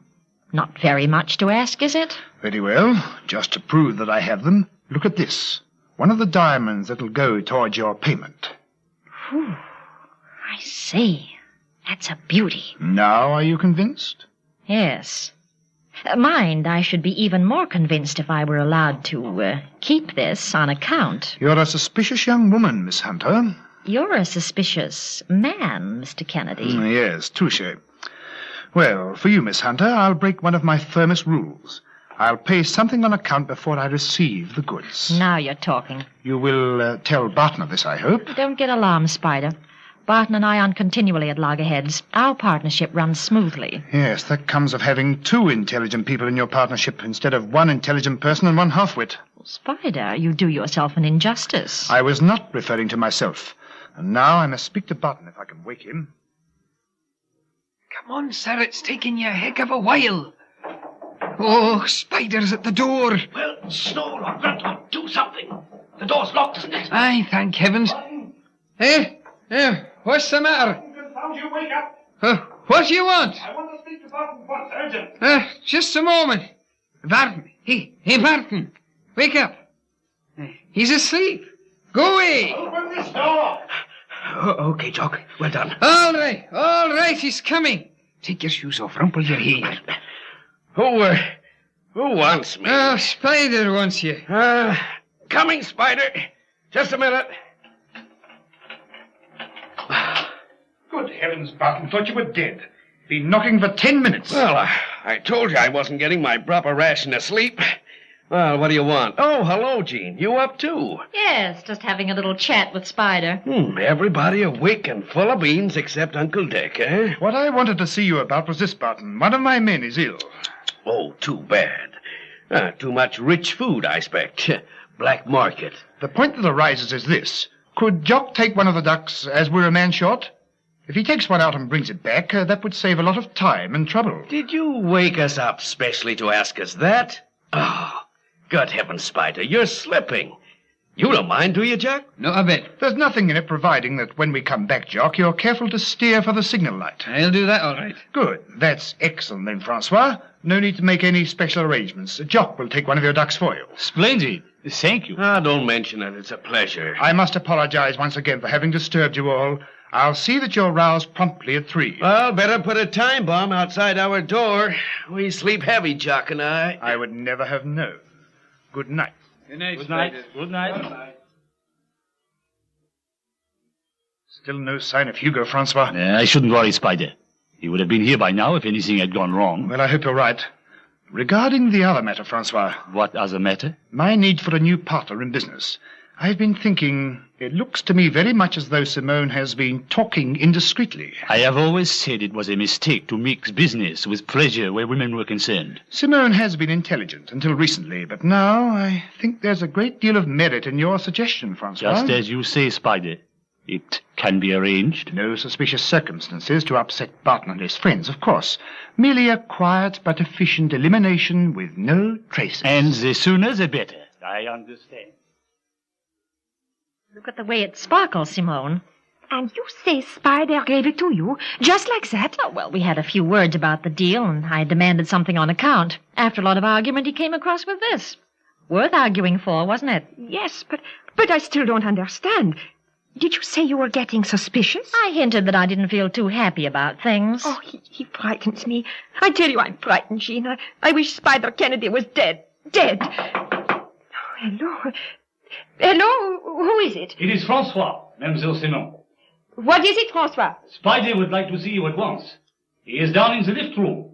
He said, would you go down there right away, please? Shall I tell him you are coming? Yes, I suppose so. Thank you, mademoiselle. The lift room. That is where he is. Oh, I don't like it, Jean. Don't go then. Just stay here. That's what I should do. Yes, maybe. But at the moment, I don't want to upset Spider any more than I can help. I'd better go down there. I wonder what he wants. If you're not back in 10 minutes, I'll send an armed escort. Thank you. You never know. They may come in useful.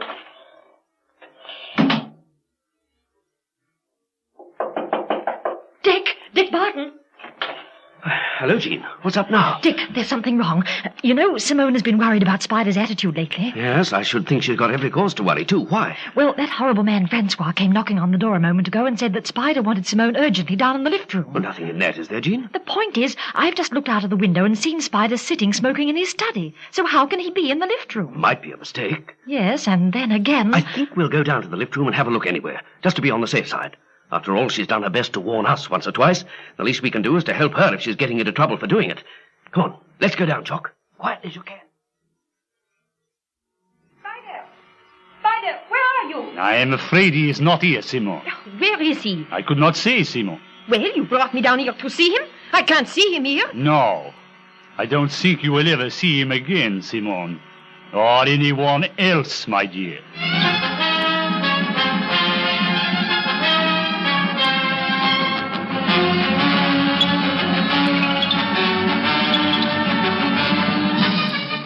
What will Francois do? Will Barton arrive in time? Are Snowy and the police aboard the Pride of Dresden?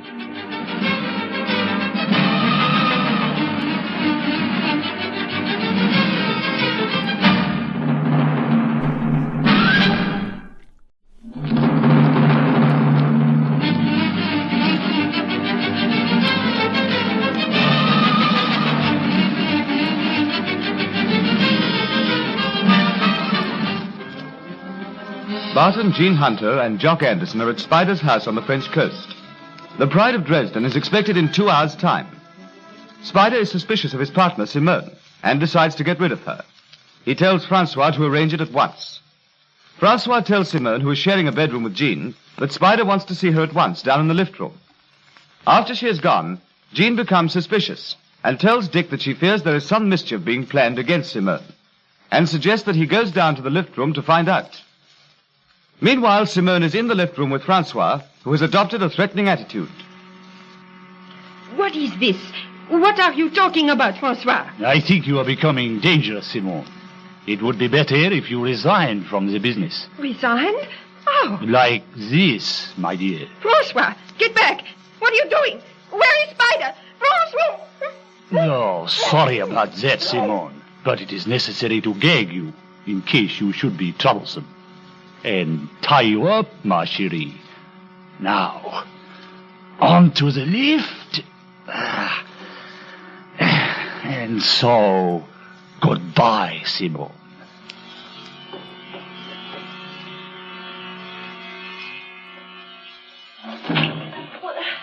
Why, Monsieur Barton, is something wrong? Where is Simone? Simone? I have not seen her. Why? You knocked on the door and told her to come down to the lift room. Yes, but she has not arrived yet. Maybe she called in Spider's room on the way down. What are you doing with the lift? But merely testing it, to make sure it is ready for the night's work. Look, Dick, this little brooch here on the floor. Simone was wearing it when she left our room a few minutes ago. Francois, where is Simone? My dear Monsieur Barton, I really do not know what you are talking about. The lift, Dick. The end of the shaft is underwater until low tide. Jesus, Jean, you're right. Stop the lift, Jock, quick. Mind your own business, Barton. This is no concern of yours. On the contrary. Put the switch over, Jock, and bring the lift up again. Mind, Dick has got a gun. Expecting that. Yes, I was expecting that all right, Jean. Looks as though Francois will take no further interest in the evening's fun and games. Ah, here it comes. Wait, look! I knew it, Dick. Oh, is she... Dead? No, I don't think so, Jean. No, she's just gagged. Francois was relying on the sea to do the rest. I'll untie her, sir. Oh, thank heavens you came in time. Looks as though Francois took a dislike to you, Simone. Francois, yes. Oh, he was horrible. Oh, where is he now? Having a rest in the corner there. His jaw got in the way of Dick's fist. Oh, I'm so glad. Oh, Monsieur Barton. The idea was to put you on the lift while you were unconscious, send the lift down to the bottom, and bye-bye to little Simone. Now, shall we have a drink and talk of more pleasant matters? I have done away with the unfortunate Francois, so it will necessitate certain alterations to my plans. We're now another man short. Won't have any gang left soon, will you, Spider? Not at this rate. Dick, once again, I would like to thank you. Sometime, maybe, I shall be able to repay you. Sometime. That's all right, Simone. And this is where we come in, Jock. As a matter of fact, Simone, your main thanks are due to Jean, not to me. She suspected that something was wrong in the first place. Not much longer now, Jock. If everything goes well, we'll have Spider and Co. safely in the bag. Aye, sir. But watch out for him. He'll be like a rat when he's cornered. I should have enough police aboard Pride of Dresden to cope with Spider. You've got to guard against any surprise he might have up his sleeve, though. I don't see that he can do a great deal now, Jock. If we were coming back with him after the cargo had been brought ashore, then I'd expect a bullet in the back at any moment. I think if it was left to the girl, Simone, she'd play straight. The only part of this affair that's worrying me a little, Jock, is what's going to happen to Simone. She's been a good scout, really. Given us 1 or 2 friendly warnings. I expect she'll just go to the jug like the rest of them. We could put in a good word for her, maybe. I shouldn't put in too many good words while Jean's about, if I were you. Why? Jean and Simone are quite friendly. Oh, sure they are. But all the same, I shouldn't keep on plugging the "Isn't Simone Marvellous" theme to her. I think it's getting on her nerves a little bit. No. You're barking up the wrong tree there, Jock. Oh, Jean isn't like that at all. Maybe I'm right. Maybe I'm wrong. What's Spider doing now? Making final arrangements with his men, I think. His bumping Francois off like that has complicated matters for him somewhat, I'm afraid. Now, you all understand the position. The unloading of the cargo will proceed in the usual way, except that Barton's man, Jock, will drive one of the ducks. All you have to do is to make certain that when the last of the goods have been taken aboard the ducks, Barton's duck is the last to leave the ship. I shall travel back with you, Andre. Okay, Spider. We leave the ship before Barton, too. That's the idea. It might even be advisable to make some slight adjustment to the engine of Barton's duck, Paul, to make him rather slower than the rest of us. Are there any questions? Good. Paul, you will have everyone ready by 3:15. Now, come, I wish to have a word with you. I think I understand, Spider. You wish them all to finish up in the quicksands, so I shall be there with the light to guide them. Yes. You'll wait until the lights in the house go out, Paul. You understand that. Don't show your signal light until the very moment that you see all the lights in the house are extinguished. That will mean that all the ducks except Barton's are safely back, and that I shall have cut off the electric engine. Maybe I had better go out to the quicksands now. Yes, get out there among the rocks. Be careful. Don't get yourself in the sands. Don't worry, Spider. And whatever you do, don't show a light until the critical moment. The whole success of the scheme depends upon your signal light coming on at the very moment that the signal light at the bottom of the lift shaft goes off. It is quite clear. You can trust me, Spider. Good. I think that's all. Your nerves are going all to pieces, Simone. Sit still. Oh, I am wondering whether Francois acted against me on his own initiative, or whether he was ordered to murder me. By Spider? Yes, I would not be at all surprised, Jean. But Spider murdered Francois, or so he told us. That doesn't look as though they were working together, does it? Oh, I don't know. As Francois had failed, Spider may have been acting on the principle that dead men tell no tales. Nice piece of work altogether, your Spider. Not like your Dick Barton, chérie. Don't keep on calling him my Dick Barton. He's just my partner in business. I wish we could, change partner, Jean. Oh, no thanks. But don't let me stand in your way with Dick. Idiot. Don't worry, my Jean. I'm not in the least worried, believe me. I wonder. Anyway, I think I will have a word with Spider. You're not going out asking for trouble. Yes. By Spider's attitude, I think I shall be able to tell whether he has anything, how you say, up his sleeve. Come in. Why, hello, Simone. What can I do for you? What is going on, Spider? I don't understand you, my dear. I think you do. Why have you been talking to all the men? Just telling them the arrangements. What arrangements? They already know what to do. What are you driving at, Simone? I'm just wondering whether it might have been part of your plan to get rid of me before you got rid of Barton. You're crazy, of course. Suppose you tell me what your plans are concerning Barton. I intend to follow your advice and play straight with him. I wonder. As proof of my good faith, I've already given Jean a diamond in part payment of the cargo. Very noble of you, Spider. But it doesn't mean very much, does it? I've never done it before, have I? I tell you, Simone, I shall play fair with Monsieur Barton and let him go on his way in peace. It would be advisable. I beg your pardon? I said it would be advisable. Because if you should kill Barton... What an absurd idea, but if I should, well... I should kill you, Spider. That's all. See you later. Ah, Simone, so melodramatic. Yes, but be careful, Spider, chérie. The same to you, my dear. This is it, Captain? Yes, this is the spot. See, marked here. You heard the anchor drop a moment ago. Zero. I-0? Yes, Mayer, as you say. Now we must post a lookout for the signal light. Oh, don't want no lookout, Zero. We'll be there. What is this for the world? Well, don't forget that you and I will be in that little room adjoining the captain's cabin. We're going to be a bit cramped in there, ain't we? All of us? Yes, but I want the conversation taken down as evidence. You want me to lead this spider fellow right up the garden? Make him commit himself. Then I shall step out of the room and arrest him. You want to look out for fireworks and all. He's a nasty piece of work, this Spider Kennedy. I think we can take care of him quite safely. What about his men? The ones who come aboard will be captured. The others may go back to the house. It makes no difference. They will be seized when they get there. So far as I can see, gentlemen, everything in the garden is lovely. All the same. I can't see that spider bloke just tamely packing up without a struggle. Let's go up on deck. It's just on 3:30.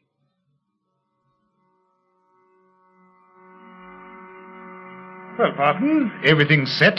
I make it precisely 3:30, do you? Yeah, just done. You ready? I'm ready. You all understand what to do? Good. Then Simone and I will come along with you to the ship, Jock. All the eggs in the one basket, eh? Jock, Simone, Jean, you and I. Quite a load. Yes, all in Jock's tender care. You all right, Jock? Sure, Spider. Ready when you are. Then we'll get away. Don't forget all your instructions, you men. Put the switch over for the lift, Charles. Good. Here we go.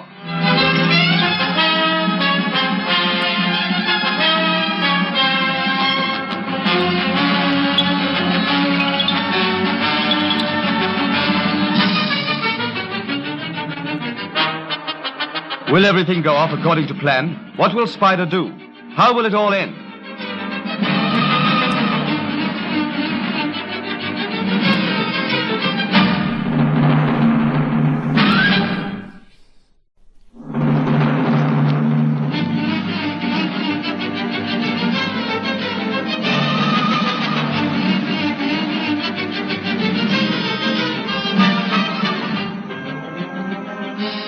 Dick Barton, Jean, and Jock Anderson are together in a dock with Spider Kennedy and Simone.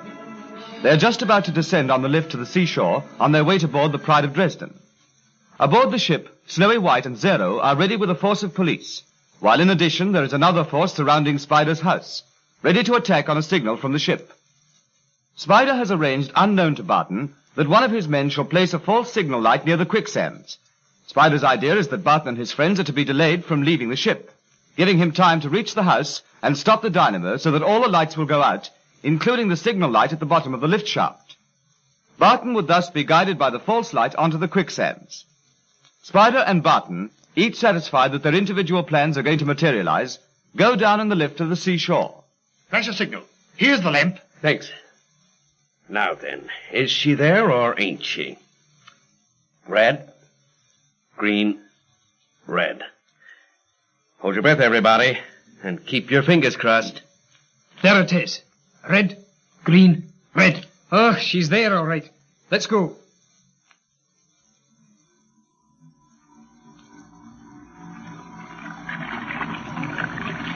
Oh, hi there, Captain Barton. Yeah, okay. Barton here.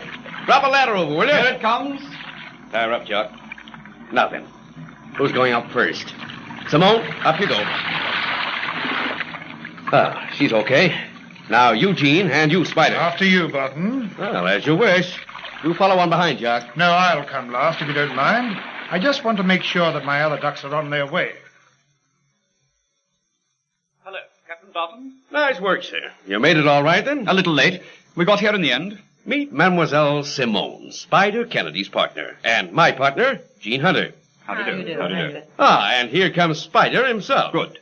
Shall we go down to my cabin and get things organized? The sooner we get the ducks loaded, the better. We haven't too much time before it begins to get light. I think I have everything quite clear.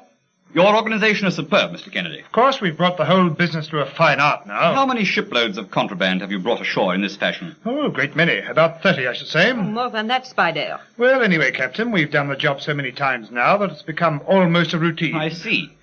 So that's how the whole setup works. That's it, but we're wasting time hanging about. A very appropriate word, What the- hanging, Monsieur Spider Kennedy. What is this, Barton? Allow me to introduce Monsieur Zero of the French police. Monsieur Zero, Spider Kennedy. But I'm Chan, monsieur. No.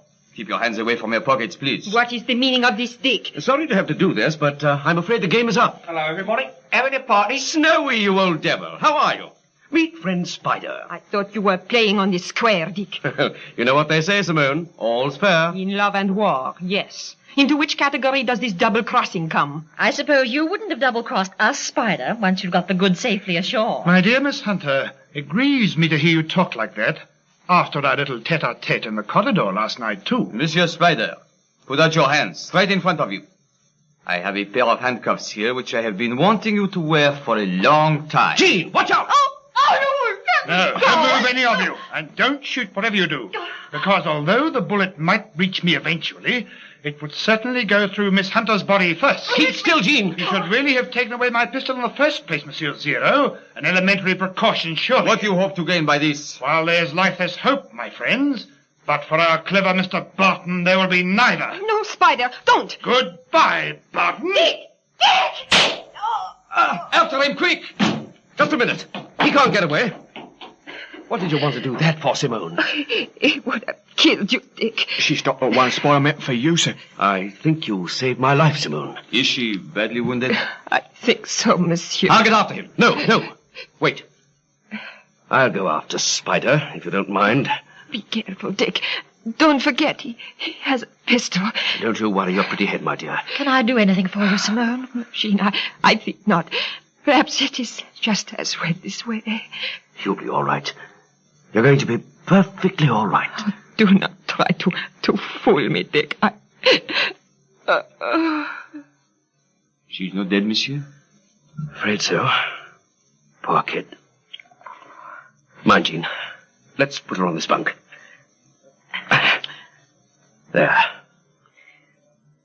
Happy landing, Simone. And now?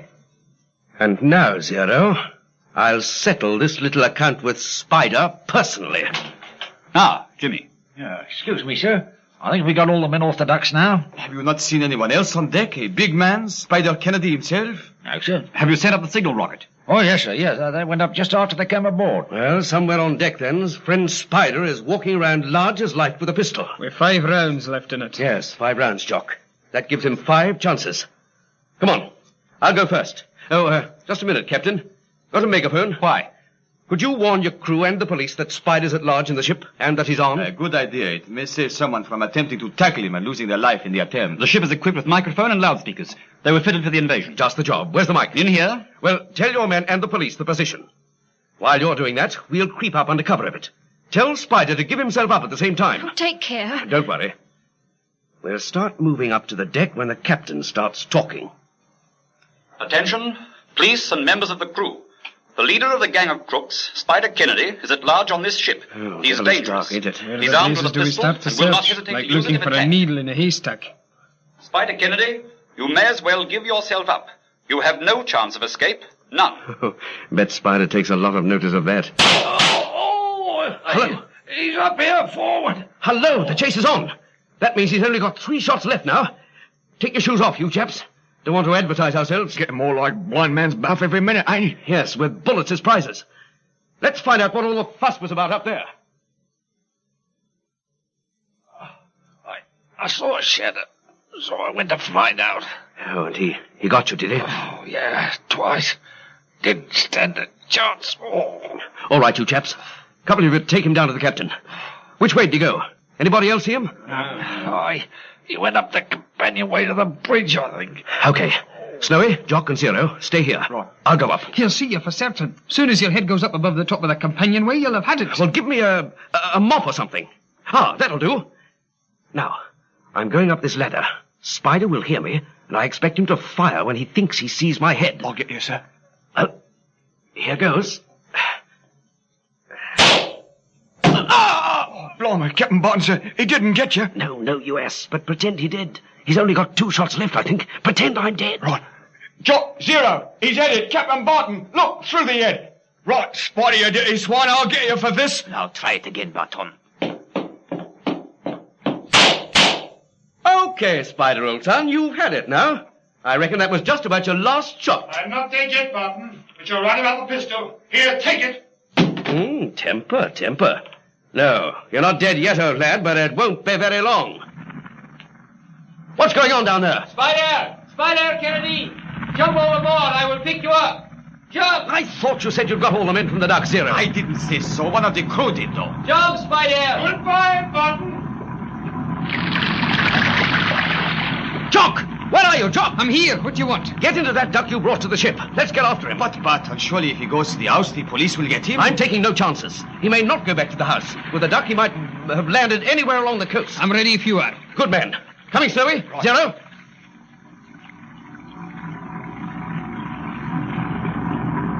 Won't she go any faster, Jock? No, she's not running as she was when we came out in her. Spider will be pulling away from us, that's right. I can't do anything about it. She's going flat out. Oh, we're losing ground. I do not think we need worry, monsieur. Spider will not get away this time. I am confident. I wish I was. I know Spider.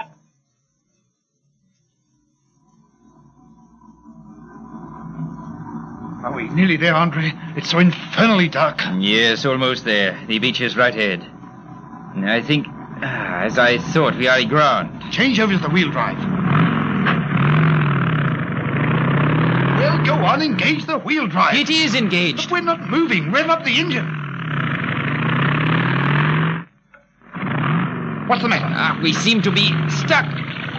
Mon Dieu, Spider, we are sinking. Sinking? No, Andre. Quick. Tell me, can you see the house lights? The lights from the house lights are dusting. No, the lights are out. But how can they be out? How can they? I haven't put them out, Andre. Do you realize what's happened? You fool! You idiotic fool, Spider. We are on the quicksands. We are sinking. Look. It is your crazy scheme. Yours. You are caught in your own trap. Fool, fool. Let me think. Think? Think. It is too late to think. There is the signal light there, the light you told Paul to put there, and I suppose Paul is sitting there guiding us to our death. Paul! Paul! Shut up! Paul! There, he answered. You are mad, Spider. Mad! See what you have done? I am going. Going where? To Paul. Paul, I am coming. Come back, you fool. Loose me. I am not going to sit here and die. Loose. Oh! Oh, I cannot run. Spider, I am sinking. Spider! Spider, save me! Help! Help! I don't know, Jock. I heard something. Help! Help! It's dragging me down. Help! Blazes, they finished up in the quicksands. Don't go any further, Jock. Spider! Spider, where are you? Somebody say do something. I'm sinking. Barton, do you hear? But what can we do? There is nothing we can do. Nothing. We will go back to the ship. Barton, you can't leave me here. Barton, I'm sinking. Hurry, help me. Help me. Oh, heavens. It gives me the creeps, this. I'm Mesa. Serves them right. Help! I'm sinking.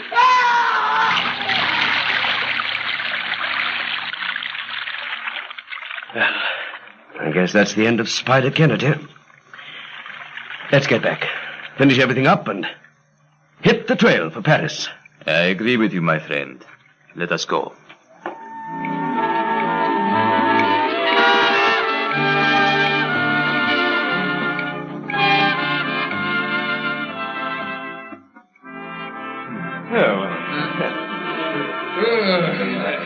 So that is how it all worked out, Monsieur Barton. My men attacked the house. All the crooks left there were in the lift room. And in the scuffle, the electric dynamo was damaged by a bullet. All the lights went out, and this man who had been planted by Spider on the beach thought it was the signal. Oh, so Spider was caught in his own trap, eh? Exact. The bitter bite, as you say, huh? Do we say that? Oh, hello, Snowy. Still got a hangover? I say. Next time Jean Philippe invites us to a party, I'm reporting sick. Well, everything's settled up very nicely. Oh, you didn't get your nylons after all, Jean. No, but look what I did get out of Spider. Phew, I say, what a beauty. What was he doing, giving you diamonds like that? Oh, I talked him into it. Shall I be able to keep it, Monsieur Zero? Let me see it. Yes, you can keep it, mademoiselle. But it must be worth a fortune. No, I'm afraid not, mademoiselle Jean. Not this one. You don't mean to say... I regret, but it's just imitation. Very nice, but no, not genuine. Oh, poor Jean. Well, all I can say is, the man must have been a crook.